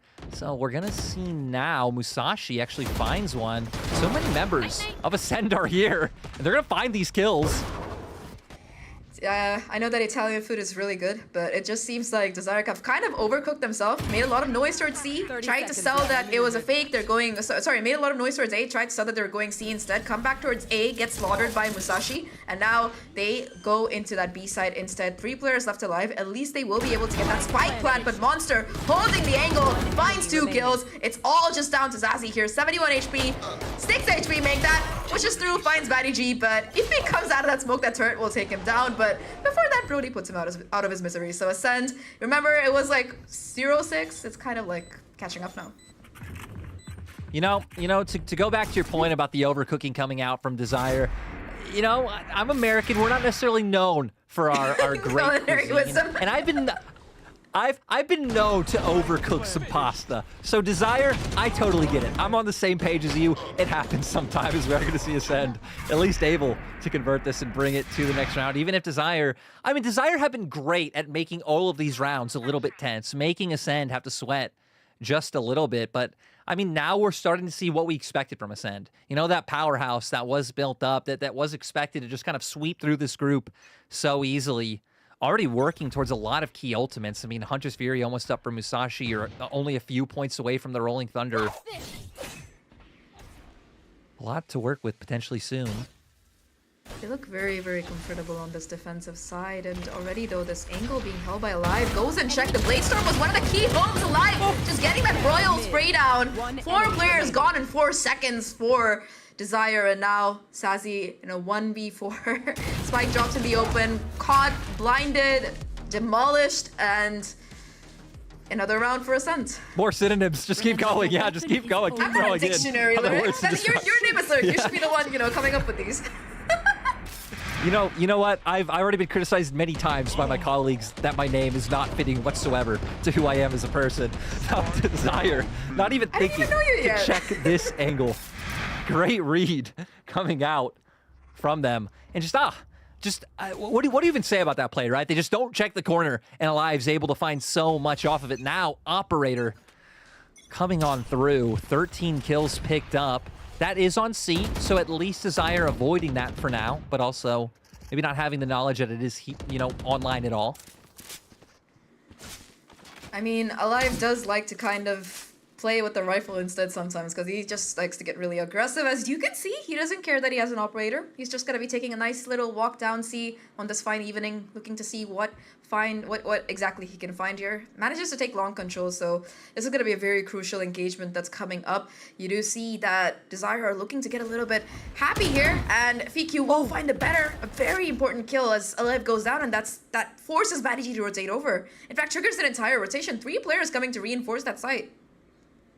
Yeah, that's huge, right? I mean, just by how far Alive pushed up, it gave Ascend the comfort to stack so many members towards that A site now with a hole in their defenses around mid. I mean, I guess they have a Killjoy turret there, but still doesn't offer that much. Going to make their way towards A. At least the Alarm Bot and Nano Swarms are here, but that's not going to do much against the Rolling Thunder. Oh, Monster, though, still being a huge factor here. Finds one with the rifle and with the Nano Swarm. Hunter's Fury as well to deny the plant, and Ascend, they managed to run down the timer here. Monster just playing around that smoke that Badigi has given him. Manages to walk back towards the back of sight here. And now, 3v3 scenario. Monster with 3 already on the round. Spike not even going down yet. Monster on track for the ace. And VQ says, you know what? I'm not going to give you the ace. You can have the round, but I'm just going to go. Oh. Please hunt it. Please hunt for it. Oh, Monster, he is going for it. Low HP. Do you think Monster gets it? Unfortunately, no. He's too far. VQ was out of there. The moment Monster got that 4th kill, he was like, I'm not giving the ace. I'm just out of here. You know, I do subscribe to the philosophy that aces like are earned, not given. But I also feel like there are some exceptions every now and then. That could have been one of them. And this was crazy. The fact that they're able to find the opening pick over on that C site, but still Monster gets so much work done. They survive a Rolling Thunder coming through, find the opening picks, and really just dissuade with the Hunter's Fury as well from the full execute, able to be committed on. That was just really good teamwork coming out of Ascend, right? Of course, Monster has that power position in short, hears all this chaos, finds that first kill, gets the second with the Nano Swarm, and immediately the Hunter's Fury to kind of let him get out of that short angle, buy him a bit of space to kind of reconsider, and in conjunction with the smokes from Badigi, there was just no chance for Desire to even like converge and take out Monster and find that crucial trade here. Monster getting 4 there is just him being a monster, but also Ascend doing their usual shenanigans on this map, and suddenly what looked like a really horrible start for them has turned into almost a sweep because they haven't lost a round on defense yet. That's the 100% win rate we wanted to see. You know, I want to say we've seen this before in this very, this match. Like, I don't trust anything. Desire, they can come back at any moment. Maybe there's a bit of hopium in me because I do love an underdog story. I feel like everyone should love an underdog story. They're the best stories there are. And with this round, I don't know if I believe in one able to come through when you have, more specifically, the Killjoy lockdown, but even the knives there for Alive if he does get himself in a sticky situation with that op. Very, very quiet round. Neither team wanting to really show their cards. Now though, drone gonna be invested towards C long. Does herald the C hit possibly coming in. And like you mentioned, a lot of ultimates very close to being available for this team. The spray does do quite a bit of damage to Brody, but nevertheless he will be able to get out alive. And that lockdown, it's tanking this Nano Swarm to be able to go down here. Spike itself still looking to get planted, although that jump in through the window. Hero is coming out attack to take out that lockdown, and just so much space that has been taken on the site. Oh, the bait. First kill, Wacky! He's just popping off. So you're actually finding this? They are! They're just getting swept, Zach. They're all going down like flies. Insane work. Of course, just that bait and switch play coming out. They don't check that backside, and Wacky punishes heavily for it. And attack as well with that jump and switch in that garage area to take down that lockdown, but also find the kill. And Brody, the first one who took damage, the last one to stay alive, will save the op as Desire say that, look, you were just talking about 100% win rate. Well, we're here to prove you wrong. And they will get to double digits first, despite Ascent putting on quite a really good half so far. Yeah, and what looked like should have been their round win with those ultis that they had available. Just how bold Desire were, being willing to jump in, take down the lockdown in Garage was something to see. Now having some ults for themselves going into that next round. But I think just really nice kind of reflooding on to site. Wacky being able to find so much and then just really pinching their way through spawn. now having the lockdown for themselves, the Hunter's Fury there as well. Honestly, the most impactful ults other than that Rolling Thunder that Vecchio would bring to the table. So we'll see now if they could use that lockdown to try and guarantee themselves a site. Oh, that turret put out for early information instantly gets broken down, and Alive tries to push forward and find a kill, but Desire, they're playing this extremely cautiously. They are aware of the danger of that operator. Even though Alive hasn't found much value off of it quite yet, it's still a threat. If unmitigated, will be very difficult to deal with. Now Tag investing a lockdown off their own to try and take the C site. Monster kind of being forced into the back line here, and off the back of that, Desire, they're able to just charge in and take that site. Yeah, so they're going to be able to get what they want. We'll see if they can find any nice post positions. And more specifically, Cade finds an opening one. I wonder if they can read Musashi being here, though. They have 2 members ready for it. Oh, yeah, they're ready for it. They expected Musashi taking quite a bit of damage, and now Wacky looking for even more here. Nothing seems to be going the way of Ascend. Just Musashi doing what he can before finally being shut down in Desire. They find 11. Once again, I think that Kaden is kind of leading in the Omen head-to-head score on this map so far. I think that he's 3-2, Baddy is 2. But every single interaction has been an absolute XD moment for sure. Yeah, it really is just the best way of putting it in this match so far. And this one was a bit more expected for Desire to be able to come out and win with having that lockdown online. Also, just not even allowing Ascend any type of options like they found last time in terms of repushing into Garage and taking that one down themselves. So we're going to get the timeout coming through. I wonder what adaptation we'll see coming through. I think you made a pretty good point that we haven't really seen Alive find much value from the op. Maybe should rethink that one. Try and go for some of those more aggressive options with the rifles that we saw working out for him. Yeah, I mean, Alive is that player who, if in a high-pressure situation, is absolutely the person you want online, but in a more passive kind of play that the operator quite often demands, it just seems to be a role that he has historically kind of struggled with compared to his success with the Blade Storm or the rifle, or even just any gun that lets him dash into people's faces and take them out. But Ascend so far on this defensive side, they put up a phenomenal job, but Desire, after changing up their pace, right? They took that time out and they've just been charging in off the back of some utility. They're not faking things anymore. Ascend, they're kind of looking like they're on the back foot. They're not sure if it's another fake or if it's an actual thing to deal with, and it's just a little bit of extra confusion that Desire have been able to sow. Yeah, I guess a lot of that conditioning from earlier rounds with the fact, like you said, they really have just been committing 2 sites outright. Now, looks like they're going to start this one off a little bit slower and actually have a bit of a default coming through. And once again, we're going to see Alive push forward aggressively, this time with the knives. Chillin invested. Will spot out Alive, and Alive will be forced to use that dash to get back into safety just in case there's somebody waiting around the corner. The rest of the team look to go towards the C site. Ascend, they've invested literally everything they have into this particular buy, so it's kind of a do or die round if they want to try and make this work out. Hunter's Fury invested as well off the back of that concussion. It is going to be Wacky finding first blood once again. Hunter's Fury not doing much though. Baddy G still in this corner. Might be the difference maker. Takes down the first one. And Monster is there for the backup, although the trades still come through. 2v2 scenario. Musashi going in for a little bit of a jumping angle there. Kaden not able to confirm the kill, and now it is just one player left. Musashi more than good for it. 3 on the round for him, and Ascend, they keep themselves in this. Yeah, Musashi so critical in winning those 1v1s.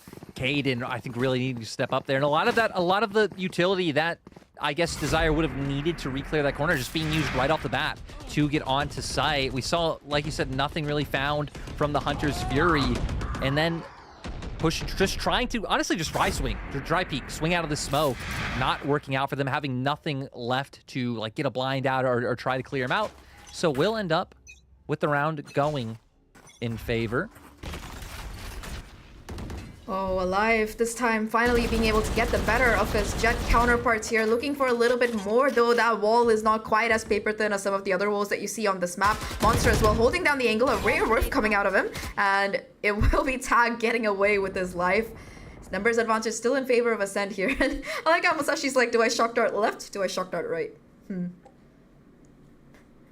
know, we're going to see how clairvoyant he could be in terms of being able to get this one, or if he's going to keep holding it passively. I feel like Ascend doing a nice job of being quite tempered right now, knowing Not too much utility to work with as Alive finds one.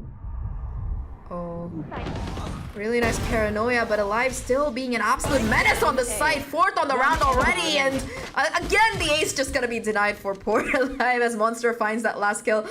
I think we've seen 3 4K so far between Monster and Alive on this particular map. I think we have it. It's been crazy. Now is the question everyone wants to know. Do we think we're going to overtime? Do you feel it? Do you feel it in your bones? I feel a 13-11 coming up. I'm not gonna say which team, but I feel a 13-11. Maybe I'm wrong. What about you? You know what? I kind of like that. I was actually feeling an overtime, but I could see a 13-11, and you know what? You might not say the team. I'll say the team. It's going to be a Ascend. It has to be the 13, right? Desire, I'll reveal my biases. Again, I'm for the underdog. It'd be great to see Desire be the 13, but Ascend, I think, doing a nice job of, again, finding a pace that fits them quite well. Kind of poking and prodding both extremities, and even switching off which extremity they like to poke and prod towards, pending on the round. Right now, though, Ascend's read is over towards A, which is not where Desire started, but they actually might be pivoting towards there right now. Still seem quite undecided about where they want to go. Right there. Just that change of pace, that conditioning that you were talking about, that quick, heavy hit hasn't been working out in that last couple of rounds, so they've gone back to what is their trademark strat. Desire, they're a team that are very methodical, very patient with what works for them, and it did well for them in the Italian circuit. But in Ascension, at least Ascend, it seems like they have their number in this defensive half. Like you mentioned, pivoting towards that A site right now. 2 players, it seems like Ascend are kind of playing for a retake setup here. Nobody really on site, but a lot of utility and time being expended in the process as Desire make their way forward. Yeah, and kind of looking at what they have. I mean, still having splash points available, paranoia there. So they still have a lot of tools to be able to get onto site, which is exactly what they're going to do. But the recon dart paying off. Just strategy. Really, really good utility coming out of the side of Ascend here to be able to get these kills. And with 13 seconds left, the spike itself finally going down. Hunter's Fury online for Musashi, but he feels so comfortable that he doesn't even think he needs to use it. No, I mean, having the numbers advantage right now, still having tools of their own to get on site. We'll see now. Batty G going to throw out that paranoia and open up for Alive to get in there and do some damage. Musashi with the operator. Paranoia, like you mentioned, perfectly timed, and it's just down to VQ to try and deny Ascend from really finding anything. And yet another recon from Musashi. VQ still being able to find the kill, but in that prime, the defuse does come through, and Alive finds that final kill. 11-11. We're tied up here at Ascend. They made that comeback, and they are looking like they're on fire. Yeah, their reads just being so good and willing to play it quite slow. I feel like in a lot of those earlier rounds, like we were saying, we were seeing like the poking and prodding aggressively for information, even on this defensive side. But they've been fine to keep it a little bit tempered because of you mentioning like those fast hits just haven't been working out for Desire. Hell, the slow kind of rotates, the defaults aren't working out either. So maybe now with having the Rolling Thunder, it could change something, but you still have Hunter's Fury online from Musashi. He's just gonna throw it out right away. Yeah, not finding. Let's find one tag, in fact, onto ironically named tag. But that's in that time you do see that Rolling Thunder coming in, and Desire, they look towards hitting this A side, which they know historically has been left empty, and Ascend, they've been kind of going in for that retake setup. Shock Dart gonna be invested as well. Again, doing a little bit of damage, not too much onto VQ there, and you see that swap through. Operator being given into the hands of Brody. Rifle in the hands of Alive as they tries to go forward and find some space. Tag though, holding strong under heaven. The crossfire that we see before working out, and the numbers advantage swinging steadily in favor of Desire here as they find one after the other. And now Brody in a 1v4 with an operator in hand might just opt to hold on to it instead of really go forward.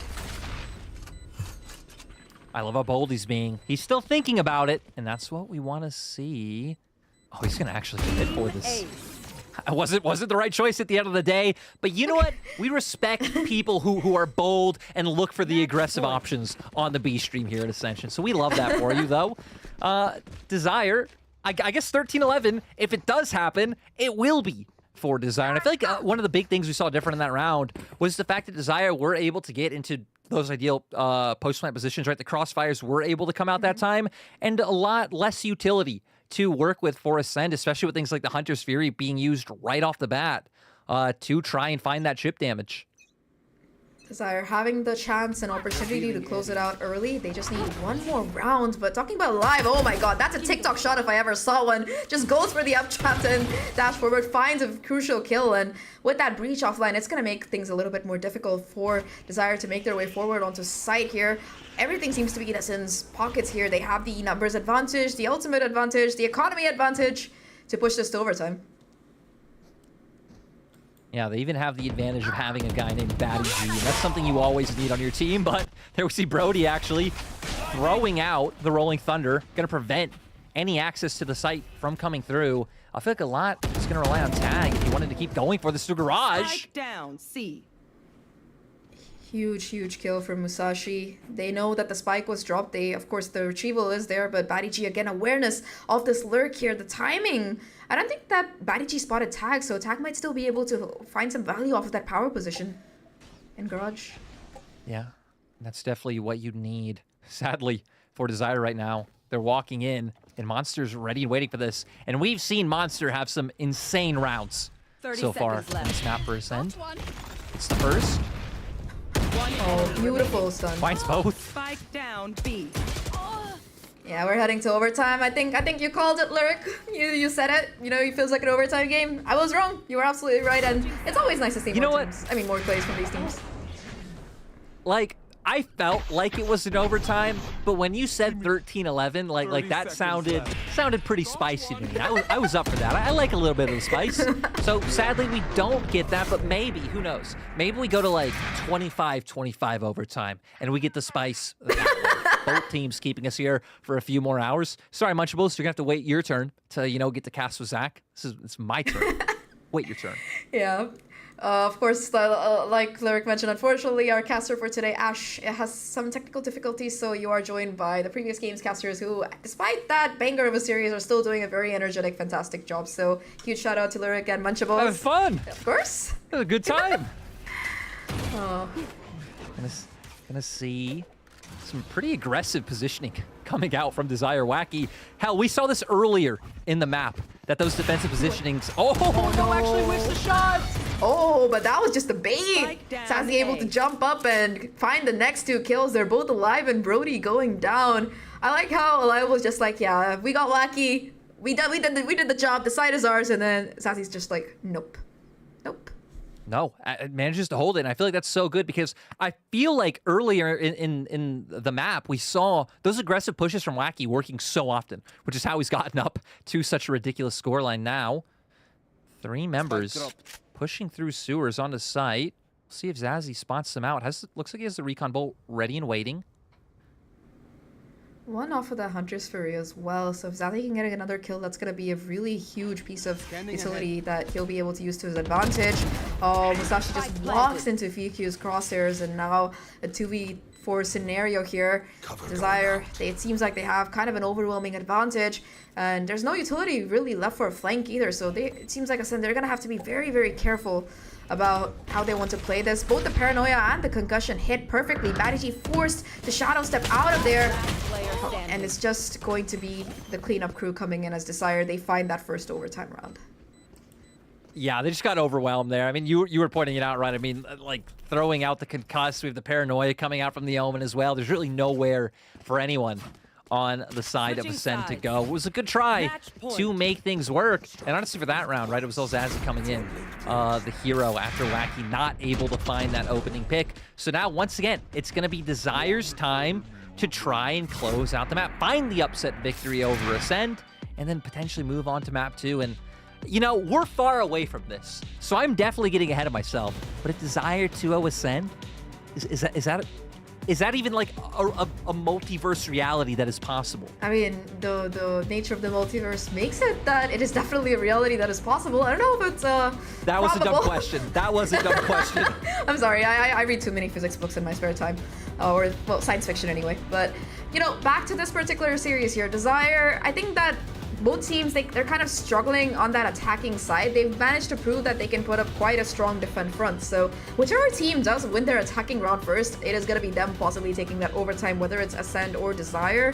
I think that so far Desire, they've proven that they are a little bit better at adapting to how Ascend likes to play, because Ascend, it took them 9 rounds, but Desire, they were able to kind of catch up in the middle and find that value a little bit faster to be able to push it to overtime. So it's just interesting to me that if they can do it one more time after that timeout.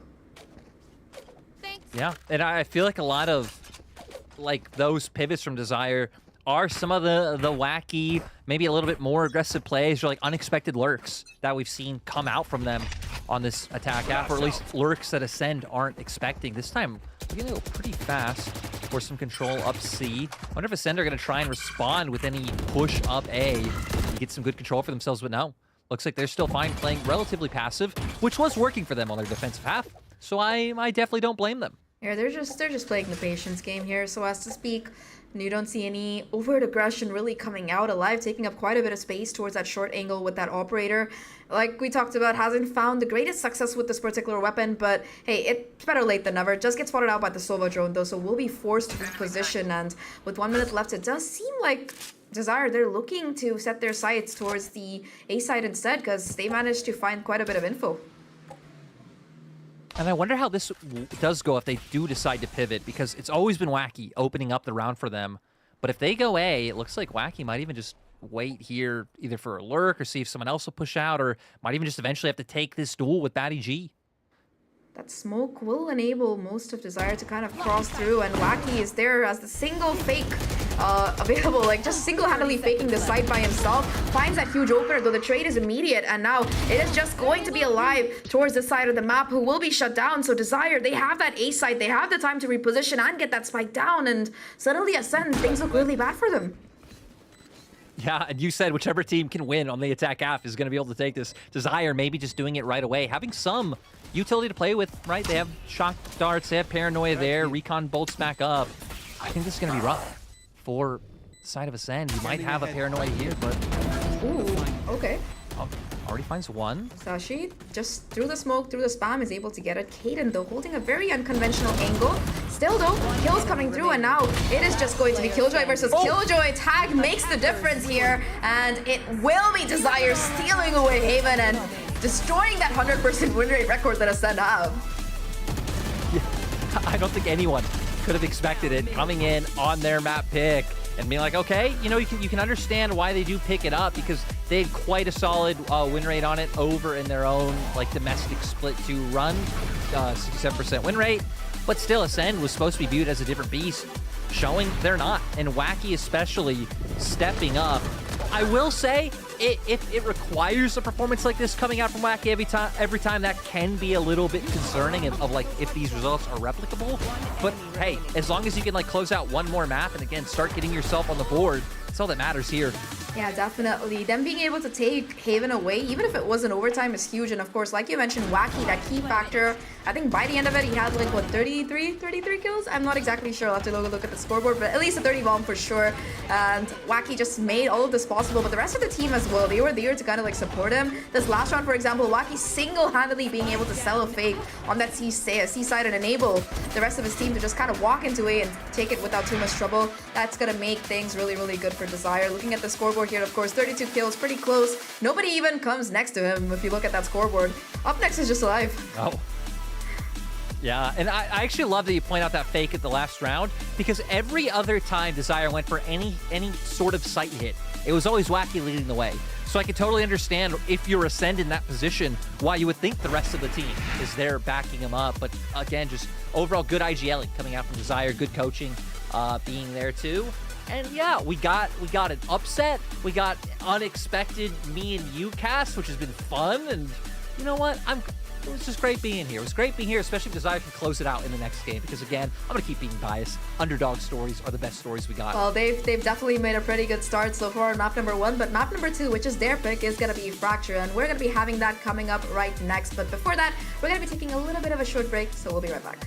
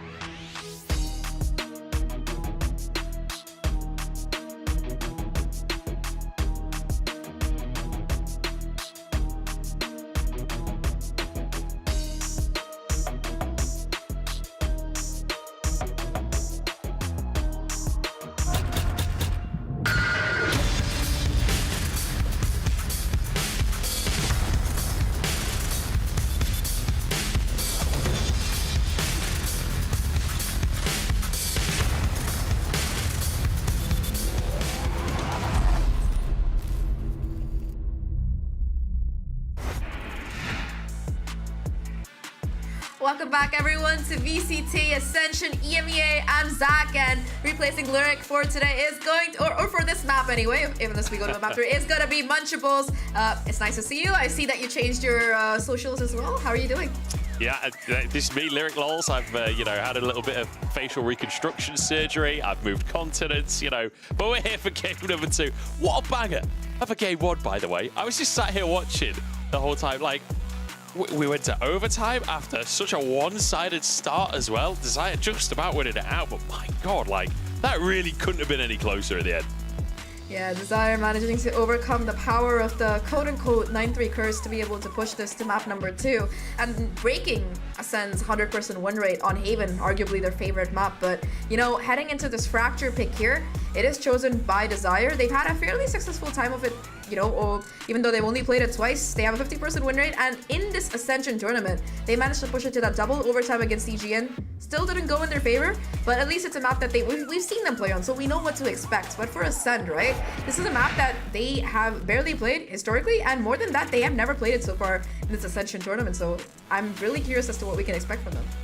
Yeah, they have played it like a few times over the, the last few months, but how fresh they're going to be on that is going to be the question. The fact that they lost their own map pick now, it does give you some question marks coming into the second one, because I think most people coming in today expected this to be a very one-sided series, and they were not expecting that to be in Desire's favor. So now, coming on to Desire's map pick, honestly, dare I say they might even be favorites in this second one. I think that might be pushing it a little bit after how close the first game was, but even still, like, you've got to start to wonder what Ascend have in the tank.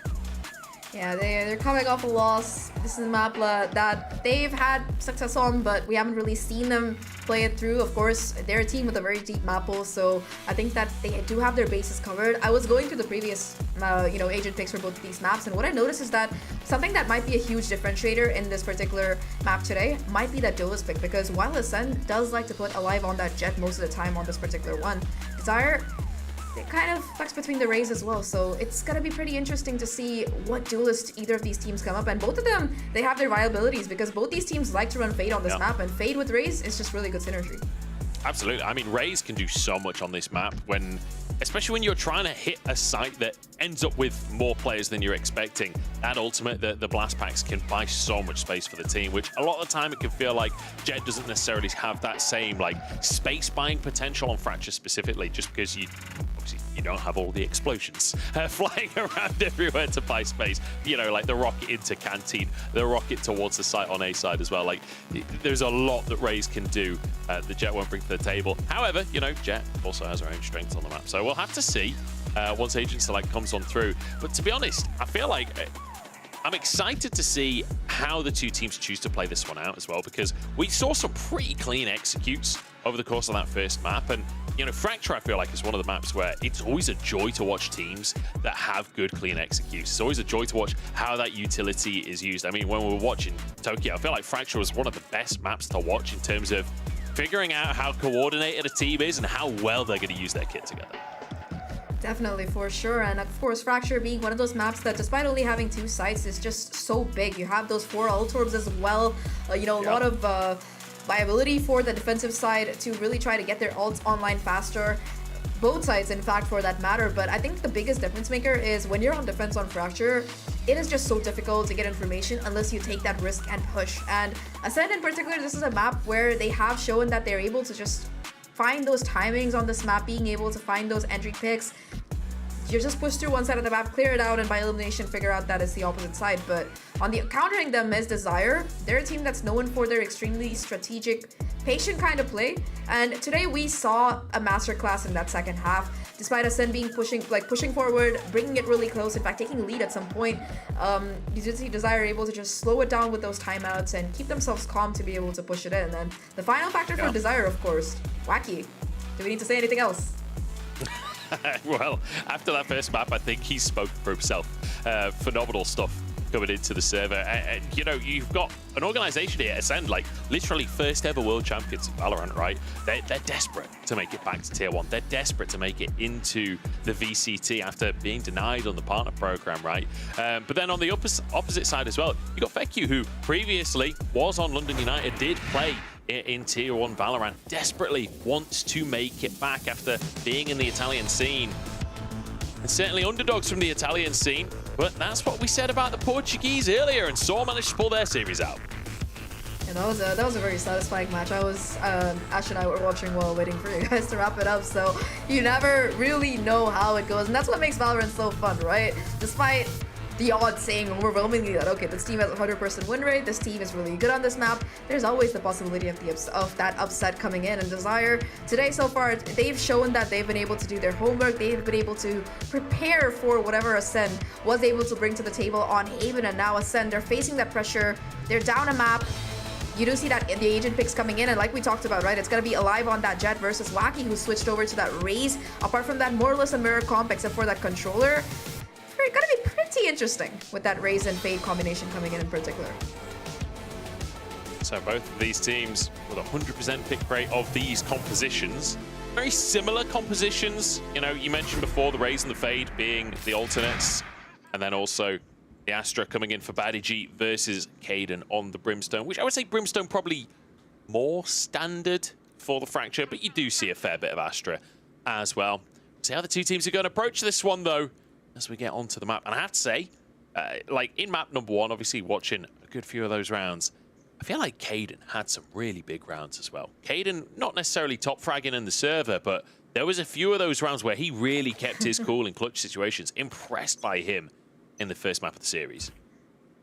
Yeah, he was able to really win out some important 1v1s like you mentioned. However, it does seem like it's going to be a 5-player push from Ascend towards this area of the map, though. Sassy able to find the timing. Fiki through the smoke as well, shuts down Alive. And again, Ascend, they almost immediately, right off the bat, lose 2 of their crucial players, and they're just left kind of marooned. And it feels like, you know, Desire had the read on that one, right? Really good answer, being able to get a couple through the smoke as well. And now Ascend on the pistol. It's always going to be tough with the disadvantage to try and push on through. You see 4 players towards that B site for Desire. It does feel like maybe we get the sneak over towards A from Musashi. Does have that spike, while the other 2 players may be waiting for rotations. Door sound being given away by Musashi here, trying to convince them that this A side is that order of business. Instead, it just does seem to be just like a fake idea. And oh yeah, Wacky after that map one, still very much awake, doesn't really need to recharge or warm up. And Musashi caught out by that Hon. They know exactly where this last player is. A 1v5 on the pistol. And even if Musashi could rotate, it just seems like, okay, I'm just gonna take whatever fights I can at this juncture, whatever they give to me. I mean, the fact that you see Musashi go over towards the A site, like procs the door, he's like, yeah, guys, I'm going A, I'm going A. And Wacky's like, I don't buy that for a second. Not for a split second. Just spins around on the site and dinks everyone. Fantastic little round there on the Raze. And a great start once again for Desire. Wacky just so crisp with it. Really being able to find those crucial kills off the bat. Ascend, they're a team that, like we talked about, is very momentum-based. So if they're shut down like that right off the bat, it just makes their job so much more difficult. And it's going to be flawless for Desire. Ascend, despite not getting the plant, still investing in this Marshall for Alive as always. But apart from that, not much, just pistols across the board as they try to make the second round at least expensive, if not outright winnable. Yeah, they're going to try at least, but defensive smoke comes through to deny it for now. I have to remember as well that Desire, they're no strangers to being underdogs. In their own finals, they were the underdog, managing to get the upset over GMT to make it here to the tournament. And, you know, a rough entrance into the tournament, did lose their first series to CGN, but we've seen that, you know, CGN, Saw, and Ascend all going into pretty intense series. Maybe Desire being underestimated coming in today as Badiji finally getting onto the scoreboard, but instantly answered by Tag. While everybody else is fighting, I respect Brody. I just managed to get that orb, at least bringing him a little bit closer to that Rolling Thunder. For a player that has no kills, it's really nice that he will have 5 out of the 8 requisite ult orbs for that Rolling Thunder in that second round. But you know, still having the spike in his possession. The A side once again just seems to be left kind of empty by Desire. They're opting for that retake policy that you do see sometimes coming in to play here. And now Brody picks up that Marshall, looks to see how much he can do here as he pushes forward, and Desire, they start to rotate. I mean, he should get a plant here. Nobody currently on the A site. Nobody even looking. At minimum, he should be able to just get that spike down. As long as he does it in cover, and there we go. Be a bit of money at minimum for Ascend.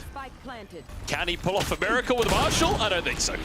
And take it down. But hey, Desire, great little start there. At least Ascend do get the plant.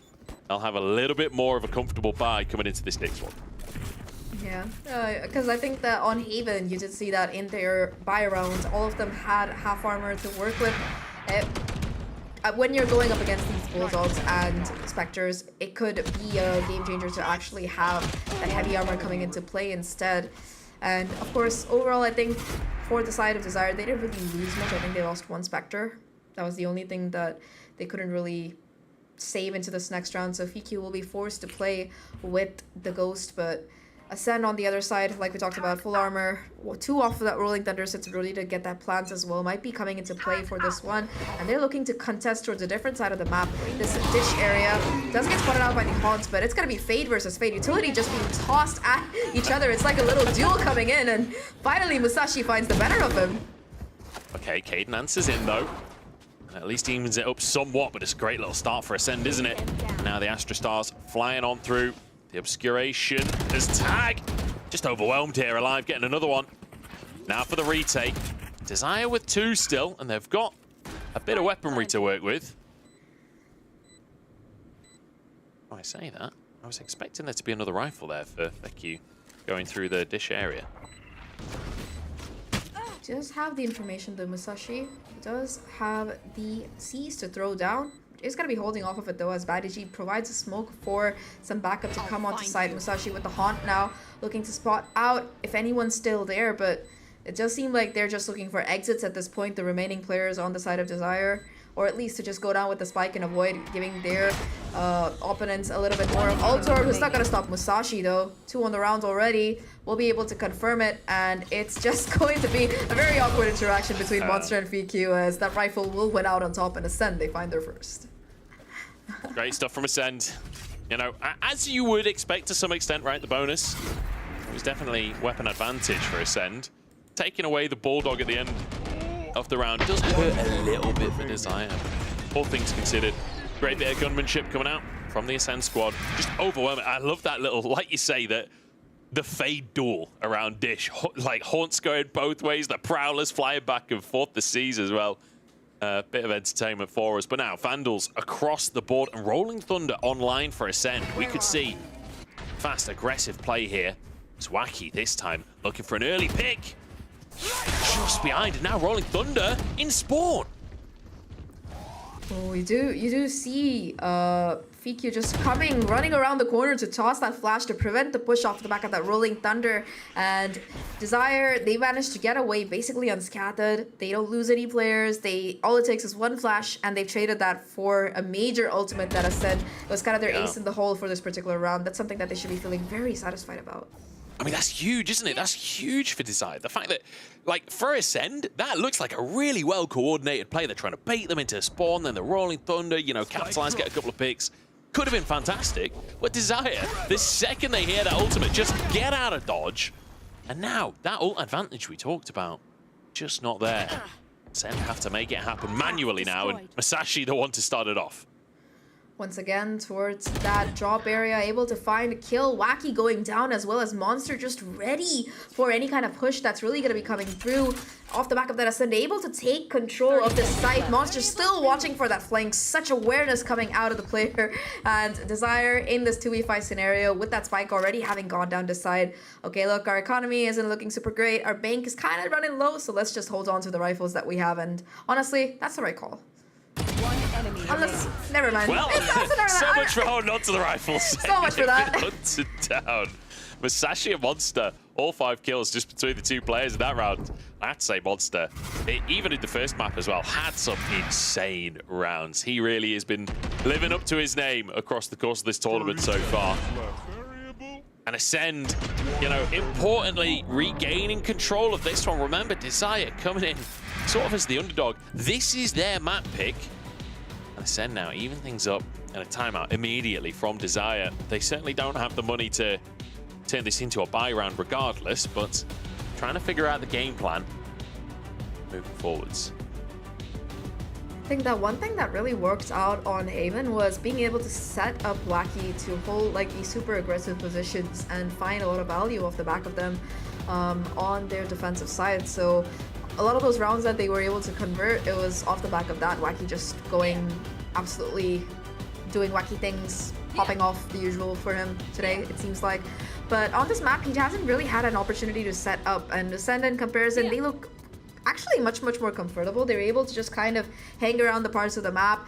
Monster always watching for that flank, always being able to be that really pesky player that you just can't get rid of to make something happen.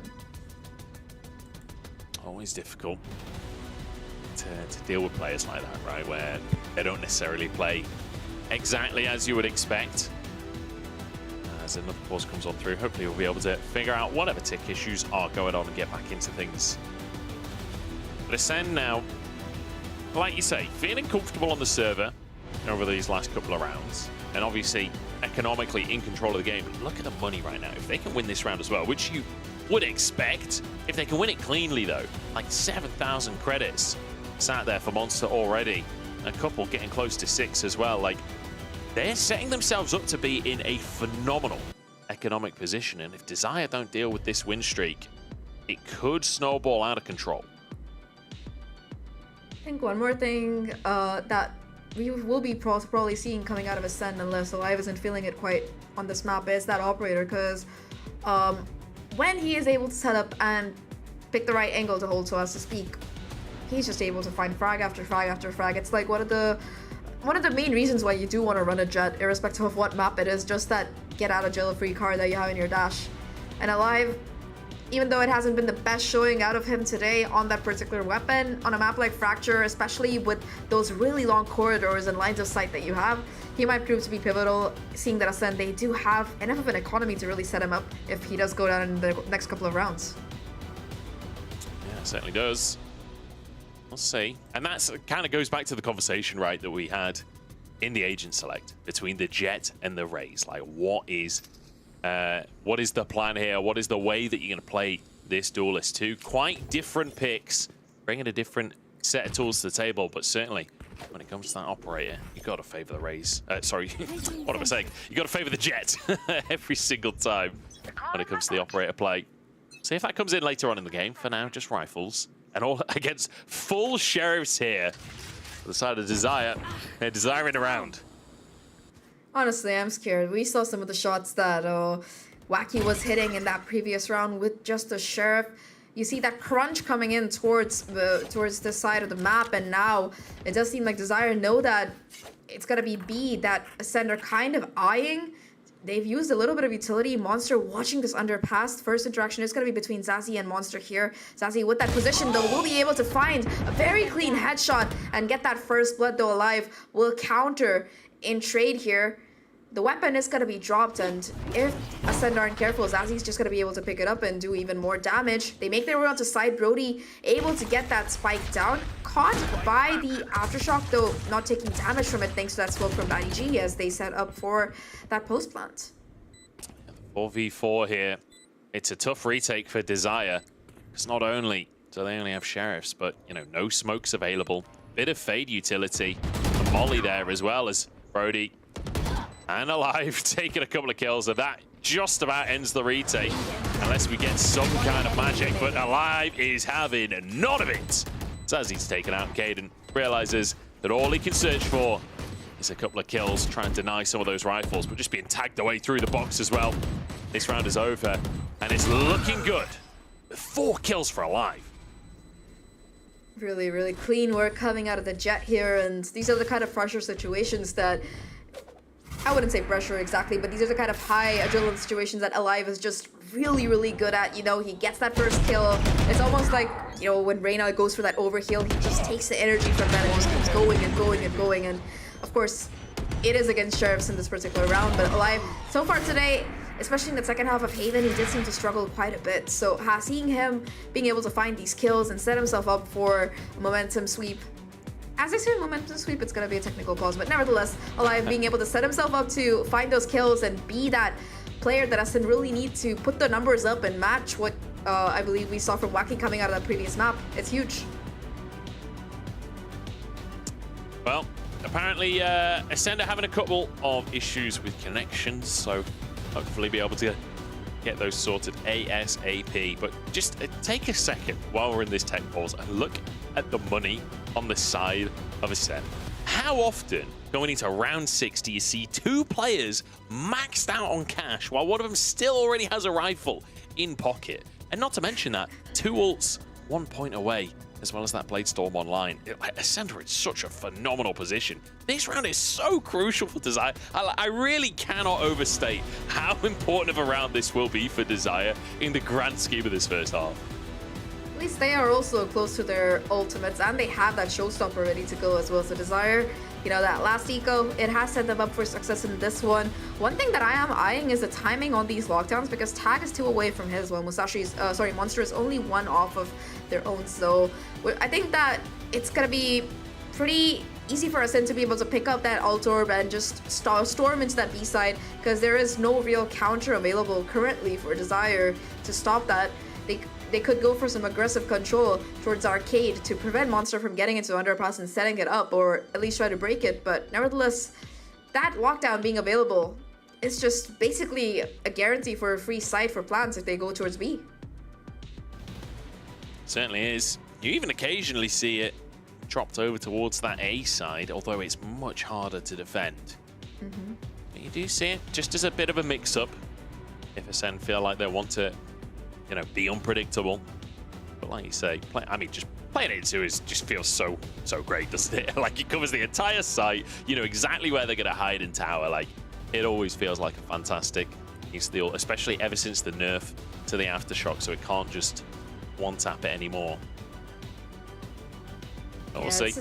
It's been very nice as a Killjoy player myself. I've been very happy to not have my ultimate broken by shock darts or aftershocks or whatever other random piece of utility gets thrown my way. It's very liberating. I have to say, Killjoy players absolutely feasting over the last few months. I feel like Killjoy's been in such a good spot for a while now in the meta. I'm a smokes player myself.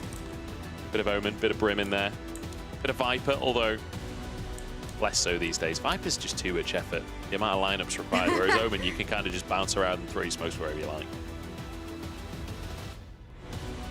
Either ways though, Ascend, they've had a very good start on this particular map. You know, on map number, I feel like throughout this tournament, in fact, even in their match against CGN, they did have kind of like a very slow start. They weren't able to really put up that momentum early on. Their first game in that series was also in overtime, though they were able to close that one out successfully.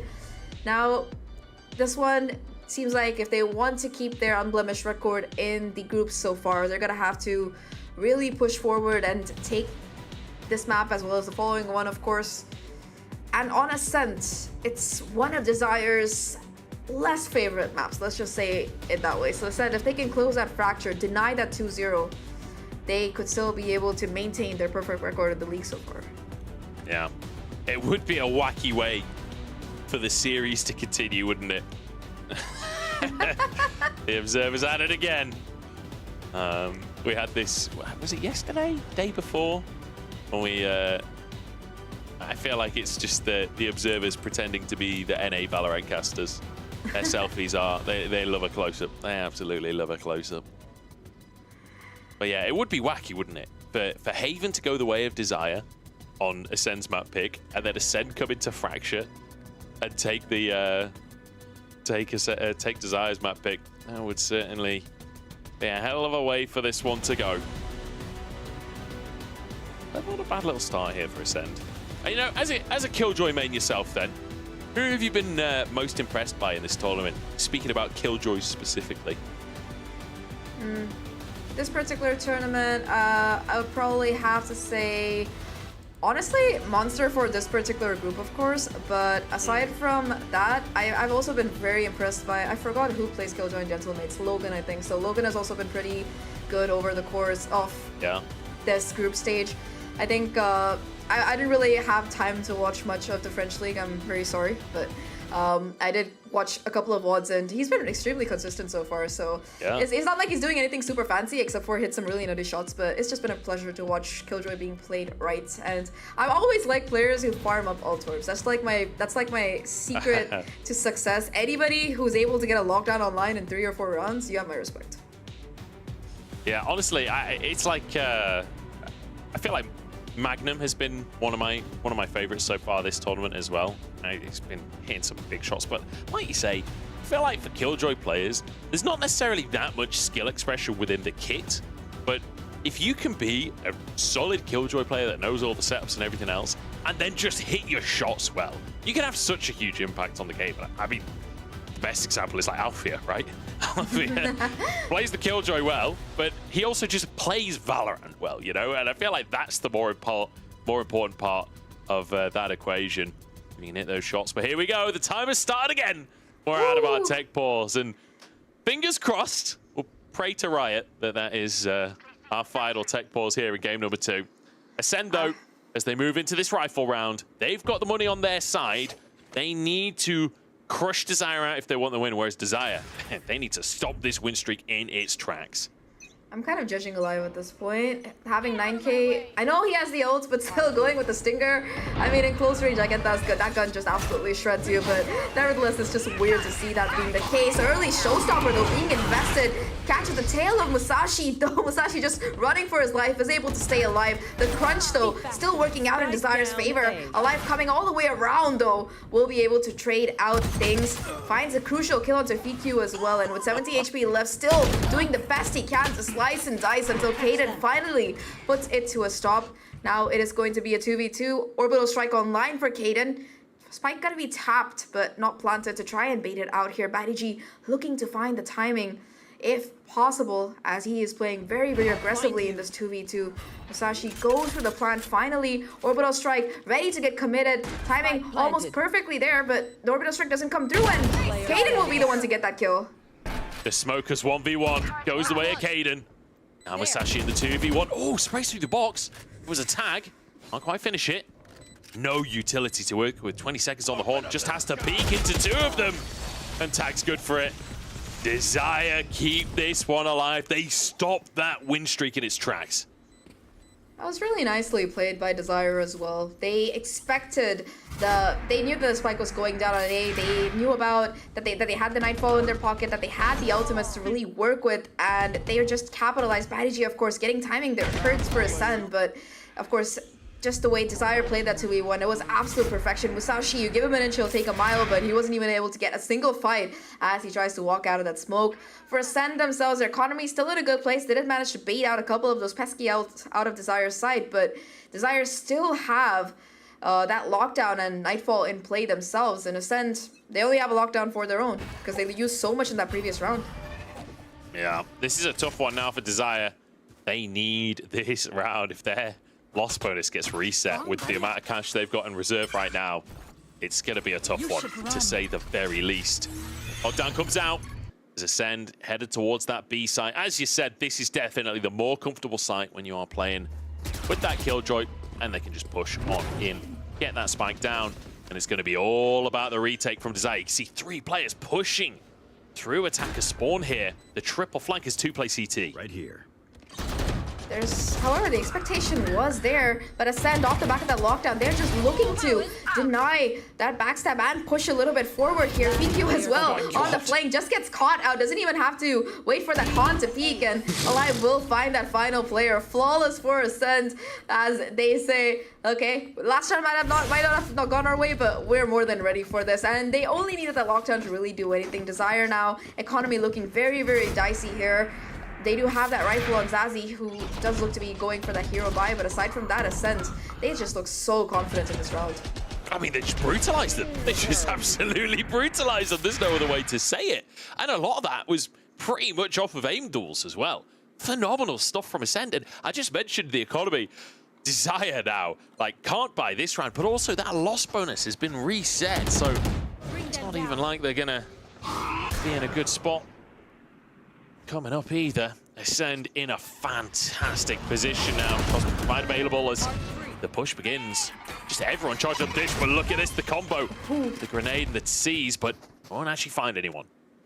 Musashi barely getting away, jumping for his life there, does manage to keep it. But apart from that, look at Wacky's HP, 3 left. He's the only one with a real weapon to work with as well, with that Guardian in hand, so things looking much, much more difficult. As always, on the opposite side, it is going to be Monster being that menace, trying to, or hoping for Desire to kind of push out so he could get a couple of kills as Ascend. They look to re-hit towards this arcade area of the map. Kaden does have this Marshall to work with, so might be able to do some damage at the very least, if not outright find some kills. Never mind, Alive just says, not happening, not today. Gets that clean headshot, and that will open up the site for Ascend to get that plant on to B. Fantastic bit of shooting there from Alive, and he's been absolutely on point. He said he was in map number 1 as well. Zazzy has an interesting position here, but Brody knows all about that. Not a chance. Maki gets 1, gets 2 actually, but now traded. The Cosmic Divide from BaddyG sets him up for the final kill. And wow, I mean, Ascend, I don't know what happened during all of those pauses, but they have come online. They have woken up. Yeah, definitely gotten some of their own energy drinks there, because they look revitalized after that Smashing awkward espresso shots the whole time. Yeah, I'm glad we got to see that shot from Alive. He just crouch walks into it and gets that headshot. Really nasty work. Of course, Wacky, despite being 3 HP, despite armed with only the classic, still able to find a couple of kills with that distraction. But now Desire, they do have the cards in this particular round. Weapons, of course, finally online.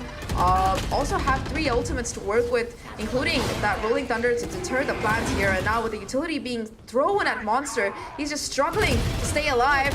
Still able to find a kill, though the Wacky Wolf get an immediate trade. And Ascend, they managed to work their way onto this A site very convincingly. Tag still holding down the corner. BaddyG, though, just shuts him down brutally. And numbers advantage still maintained by Ascend here. BaddyG's had a great couple of rounds, hasn't he? Musashi jumping in as well. The blind will do something. Kaden wants to try and make this happen. Still contesting for the time being. Wouldn't be surprised to see him try and keep the rifle, though, to be honest with the situation. Fine. Oh, never mind! Okay. It's 2. It's a hell of a way to get 2 kills, though. For a second, I thought, maybe? And then, nice try. But either way, it's still not bad. Desire, the problem was that was a round that they really, really needed to win. And Monster just being able to take that Nightfall out of the equation, BaddyG denying value from that lockdown, Ascend were positioned to deal with these ultimates that Desire had in their pocket. And once again, Wacky has the showstopper, but the economy is not looking the greatest. And they're able to just kind of build upon their initial lead. It was 2-2 at one point, remember, and now it's at risk of getting to 7-3. Very one-sided at this point. Kaden does have that Marshall again. Oh no! The crosshair was on the head, but he didn't click quick enough. Does me 1 for 1. Honestly, with the buy that's coming through, you cannot take that on the side of Desire. And the Sheriff comes in for the trade. This is not a bad round on the defense. Now Showstopper gonna be used by Wacky. They spotted out a couple of players towards this main area, but once again, it's gonna be a Rosa ult as Wacky is not able to quite connect it. Oh, but it's talking about connecting shots. That's gonna be a fade diff coming in as Zazzy just gets that headshot. We'll be able to retrieve the rifle as well. Nightfall used by Zazzy will reveal that the B side is going to be that point where Ascend are pushing. BaddyG able to find that kill and create some space to get that spike down, and now it is going to be a 2v2 scenario. When you look at ultimates, Brody still has that Rolling Thunder in his pockets, but Ascend, without their Sentinel, they don't know where these remaining players are going to be trying to re-hit from. Oh, and 1 on either side as well. And now, you know, it started a lot rougher for Desire, but a Guardian and a Vandal, you don't mind those weapons. Not the most utility, but the Horn could certainly buy some information. BaddyG and Brody just stacked up on the site, looking to trade off of each other. The Smoke's buying time here as they move in, but Brody's good for 1. And Wacky now has to go in 1v2. He's on the site and he's spotted by BaddyG. Fantastic bit of team play from Ascend. They hold on in a round that, let's be honest, got real dicey. Yeah, those sheriff shots were absolutely cracked. Really good trades coming out, number one. But for a second, especially with that shot that Sazi was able to find onto Musashi, it seemed like it was a round that could go in the favor of Desire despite that economic disadvantage. And they managed to keep calm, and of course Badiji finding that kill onto that B side to let that spike go down was huge there.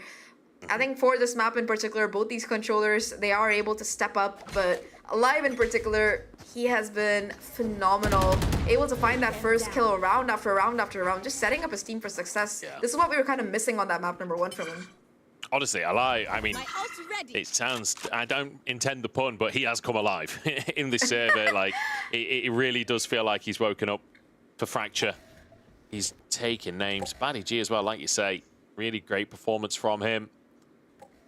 You know, I was chatting to Vitality's analyst, Gorilla, and he was saying that he reckons coming into the tournament, this is before any games were played, Baddy G might be the best controller in the tournament. So far, so good here on Fracture. And now the lean towards this B side from Ascend. They're so close to all of their ults, and now starting to blast them across. Monster still holding down the angle. Here's a player on the zipline, gets caught by the haunt and the stun, and finally will get shut down. But in the meantime, Alive able to find a kill onto site, taking down Tag is gonna make things even more rough. Oh, Baddy G on the flank as well, just being an absolute menace. It seems like Desire, they have no idea where to look, because every single side they see an Ascend player just coming in for their heads, and now it's all down to Zazie. Is able to at least find that opener kill in this 1v4, so that might be something. But now, Ascend, they know exactly where this last player is. Smoke comes down from the Astra. Zazie looking to see how much more he can really find here. But the clock ticking, having ticked as far as it has, it's going to be better for him to just at least try to hold on to his rifle. But let's talk about that round, right? You, of course, have Monster, who has been round and round again, watching for that flank, always taking down at least one with him. And Baddy G, so far he's been with the team. It's been kind of conditioning coming out of Ascend that, okay, Monster is a lurker, everybody else sticks together. But for the first time, you see a full-on flank coming in all the way around, and he just finds so much value. Yeah, huge value. At least getting one at the end there, but again, like, the economic situation was just dire. That was a great little shot on the zipline, by the way, from Monster. There's only so much he could do with all that utility that flew his way, but in the meantime, the rest of the team was cleaning house. Fantastic stuff here from Ascend, and just look at that scoreboard. Look at the middle of the scoreboard right there. I mean, that is disgusting. 8 out of the last 9 rounds going the way of Ascend. And Desire now with some rifles. Tag, not quite the buy you would be looking for. Wacky, we've seen him make the Guardian work before. I like how Ascend, they've kind of slowed this down. Last 2 rounds, they've been very fast to just trying to go for the side executes. Now, they know the Desire, expect that lockdown play coming in, so they try to catch them off guard. You do see that early venture out of Desire towards that arcade to see if that lockdown is going to be going down, to try and deny it. But the patience out of Ascend, it's going to ensure that they will be able to at least fake this lockdown, it seems like, on this site while everybody else goes towards A. But again, Desire, they still have that entire killjoy set up, and Zazie with the push might find the timing. Oh, Monster, not like this. Oh, he's been caught out. Monster out of position there. And I don't know if you just saw that on the camera. They were in such a good financial position that Ascend literally bought a Vandal and an Operator for Alive. They're just juggling them across the map. Absolutely insane. Now the hit begins. Killjoy on side, but taken down instantly. Baddy G finds the headshot through the smoke, and now instant flood out from the players, but halting in CT. I thought they were going to go try and deny the plant initially, but it looks like they've given up the site. Yeah, Brody managing to cross over without too much ado. Should be able to get that spike down, and Musashi tucked away. Knows where Zazie is, will confirm that kill. And once again, it's just going to be a 2v4 scenario. Very, very rough case. It is the last round, of course, so no point really trying to save here. 2v3, as at least Wacky's able to find that first one. Does manage to drop down, looks for the swing, but Alive is completely unaffected by that flash. Will be able to take him out through the wall, though. FIKU able to find that first one. Might be doable in this 1v2. Breach stun versus breach stun here. FIKU not going to be quite affected by it, though, as he perseveres forward to try and find the kill. But Ascend, they've set themselves up in this crossfire scenario. It's just too much for FIKU to pull off, and it's going to be another 9-3 half. This time, though, in Ascend's favor. Yeah, the 9-3 curse almost kicking in the previous game, but Desire just about edged it out, and it came to overtime. This time it's Ascend up 9-3. Wow, what a half from Ascend. What commanding play. And it's not like they're going for like crazy fast hits on the site or anything like that. The early rounds are still relatively calm as we get a little bit of intimate time with Fade here. A little too intimate for my liking. She's a scary woman, is Fade, but yeah, Ascend, absolutely phenomenal stuff. Alive, popping off. Baddie G has had some insane moments as well. And Masashi too. Masashi has had some incredible rounds. What I really like coming out of Ascend on this particular map is they look much more coordinated about their utility. Like last round, for example, you saw Baddie G get that kill through the smoke, but Musashi has been really setting up the rest of his team with that Fade utility. The Hans, of course, just constantly getting at least 1 or 2 pings when it goes down. In fact, the positions that it's being put down, it seems like Desire, they just have no time to even try to break them. And of course, Alive, we talked about it on the previous map, he looked a little bit discomfited whenever he was put on that operator, but so far he's been having an absolute time of his life, just being given reign to run rough shot throughout his opponents with that Vandal, finding headshot after headshot after headshot, and he's really managed to set it up to take this map quite home pretty easily if they choose to do so, now that the side swap has come in. Yeah, we'll see. I mean, we just need a good start, don't we? Like, if Desire don't get this pistol, I don't want to say it's over, but it's kind of over, isn't it? We need to see something out from them. And I wonder what the pace will be for Desire in this pistol. Like, when your back's against the wall, you know, 9-3, there's the curse and all of that, but realistically, the curse begins with the pistol, let's be honest. Like, do you go fast? Do you just go for the default and try and win out some duels, try and find a pick first? Or, like, a lot of the time, I feel like the best pistol teams are the ones that are super proactive and just try and outnumber as fast as possible. Yeah, I think that for Desire, if you look at Haven in particular, the previous map that they played, the reason why they were really successful was they were constantly able to adapt to the different kind of changes that Ascend were bringing into their gameplay. Like, you saw them slow down when they knew that the operator was online. You know, when Ascend had like multiple ultimates ready to go for that possible aggression, you see Desire just running it down, getting that spike down, and getting the hell out of dodge. So they were able to just set themselves up for success in a lot of those rounds. And I think that if they can somehow figure out a way to do it on this particular map, which so far I think that they failed to find, it might be what they really need to come back into this. Because right now they're going to be on attack. They have the Raze, of course. In fact, I think over the course of this particular map, it's been a very quiet game for Wacky. He's found a couple of kills that have been very good, but compared to the impact that Alive has had as that star duelist on this attacking side, it's gonna be a lot of pressure on his shoulders. 30 seconds left. And that said, like, the biggest round from Wacky, honestly, was the pistol round. Like, that was, to me at least, where he had his biggest impact so far in the game. Managed to find the 2 on the B side, like, really clean. I love that flank from Alive. I don't like the fast playthrough dish. Really good stuff. As you say, Wacky been a little bit quiet here in game number 2. I feel like Zazie has been doing a lot of the heavy lifting with Desire. But we'll see how they're going to approach the second half of this one. And it's certainly an exciting time to be a Desire fan regardless. Like, we're at worst for Desire, you're going to 3 maps. The fact that they managed to take Ascend's map pick initially does fill you with a bit of confidence. But can they finish the job off? As you said before, Ascend does look pretty good for Ascend. In the grand scheme of things, you would love to see a little bit more from Desire here on Fracture.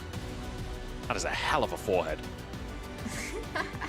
The big brain really coming into play, so as to speak there. But for me, personally, what I want to see out of Desire is a little bit more coordination, because a lot of these rounds, it just seemed like they were constantly 2 steps behind whatever Ascend were planning over the course of the map. A lot of these rounds, for example, I think it was the second time it was the second time that Monster had his Killjoy ulti, put it down, and Desire expected Ascend to just go onto the site and they would play for retake, and they were just kind of waiting around. And Ascend, they just push through and they are rewarded with kill after kill after kill, because Desire, they were not expecting to take that fight. And it just seems like on this map, it's been very reactive coming out of Desire, except that by the time they try to react, it's been they've just been kind of dead. On Haven, it was very proactive. It seemed like they knew what they were doing. They had their prep, they had their strats. They were ready to kind of take down Ascend with their own game plan, but on Fracture, at least in that first half, it seemed like Ascend were the ones to hold all the cards, and with the side swap, can Desire bring it back? And that'll be the question. 9-3 Kiss, always enters the conversation. It's always worth mentioning, at least briefly. But again, like, this tournament is such a big opportunity for the players on the server. Even if you're on a team that doesn't end up making it to playoffs, just showing up here and having a great set of games can put you on the radar. Because ultimately, like, yes, a team will be promoted into VCT at the end of this tournament, but there are a lot of players here that if they can have a stellar performance, this is a stage. This is a platform for you to begin your career in T1. If you can have a great tournament, show up, show that you're bringing a lot of value to the team, like VCT teams, they're going to be scouting, they're going to be looking for new prospects to bring into their organizations. So even outside of whether or not you're winning the whole thing, every single one of these players is going to want to show up as much as they possibly can individually. Yeah, I mean, a great example of that would be if you look at the split one in Japan in APAC, right? You had a player called something, had like around 450 ACS, dropped like almost 100 kills over for 4 maps, almost single-handedly carried the team to a really good finish, despite the rest of the team not having the greatest of times, so as to speak. And well, he was signed by Paper X, joined the franchise league, and right after that was the MVP, in fact, of that playoffs for Paper X. So that's just the kind of story that you could build if you manage to prove yourself on a stage, that's like the best example of what you were really saying there, Punchables. Yeah, absolutely. I mean, there are even more local examples, right, of not necessarily of that, but of players that would love to make it back into the top league. Like Musashi, for example, previously played in Tier 1 Valorant. He was on Big for a long old while. And this is his chance to try and make it back into the big leagues, either through, you know, Ascend managing to win the whole thing, getting promoted themselves, bringing that roster with them, or, you know, as I said before, popping off, showing your value and trying to get scouted.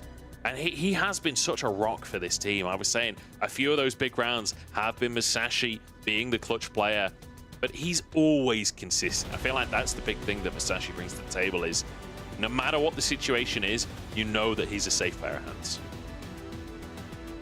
Definitely. He's been very, very clutch throughout this tournament. Monster as well.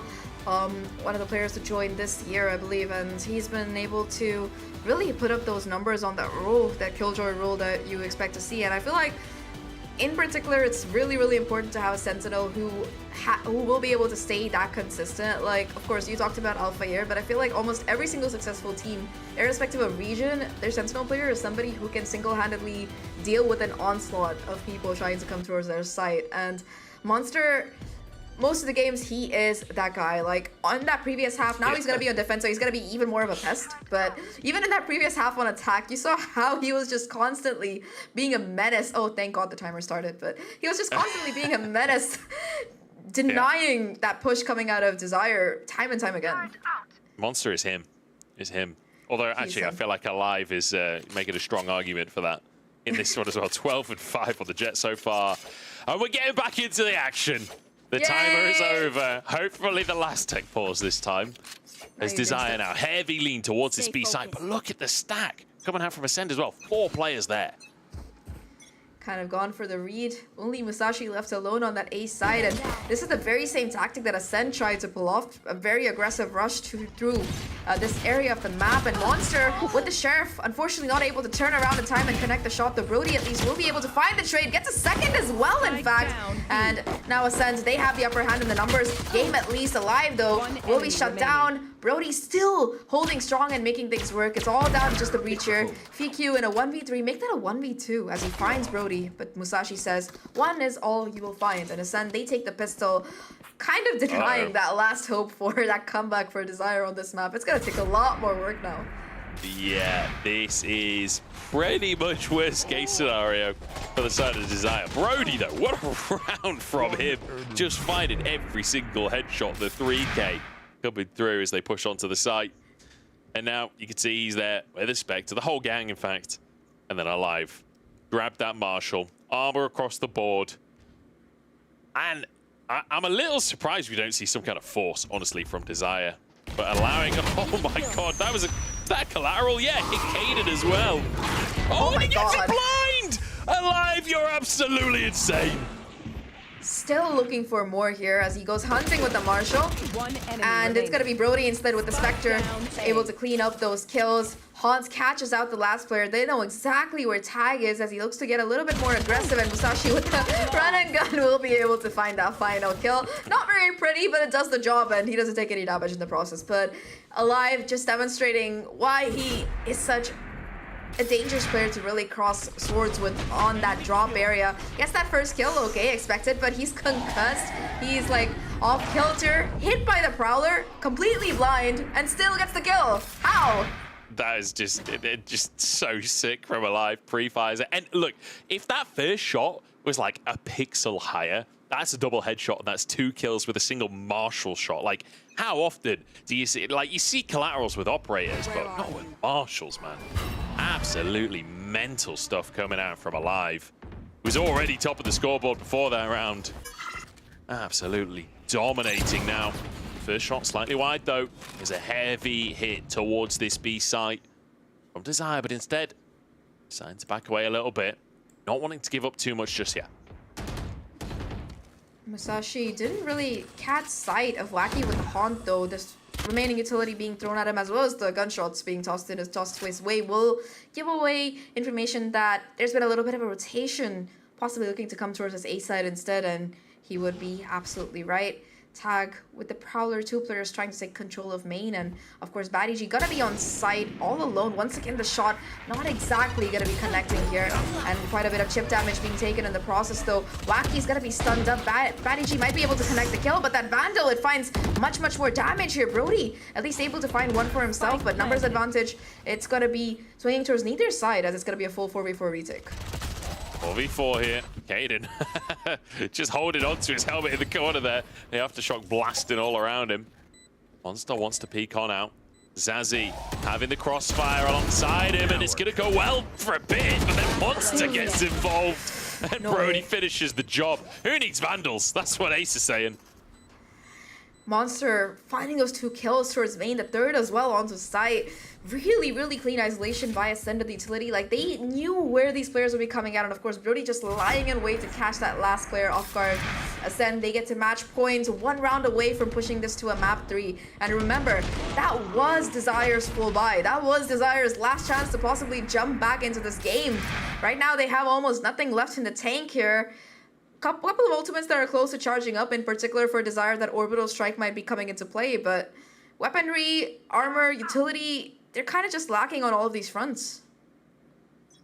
Yeah, I mean, they've spent pretty much every credit that they can. They've cobbled together whatever's available. It's a bit of a yard sale on the side of Desire. And losing the first player is certainly not the way they wanted to start, but they're onto the site at least. Wacky the one to charge it, but immediately the Rolling Thunder apparently doesn't do anything. Wacky's still good for it. It's BaddyG now on the site. The lone defender is reinforcements are on the way, but Wacky making this one happen for Desire. Finally, Wacky being able to pull off some damage, finding the timing onto Monster as well as he tries to go in through that tower area. Wacky on 3 kills so far, keeping Desire alive as much as possible. Now a 2v4 scenario, Alive with the operator, making it sing. Taking down Zazzy there is huge. Still has it online, knows the position of Kaden here, and it's just gonna be the shorty from Musashi to run them down. What was a 2v2? What was a 4v2 is now a 2v2. The wraparound is still gonna be there though, and it's unfortunately gonna be Alive stuck in a very awkward position. Operator in hand, not gonna be able to connect anything as Wacky finds a 4K on the round and denies Ascend their victory yet. And I mean, this is what we were talking about, right? Like, Wacky getting on the server, 4K coming on through, and sure, it probably doesn't change whether or not Ascend are going to win this one. Like, you've got 8 chances for Ascend to finish this one off. This has to be one of the most perfect halves of Valorant you've ever seen from Desire for them to actually push this one to overtime. But Wacky comes in, shows up on the round, and, you know, using this platform to show everyone that he is an absolutely insane player. This Ray's looking fantastic, and now heavy presence towards B. Once again, 2 players on the site. And alive here with the operator. Starts it off strong, but actually just spammed through the smoke by Tag. There. Really nice haunt there to find that trade potential. Still though, some utility denying that full-on push through the Fikyu, through the smoke, able to spam down Musashi. That's gonna deny that Nightfall for Ascend in this over the course of this round and open up the side for a plant as well. Numbers advantage still in favor of the side of Desire here, as through the smoke it's gonna be Monster this time finding these kills. 2v3 situation, Monster looking quite low here. Neither player having their ultimates online, and this angle being held by Tag is gonna be so difficult to break. It's not gonna be possible. And Desire, they hold on for another one, 5-12. Desire, they're keeping it going. They're keeping this one alive. And look, 5 ultimates. The red carpet right there on the left of the screen. Like, honestly, I'm starting to believe. I mean, it's a little early to say that, isn't it? Still 7 rounds to go to push us to overtime, but great little smoke spam from Tag to even things up at the start of the round. Lockdown available, and a sort of bit of a half-buy-ish coming through for Ascend. You don't really expect them to commit too much, but looks like it will be. Wacky just charging forward. See you later, Monster. Finally, a showstopper that connects for the Rays here. However, Musashi with the unholy spray down, able to find 2, almost getting the 3rd before being shut down there. Will be able to equalize things. Still ultimate advantage in favor of Desire here. Ascend, though, there are a couple of weapons that we can pick up, and those might be the different makers if necessary. Sazi kind of playing aggressively. Brody, though, ready for it, will be able to confirm the kill, and suddenly Desire, they're in a very awkward position. Tag forced to use this lockdown, though that will give away his position here. He just has to provide the time, but Alive will deny that. Wacky now, a 1v2, sorry, to close this out, to keep themselves alive, rather. Taps the spike, the brain shell's not quite connecting, and Brody will find the final kill. Ascend 13-5. They take a thrifty to push this to map number 3. Heartbreak there for Desire. It felt like that should have been their round. And with the lockdown coming on through as well, but fantastic clutch plays coming out from Ascend. Zazzy having some great moments. I mean, across the game, really some really fantastic highlight moments. But ultimately, it's Ascend. I feel like coming back to form after what we witnessed on the first map. Felt like, you know, the second half of the first map looked good from them. But it feels like it's taken a while for them to wake up. Here on Fracture, though, they're here to play. You know, there are like a couple of Pokemon that have really, like this, I think it's readiness. They have like an ability called Slow Start. That's just Ascend in a nutshell. They take their time, but once they manage to actually flip that on switch, they manage to pop off across the board. I think this map in particular, Alive up on that numbers, being able to consistently find those multi-frags is huge, but personally, I think that for me, Monster and Musashi were the most impactful players on the server, because of course Musashi with the utility as well as being able to find those kills, and Monster just being that lurk, that demon in the dark that you really don't want to face. Ascend, they find a very convincing win. Fantastic stuff. And like you say, they're like one of those sword stance, you know, on the first map. And just building up over time. What a game from Alive, by the way. Like, phenomenal on the server. Brody, too. So many clutch rounds from him. Phenomenal to see. And it does mean that we get to go 2-3. Both teams taking the opponent's map pick as well. I feel like this happens in VALORANT way more than it has any right to. Like, I feel like so often we see teams taking each other's map picks, and it does mean that we get to go the distance. It does mean that we get to see Ascend tested as well by Desire. We get to see if Ascend can close it out on Ascend. I just wanted to say that. I'm really sorry, Jack, but you know, before we do head into that particular map, we're going to be taking a little bit of a short break. So everybody, you know, stay hydrated, come back soon, and we'll see you back.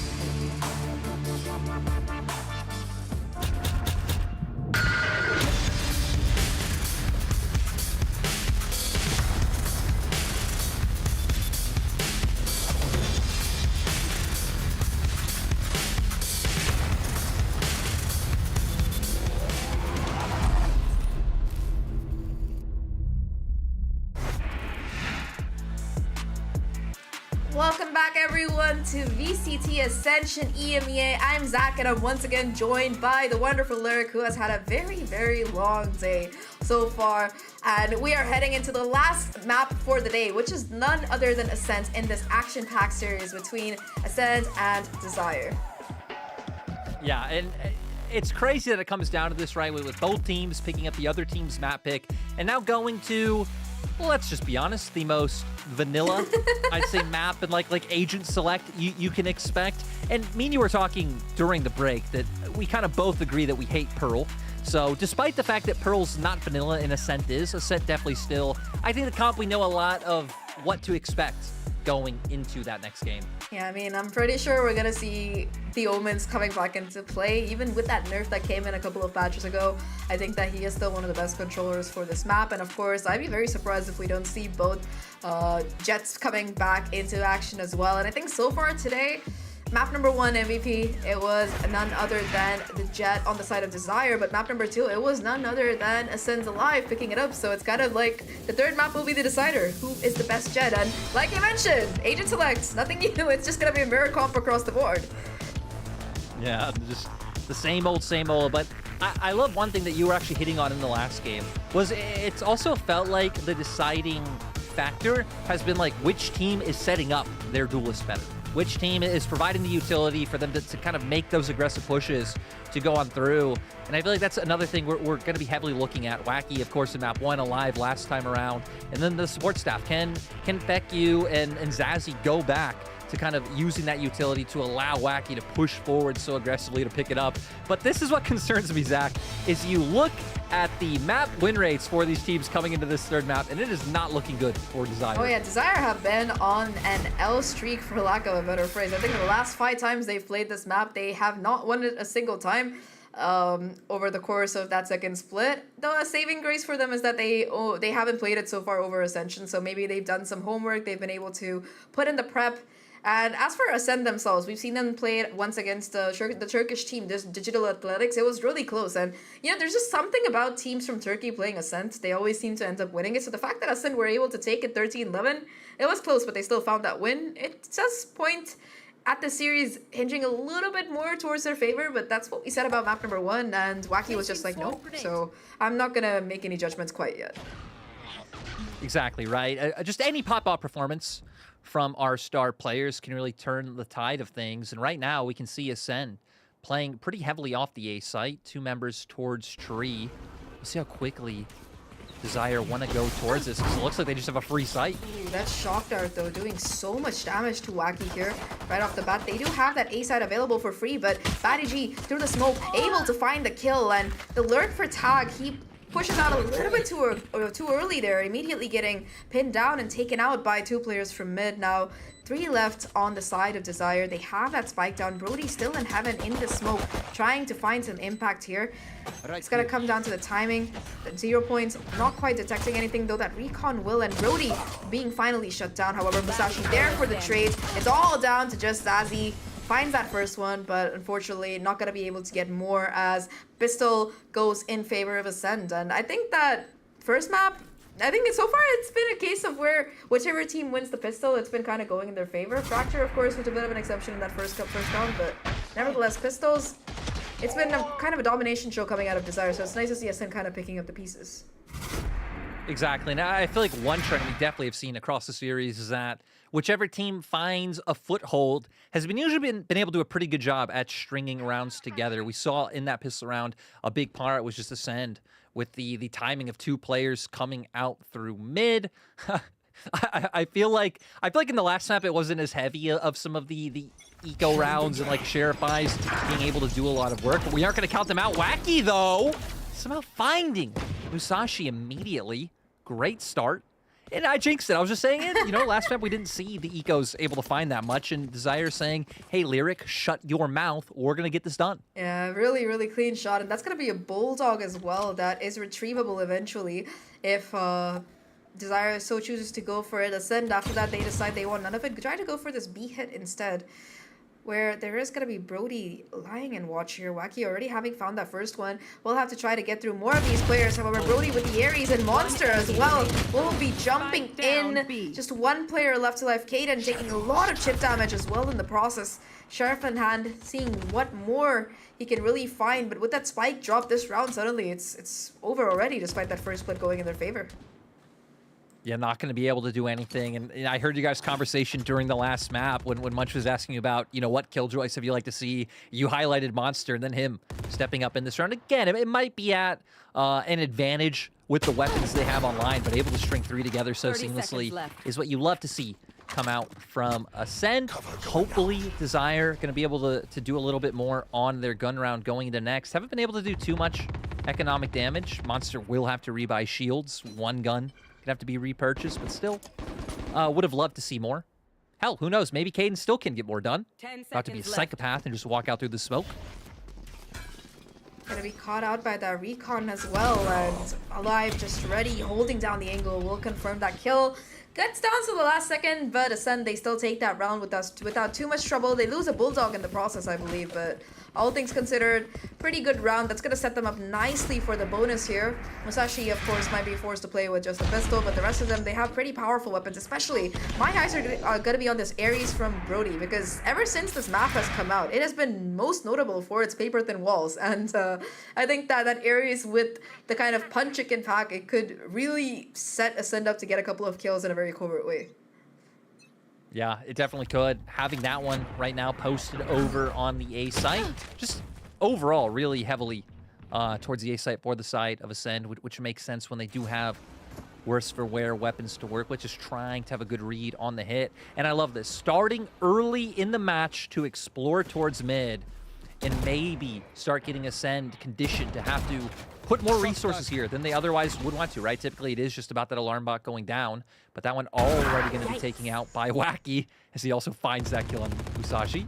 Yeah, he doesn't just take out the alarm bot, he takes out also the KO bot. Sorry, I just wanted to make that really bad joke. So he gets that first opener there, but that's going to enable them to kind of reposition to try and go for that A hit here, because you do see Ascend, they go for a little bit of a rotation, or rather stack towards the short area. However, Wacky managing to find Alive as well before Badiji finally gets that trade will give them a significant advantage here as they push into this ace site. Despite spam kills not quite connecting, although Brody unfortunately whipping will let Zazie get yet another kill. Now Badiji able to pick up that upgrade. Zazie is going to be quite low here, but it's just Badiji in a 1v4. How much more damage can he find? Goes for one of his trademark TPs here, but it's just going to be the spam to shut him down, and Desire, they find their first. There it is again. Bit of the XD plays coming through, which is what you want to see. Go for those big hero moments, which would be impossible. But we saw, right? You starting off with the bad joke, which makes you feel at home, because Munchables makes quite a few of those as well. But finding the opening pick onto the KO, again, creating question marks through him in as well before being able to make that pivot. Wacky had gotten enough work done to allow for Desire to be able to convert it. So now, with both teams having buys online, my eyes move up from the Ares because now Brody has an Odin. How fun.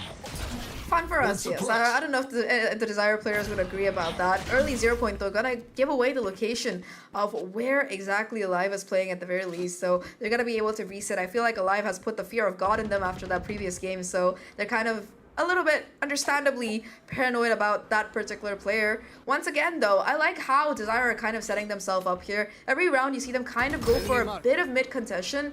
Early on, they see if Ascend are getting a little bit dicey anywhere, if they're getting aggressive, they're just waiting to punish, and after breaking the utility in mid, it just lets them kind of set themselves up for whichever side hit they want to go for, and that strategy paid out well in that last round because despite Badigi being able to find a kill, they were able to keep 4 of their players still alive. Exactly, and you can even see now, right? Pulling the KO over towards that area, and I love that Tag is actually still waiting, just in case anyone either crosses or trying to find a timing to push even deeper towards their spawn. But Ascend, so far at least, will read that a lot of members over towards A, and the 0 point even going to catch some of them out. So knowing where Desire is right now, looks like preparing for the hit to come through. Cloudburst in. 30 seconds left. Early flash though. Recon itself once again finding so much value as Musashi gets a kill off the back of that. That will be the first blood going in favor of Ascend this time around. Hayden going for a little bit of an exploratory dive towards Heaven, but the spike still hasn't gone down. Musashi is denying every single bit of damage as he finds 3 on the round already. It's all down to just Tag here. Able to find that first kill, but that will be all she wrote as Ascend. They find that 3rd round, and Musashi just threw that smoke. The first one was off the recon, but everything else, it was just spam. He knew exactly where they were. Yeah, I mean, right, coming in, a lot of people were questioning spam because of, you know, rifle clips being nerfed a little bit. But, hey, he had the Odin that time. Is going to give it back over to Brody, makes it work. I was surprised at how patient Tag was before making his way to site. Like, very clearly expecting someone to rotate through mid to find that pick, and it kind of ended up biting him. Could have done Desire maybe a little bit better to have that extra member there. They're going to have the hero rifle on Tag for now, knives to work with, and kind of bait, like they're going to try and go for a bit of a faster setup, but that 0 point just denies so much. Yeah, I really like the KO utility coming out from both of these players here, but especially on Ascend. Like that previous round, they were able to find so much information off the back of that. Oh no, Brody spots a player. Unfortunately for Brody, Tag does manage to reposition, but the chip damage is still done. Tag is going to be left with only about 90 HP, no armor really to work with, and will possibly try to just get out of there so that he won't be in Brody's crosshairs anymore. In the meantime, Wacky, once again, he was able to find a really impactful kill towards mid in that last round, but now him and Tag are the only players who really have some kind of weaponry to work with. One with the Vandal, one with that Blade Storm. He tries to go through, but Brody ready for it with the spam, able to find that kill here. Paranoia, though, gonna be impeccable, finally letting Tag capitalize and get that kill. Still, though, it is a 2v3, and the spike is gonna be dropped at a very awkward position. Yeah, and I mean, still only having one rifle to work with between them. I'm gonna flash out instantly, find the kills that they need. Great round from Ascend. It really felt like the difference maker was like having Alive towards the backside of B. Of course, you had Brody on site with the Odin, but immediately able to find those trades in favor of Ascend to be able to take this round.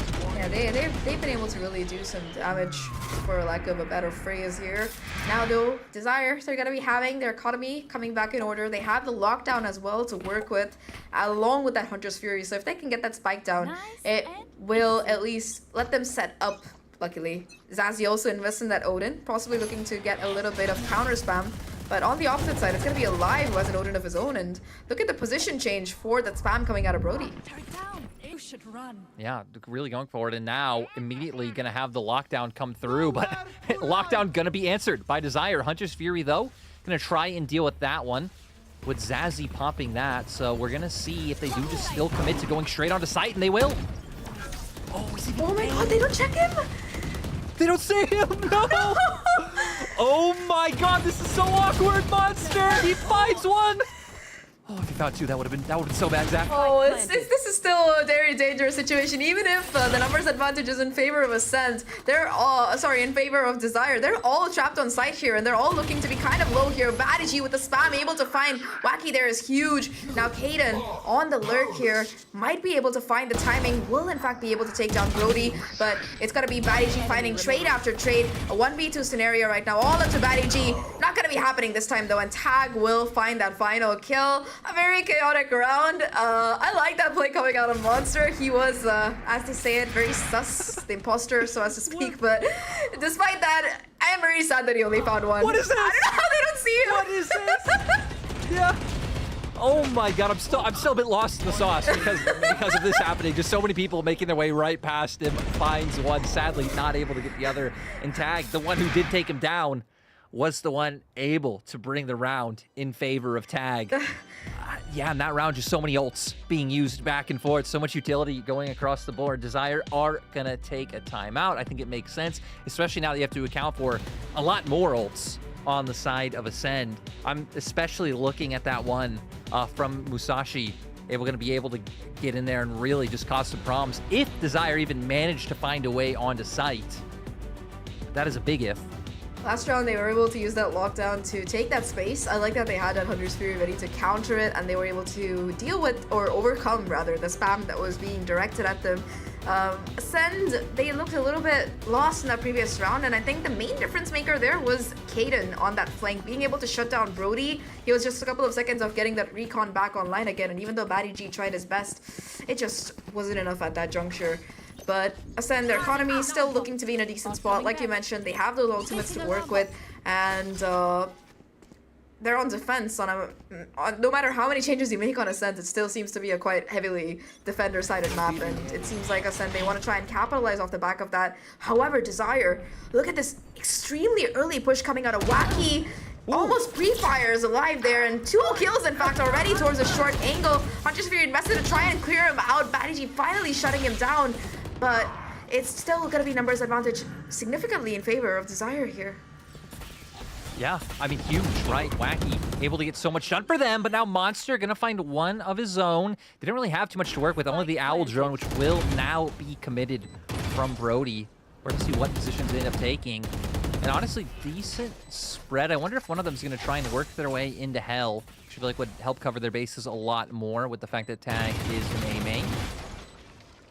Brody, 3 off of his a couple of seconds off of his recon. They know exactly where these 2 players are, but this recon might be the difference maker if they're able to capitalize off the back of it. Kaden running for his life here, managing to get away as well. It will buy enough time for the remainder of his team to just peek out, swing, and confirm those kills. And Desire, they are able to bounce back into this. That timeout really did work out for them well, and suddenly what was a 4-1 at some point is 4-3, so they're definitely able to catch up here. Not going down without a fight. Exactly.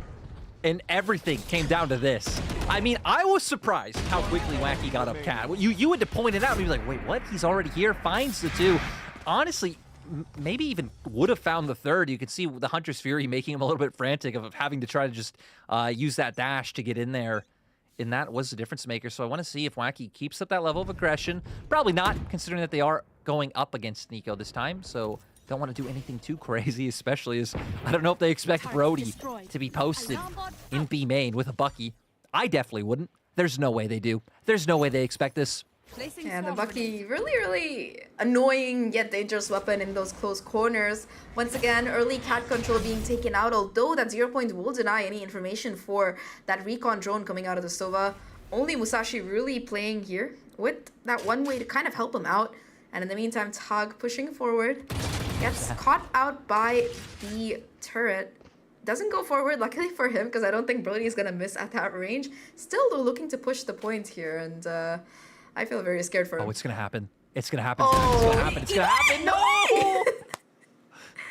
He actually ends up losing out. Tag brought down to 20 HP and somehow alive, able to find one with the Marshall. Quickly trading kills back and forth. It is a 3-for-3 so far. You still expect it to be in favor of Desire with the weaponry they have, but Monster now does have a Vandal online. Oh, the spam, this time from Tag. 20 HP, trying to make some work happen.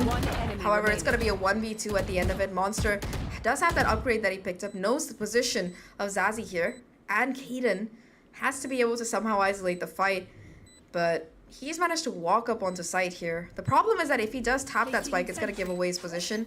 Does do so indeed. Shock Dart coming through, doing even more chip damage to this player. And now they know that he's not defusing it. They really don't have to peek at all. Monster just trying to go in for those kills here. And Kaden denies even that as Desire, they get their 4-4. They're fighting for this tooth and nail. They're not giving up. Ascend might be the favorites in the series, but Desire, they are saying, so what?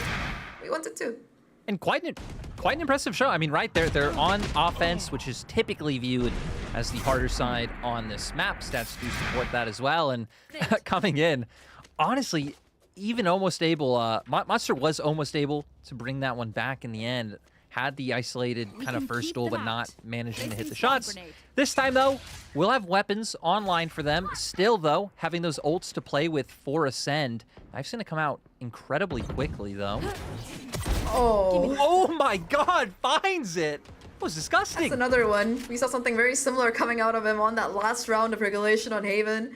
Does the same. Say it. Say it. No, not again. But he does the same thing once again, able to connect that extremely cringe shot perfectly well. Really setting him up for an advantage there. That being the killjoy as well, right? It just opens up Desire to that possibility of a flank coming through. They're gonna have to be extra cautious, constantly watching their back, thanks to that being the pick, though. Talking about watching their backs, it does seem like Desire, they kind of want to take a stroll in the spawn of these defenders here, because look at how far they've gotten. And we've seen this now a few times for them, right? Pushing this far up in spawn. Last round, Alive was able to catch one out with the Marshall. They're gonna commit, trying to go for a bit of a pinch towards A. They find one, but Musashi's still here. Oh, they're just gonna avoid him completely. Go towards. Oh, they should know that Batty G's here, right? They don't check him. Batty G playing the long game. Does find that first kill through that wallbang. However, Zazzy's there for the trades. Breaks it down to a 2v2. Make that a 1v2 as Musashi finds yet another. It's all down to Zazzy. Has control of the spike. Will be able to get it down. Doesn't really go for a fake or any kind of play. But the problem is he plants it in the open. And Musashi, you give him a shot like that, he doesn't miss. 3 on the round once again for him. And it will be Ascend taking the lead again. But, you know, Desire, that was a really inspired game plan. Because like you talked about, right? They've been conditioning that kind of fake mid presence all of these rounds. You know, they go in, they maybe get a pick and then they rotate, or they rig the utility and they rotate. This time they walk all the way to spawn, and I feel really bad for whoever died there. I just love how, like, you felt bad about calling it a TikTok shot on Haven, and you thought the step up was to call it a cringe shot. I respect that, as it was a little bit cringe. It was awesome, though. Yeah, exactly. Cringe things can be awesome. That's Ender's made a whole career out of it. Shout out to him. Love a bit of Ender. I want to see if they keep going for this deep mid push. I'm a big fan of it. Does seem to be finding them some success. Even if not round wins, they've been consistently able to find picks off of it, and they're going to go for it again. Yeah, Waki's just walking up. He doesn't really care at this point, though. Musashi, tucked away, pushes forward, is still able to find a kill despite Tag watching for that very thing. Now ultimate's being committed on either side here to try and break that lockdown down. Trades going in. The site itself, though, it's still going to be defended. Monster going to be on it. However, Waki denies that coming through. And just like that, the numbers, they swing in favor of Desire here. Alive with an operator in hand. Kind of going to be in an awkward position. And that lockdown as well, it's gonna be forced to respect. It's gonna force some respect out of Ascend here. Yeah, exactly. Now, I mean, so many different angles to care about, especially with where Zazzy's positioned in B main. They are conscious that someone can be here, but they're going to have to find an opening pick. They do find one, but now 1 for 2. Still having the op. You got to get rid of the op, dude. There we go. Vandal in hand, but he doesn't have a lot of time to play with. Ends up going down to Wacky in the end. Wacky, kind of similar to map 1, really making his presence known here on this third map. Yeah, he's woken up. Wacky has woken up. That should be like the new hashtag for Desire here. But he's been able to just find these openers time and time again. And of course, despite him, I think he had like 20 HP. He was just ready to hold down the fort there. He knew that all they had to really do was buy enough time. And him being that first point of contact, really setting Desire up for success in a lot of these crucial rounds. Looking at the economy, once again, Ascend, they're going to be the ones on the back foot this time. No Blaze Storm either for Alive, only a Marshall in hand. And Musashi, of course, with the Null Command and that Hero Rifle, might be able to do some work. But so far, at least, Desire, despite having a little bit of a rough start, they've managed to bounce back in style. Yeah, they're really going for a bit of a change here. We haven't seen them, like, slowly play up towards top mid at all so far on this offensive side. They do that. They find their first pick. And now still just going to slowly angle over towards A, which sadly for Ascend, this is really where they have no one. Batty G, though, now having the Vandal in hand, maybe can do something. But it is asking a lot. Batty G, though, is one of the players we were watching out for today. He gets the XD Plays award. Exactly. For sure. Now though, the spam through the smoke, it's gonna be this time. It is gonna be Desire finding that value. We've seen Musashi do it so many rounds. It's only fair that Desire get their revenge. Wacky taking an aggressive stance in heaven. Vanity teeping right into his crosshair, and now it's all just down to Monster. Has a Marshall, knows that Wacky is somewhere aggressive over heaven, does spot out the crosshair, and Tag gets that final kill. How you see it was just like Wacky was the distraction, buying time for Tag to walk around and get that final kill. Desire, they take the lead in this half, and finally Ascend, they're able to kind of set themselves up for a better buy. I see that Operator coming online for Alive as well. Yeah, so gonna definitely have a better time in that next one. And it feels like as we get the replay of the last round, right, just the change-ups coming out from Desire. I really like the kind of stack over at top mid, just waiting to see if anyone's gonna peek out, and they do find it. This time around, swapping it up again with multiple people stationed over towards tiles. Wacky and Zazzy doing that one. We'll see if they're gonna go towards mid and break that utility again. You have the Owl drone, so good usage of this to make sure that no one's here. Go break the alarm bot. You can once again create question marks, but no, instead, walking towards tree right into the waiting arms of Musashi. Oh, that is a really well-timed null command. Of course, it does give away Musashi's position, but it just shuts down so much utility as they try to get onto site. That's going to be no more flashes really available. Wacky, though, just pushing forward into heaven, taking down Monster there. That's going to cut Musashi off completely, and of course, enables Desire to take that site and, of course, get that final thirst onto the core KO. Wacky with the Blaze Storm online, apart from just that rifle, is looking to find even more here. 2v5 retake, the impossible, as Ascend, they try to make it somehow work out, especially with Alive still having that Operator in hand. It's just going to be such an awkward retake scenario. At least the recon is going to be there for Brody. Should be able to at least help him spot out a player or two. Knows where 3 of them are, in fact, at this juncture.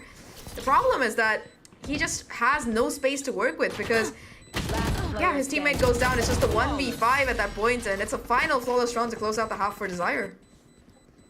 And again, just kind of mind blown. Desire on the attack side, on Ascent, coming out against Ascend, a much better map for them. We saw Desire 0 for 3 in split 2 on this map, and even some pretty like not good score lines. The best way I could put it: 4 to 13 against Team Clash, 5 to 13 against Outplayed. Like not showing up, and now coming in really good first half. We're going to see what they're able to do on this pistol. I already like that we see kind of multiple members towards mid, because let's remember that this is how Ascend was able to win in their pistol round, was that late double push out through mid. Yeah, I think that mid control, when it comes to Ascent as a map, mid control is one of the things that can make or break your game. And Desire, they really managed to master that mid round calling around that mid control over the last couple of rounds in that previous half. Now, Ascent kind of on the back foot here, although even though they're only 2 rounds behind, it's going to be them on attack already. Quite a bit of damage being done to Musashi here. They look to reposition towards this A site, but again, it's just a retake scenario for Desire. They're happy to give up the site, do a little bit of damage to spam, maybe get a kill or 2, and get a retake for the advantage. Yeah, I don't want to call a round over before it's over, but Musashi at 60 HP, I think this one's looking pretty done, if I do say so myself. On a serious note, though, we do see them finally managing to make their way towards A. Still a bit of time to work with. Recon is going to come out. They're going to quickly get onto site. Like you said, Desire very clearly opting to play for the retake. I think a big question mark is if Monster is going to be able to get anything done. You see that paranoia kicking in for Tag, making sure that there's no flank around coming through before going with the rest of the team for that retake simulator. You do see that most of Ascend seem to be kind of playing on site here. Monster on that late lurk, looking to find some value. I don't think they've heard him quite yet, so this might be a huge difference maker here. Right click for Batty G does open things up with that first kill, although Kaden finds a trade. A shock dart as well from Zazzy. It's going to be a 3v3 situation. 2 under heaven. The reload kicking in at the worst time, but Kaden is still kicking strong and Alive. They don't check him out. It's a 1v1, and Kaden has been so huge over the course of this round, but Alive, all he has to do is really buy the time here. A game of ring around the rosy. Who can take each other out first, and Kaden will be the one to win it. I think he barely has enough time. Does he have it? It's so close. Oh, we're gonna find it. We're gonna find out. Oh. Kaden with the heroic shots, but Alive with his little dance around the box will be enough to get us in that pistol. It's crazy. I can't believe they didn't know he was there when, you know, the first members started dropping down. Very clearly 2 members shooting at you, but I guess in all the chaos, it is pretty easy that once you take the first one out from under hell, you don't expect the second. And I actually was reloading at the time, so it's actually even more understandable that they didn't know Alive was there. A little bit unfortunate. Had that kill come out only a few seconds sooner, would have been the difference maker, but that was exactly what Ascend need. Now they should, I'm gonna say Zach should be able to bring it up to 7. I don't know, I don't actually want to commit to that. You know what? I'm scared. I'm not going to commit to that. I don't know what Ascend can do. Can Ascend bring it to 7? Or Desire going to be insane with their one Sheriff?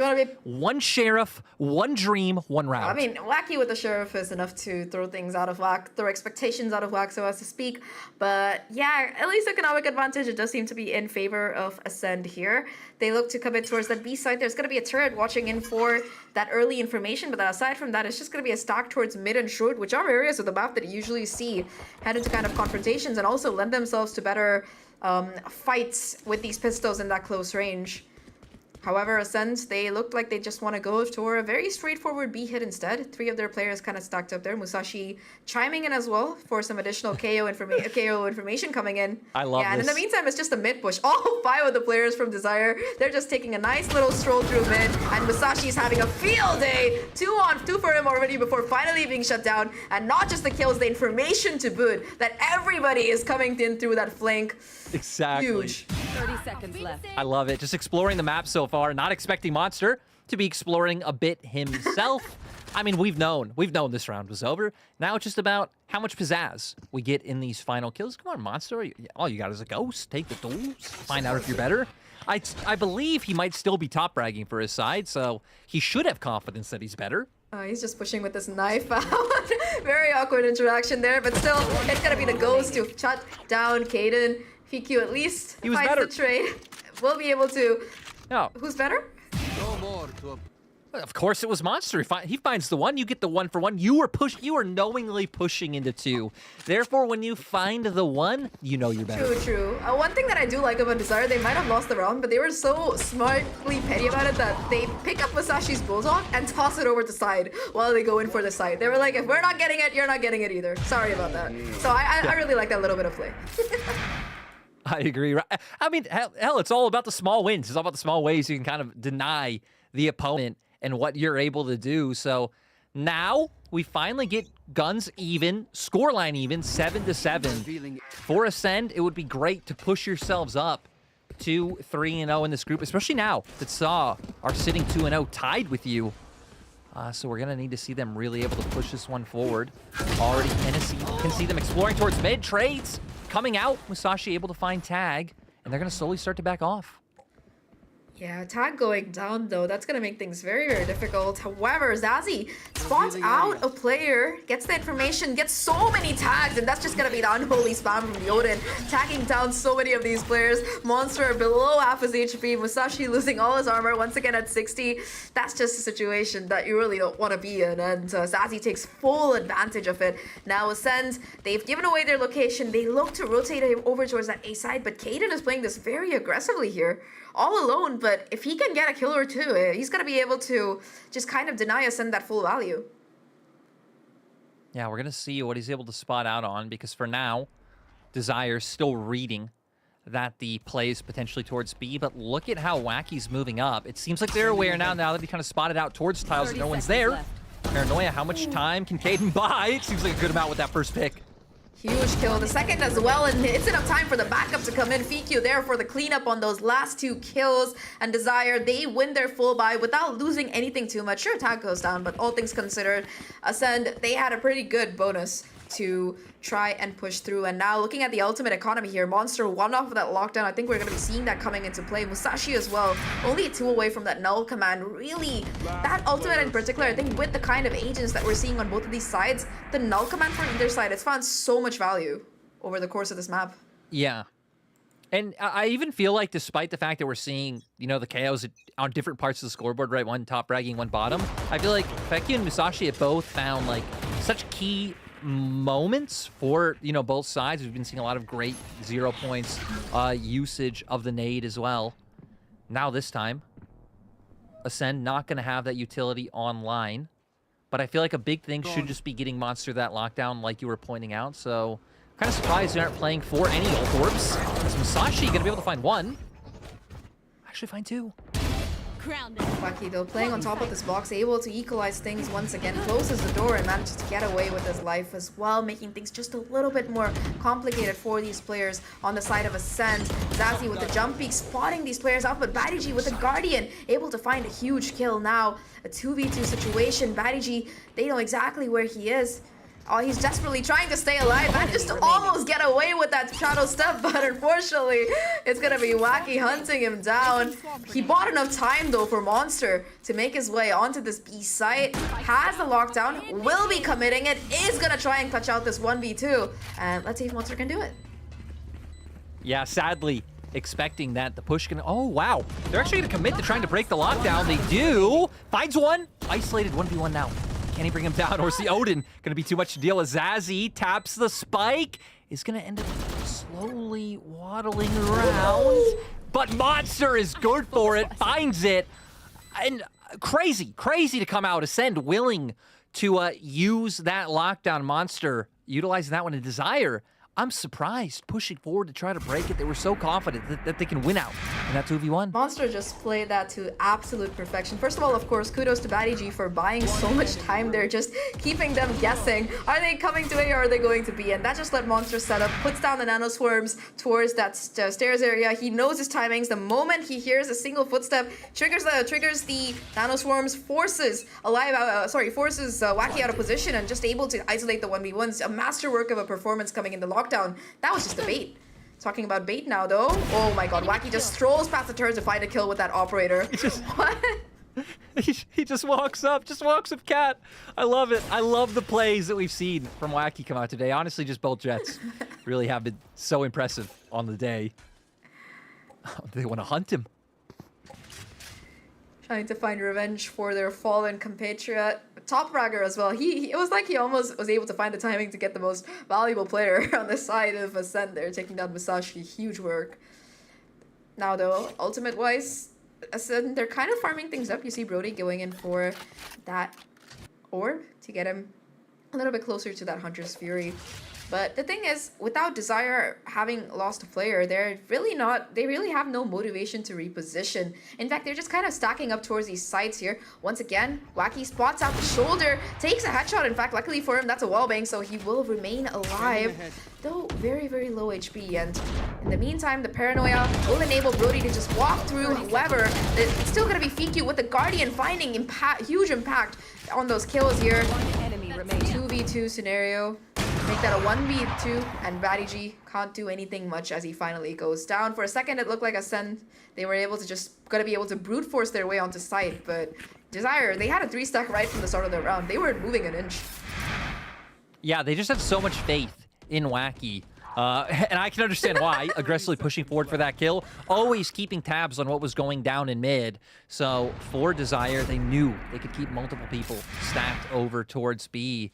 And now, I mean, we've been going punch for punch all the way through. And this game is so important for both teams. For Ascend, it would push them back into first place in the group. And for Desire, they need this win to keep hopes alive, to make it through to the playoff stage. And Wacky is quickly trying to dash those hopes. Yeah, Ascend currently, they haven't lost a series yet though. Desire, like you mentioned, is looking to change that. They look much more confident today, I gotta say, than on their other days. Of course, Wacky, we talked about him. He's been having incredible impact, but I think on this particular map, we also have to point out the kind of damage that Zazie has been able to do on that Sova, not just with the chip damage with the Odin, but also being able to consistently find these trades. Now it's gonna be a 5v4 retake. Alive being shut down there is pretty huge, but nevertheless, Ascend, they get the plant in, and with Monster having the only rifle, it's gonna be a very difficult situation for them to hold on. Although in this close range, Brody might be able to do so much. Never mind. Actually end up finding 2, and oh, Desire, they just brute force their way onto site. It ends up working out. I feel like a big thing is being willing to invest in some of these ults first, right? Vecchio throwing out the KO ulti to make sure that they could just run in onto site, and now getting themselves up to 10, inching closer to what looks like it might be that map point. Yeah, Ascend, they're slowly but surely falling behind here, and for them on this attacking side, it's like they have no answer to this kind of patient retake setup that Desire are happy to play because Desire know that they can depend on Wacky to get that initial pick, swinging the numbers in their favors. And once they have the numbers, they're happy to just kind of whittle things down. Sure, they lose a couple of players in the process, they have to spend some ultimates, but all things considered, if they can keep stringing these rounds together, they know that they have the win, and that's exactly what they're doing. They're positioning as well as just in that round, in that retake, right, when you saw them running towards site, their spacing was so perfect that despite Brody having an ideal angle, 2 players in fact from Ascend swinging out in that close range fight with pistols, they were just able to perfectly trade out and keep their advantage up. Yeah, moments like, I mean, right, when you go for the double swing, there's really nothing you can criticize on that, not expecting how many players are flooding in from Desire in that situation. And like I said in the last round, I mean, Vectu using that ulti on KO before Musashi ever got a chance to even think about it. So you still have some ults online for Ascend to potentially bring us back up to 9. But having to worry about the lockdown, I mean, Desire with that lockdown are just going to continue to be able to just play post plans. Feel fine giving up the sites. I wonder if they'll change it up a little bit since they have been playing a bit more passively lately. And we'll see if Wacky's going to post up on a more aggressive angle. No, it's going to play out from market for now. I think that wherever Wacky starts, he will end up getting aggressive by the last of it. So I'm not very concerned. We can already see that. You're already right, Zach. He's already making his way forward. Yeah, 0 Point does manage to catch out Musashi, I believe. So Wacky looking hungry for that kill. Does get detected, of course. And that Odin assist to break that turret out will give Musashi a cue that this is an area of the map that he really doesn't want to stick around in too much. Decides to go in for that A site instead, but because of how that operator is positioned, it's going to be the Killjoy setup towards short and on site to really try and buy some more space here. Despite that, there's going to be nobody from Desire really trying to contest for that site, but look at what they have. They still have that Omen ults for information. They have that lockdown for the retake, and Brody will be forced to use that Hunter Sphere to break it. So that's going to leave that Hunter Sphere out of that post-plan equation here. Yeah, and now we're going to see what they can do with these positions because they got some pretty mixed positions, right? 2 members holding tree. We're going to see if they can find this win against Tag. They do. The blind's coming out. Everyone was blinded in that situation. Now Batty G able to find one. Musashi picks up another 5v3. No, 5v2 for Ascend. With the ults, they've been able to make it work. That'll just be the round. Yeah, despite them winning all these rounds, it has been quite expensive. So the call is there for Desire to save. As soon as it became a 2v5, they just book it towards the backside. Zazie able to, of course, find an exit onto Musashi, but I don't think Musashi minds too much. It's going to let him charge up that null command even faster. He's already getting a couple of kills every round, so having that extra death to his board will definitely help. However, Ascend, their economy has been looking a little bit dicey. Musashi should be able to scrape together a buy, might have to compromise on the utility or might have to make a teammate drop him a gun, but at the same time, right, they're wearing down whatever bank that Desire have built up. Right now, if you look at it, of course, Kaden has quite a bit of money, but everybody else are kind of being brought down to their last legs. 3 of the players in this round are going to have to request a gun or won't have a buy for that next one. So, Ascend, they're doing their job quite well. Exactly right. I mean, all of these rounds have been close.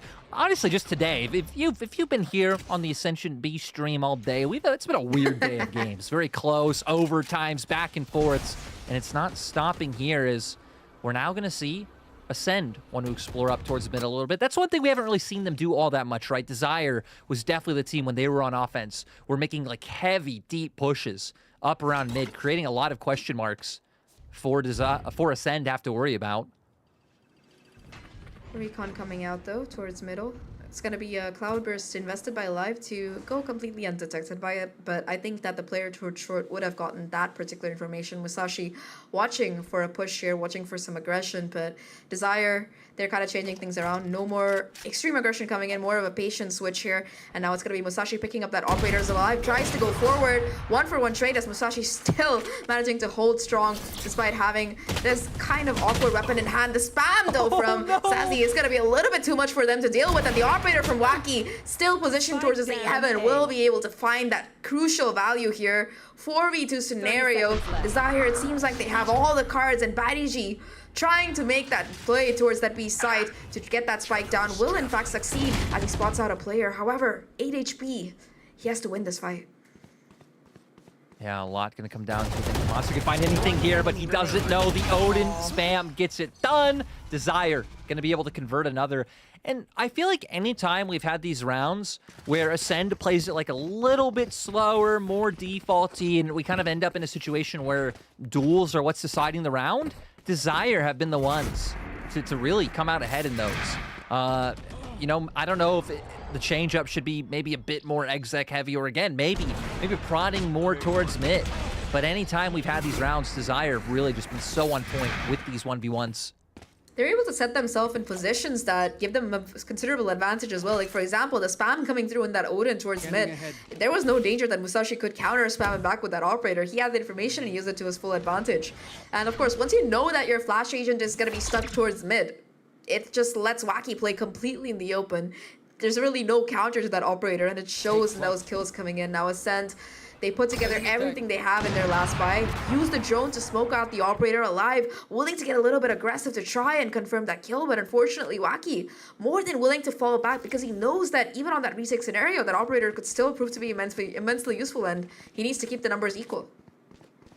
Yeah, and I think especially being towards that B site, knowing that that's where Zazzy is and him having that Hunter's Fury available, if they had committed more aggressively towards B, they can throw that one out. Whether they get chip damage or not, at least would delay the push to allow more members to rotate over. But Ascend, we're actually the team who looked for the rotate. Recon Dart already coming out. Looks like the exec's going to be online. Ooh, Killjoy versus Killjoy fight though. Tag finds the timing, able to take down Monster, and it's gonna be the kills just coming across the board through for Desire here. Badigi finally finds the trade, but the Hunter's Fury is well invested to push Badigi out of position and find the kill onto Brody as well. An almost flawless round to get Desire to match the series points. One away from delivering Ascent their first loss in this group stage. So close to greatness. Yeah, and now, I mean, coming into this round, you don't have good money on the side of Ascend. Coming into what is probably going to be the last round, Desire, we said they needed this win to be able to keep up their dreams to make playoffs. And hell, Ascend, you would have loved to push to 3-0 when Saw are sitting right next to you at 2-0 right now. And it's gonna take a miracle for them to do it. I gotta say, so happy for Desire to come out from Italy, another region that is very small. A lot of questions are asked about some of these smaller regions. Italy, Portugal, are they going to be able to contend here at Ascension? And they're all very quickly saying, no, we can't only contend. We can, you know, mess people up to keep it a bit broadcast appropriate. All we have to do is look at their KO's name to know the answer, but I think that exactly. today in particular, you know, you called it. It's always nice to see an underdog story, and Desire is saying like, hey, we're not just the underdogs, we're the top dog, as they look to put Ascend in an early grave. However, Ascend though, they've come back from worse. Their economy might not be the greatest. They are close to some ultimates, so Musashi and Monster perhaps could, along with the null command as well as that lockdown, push things for a couple more rounds. The problem is that Ascend had to win 3 rounds in a row to take this to overtime, and even then, right, Desire, they've had sort of the momentum all over today. Sure, Ascend in that second half on Fracture looked extremely confident, but apart from that, both the first map and the third map, once that side switch comes in, it just seems like they're kind of lost as to what exactly they want to do. Yeah, not having an idea now, immediately going to try and just go for a fast play with the fact that they have things like Stingers and Spectres to work with. They're already on site, so we're going to see a retake come through for Desire. And even Null Command coming on out pretty fast. So at least should be able to guarantee the plant, but plant doesn't matter if they can't start picking up some kills. Monster still playing the patience game, knows from numerous times that he's been taken down towards mid that until like the last part of the round, Desire, they usually have a player there. So Wacky finally rotating off the angle.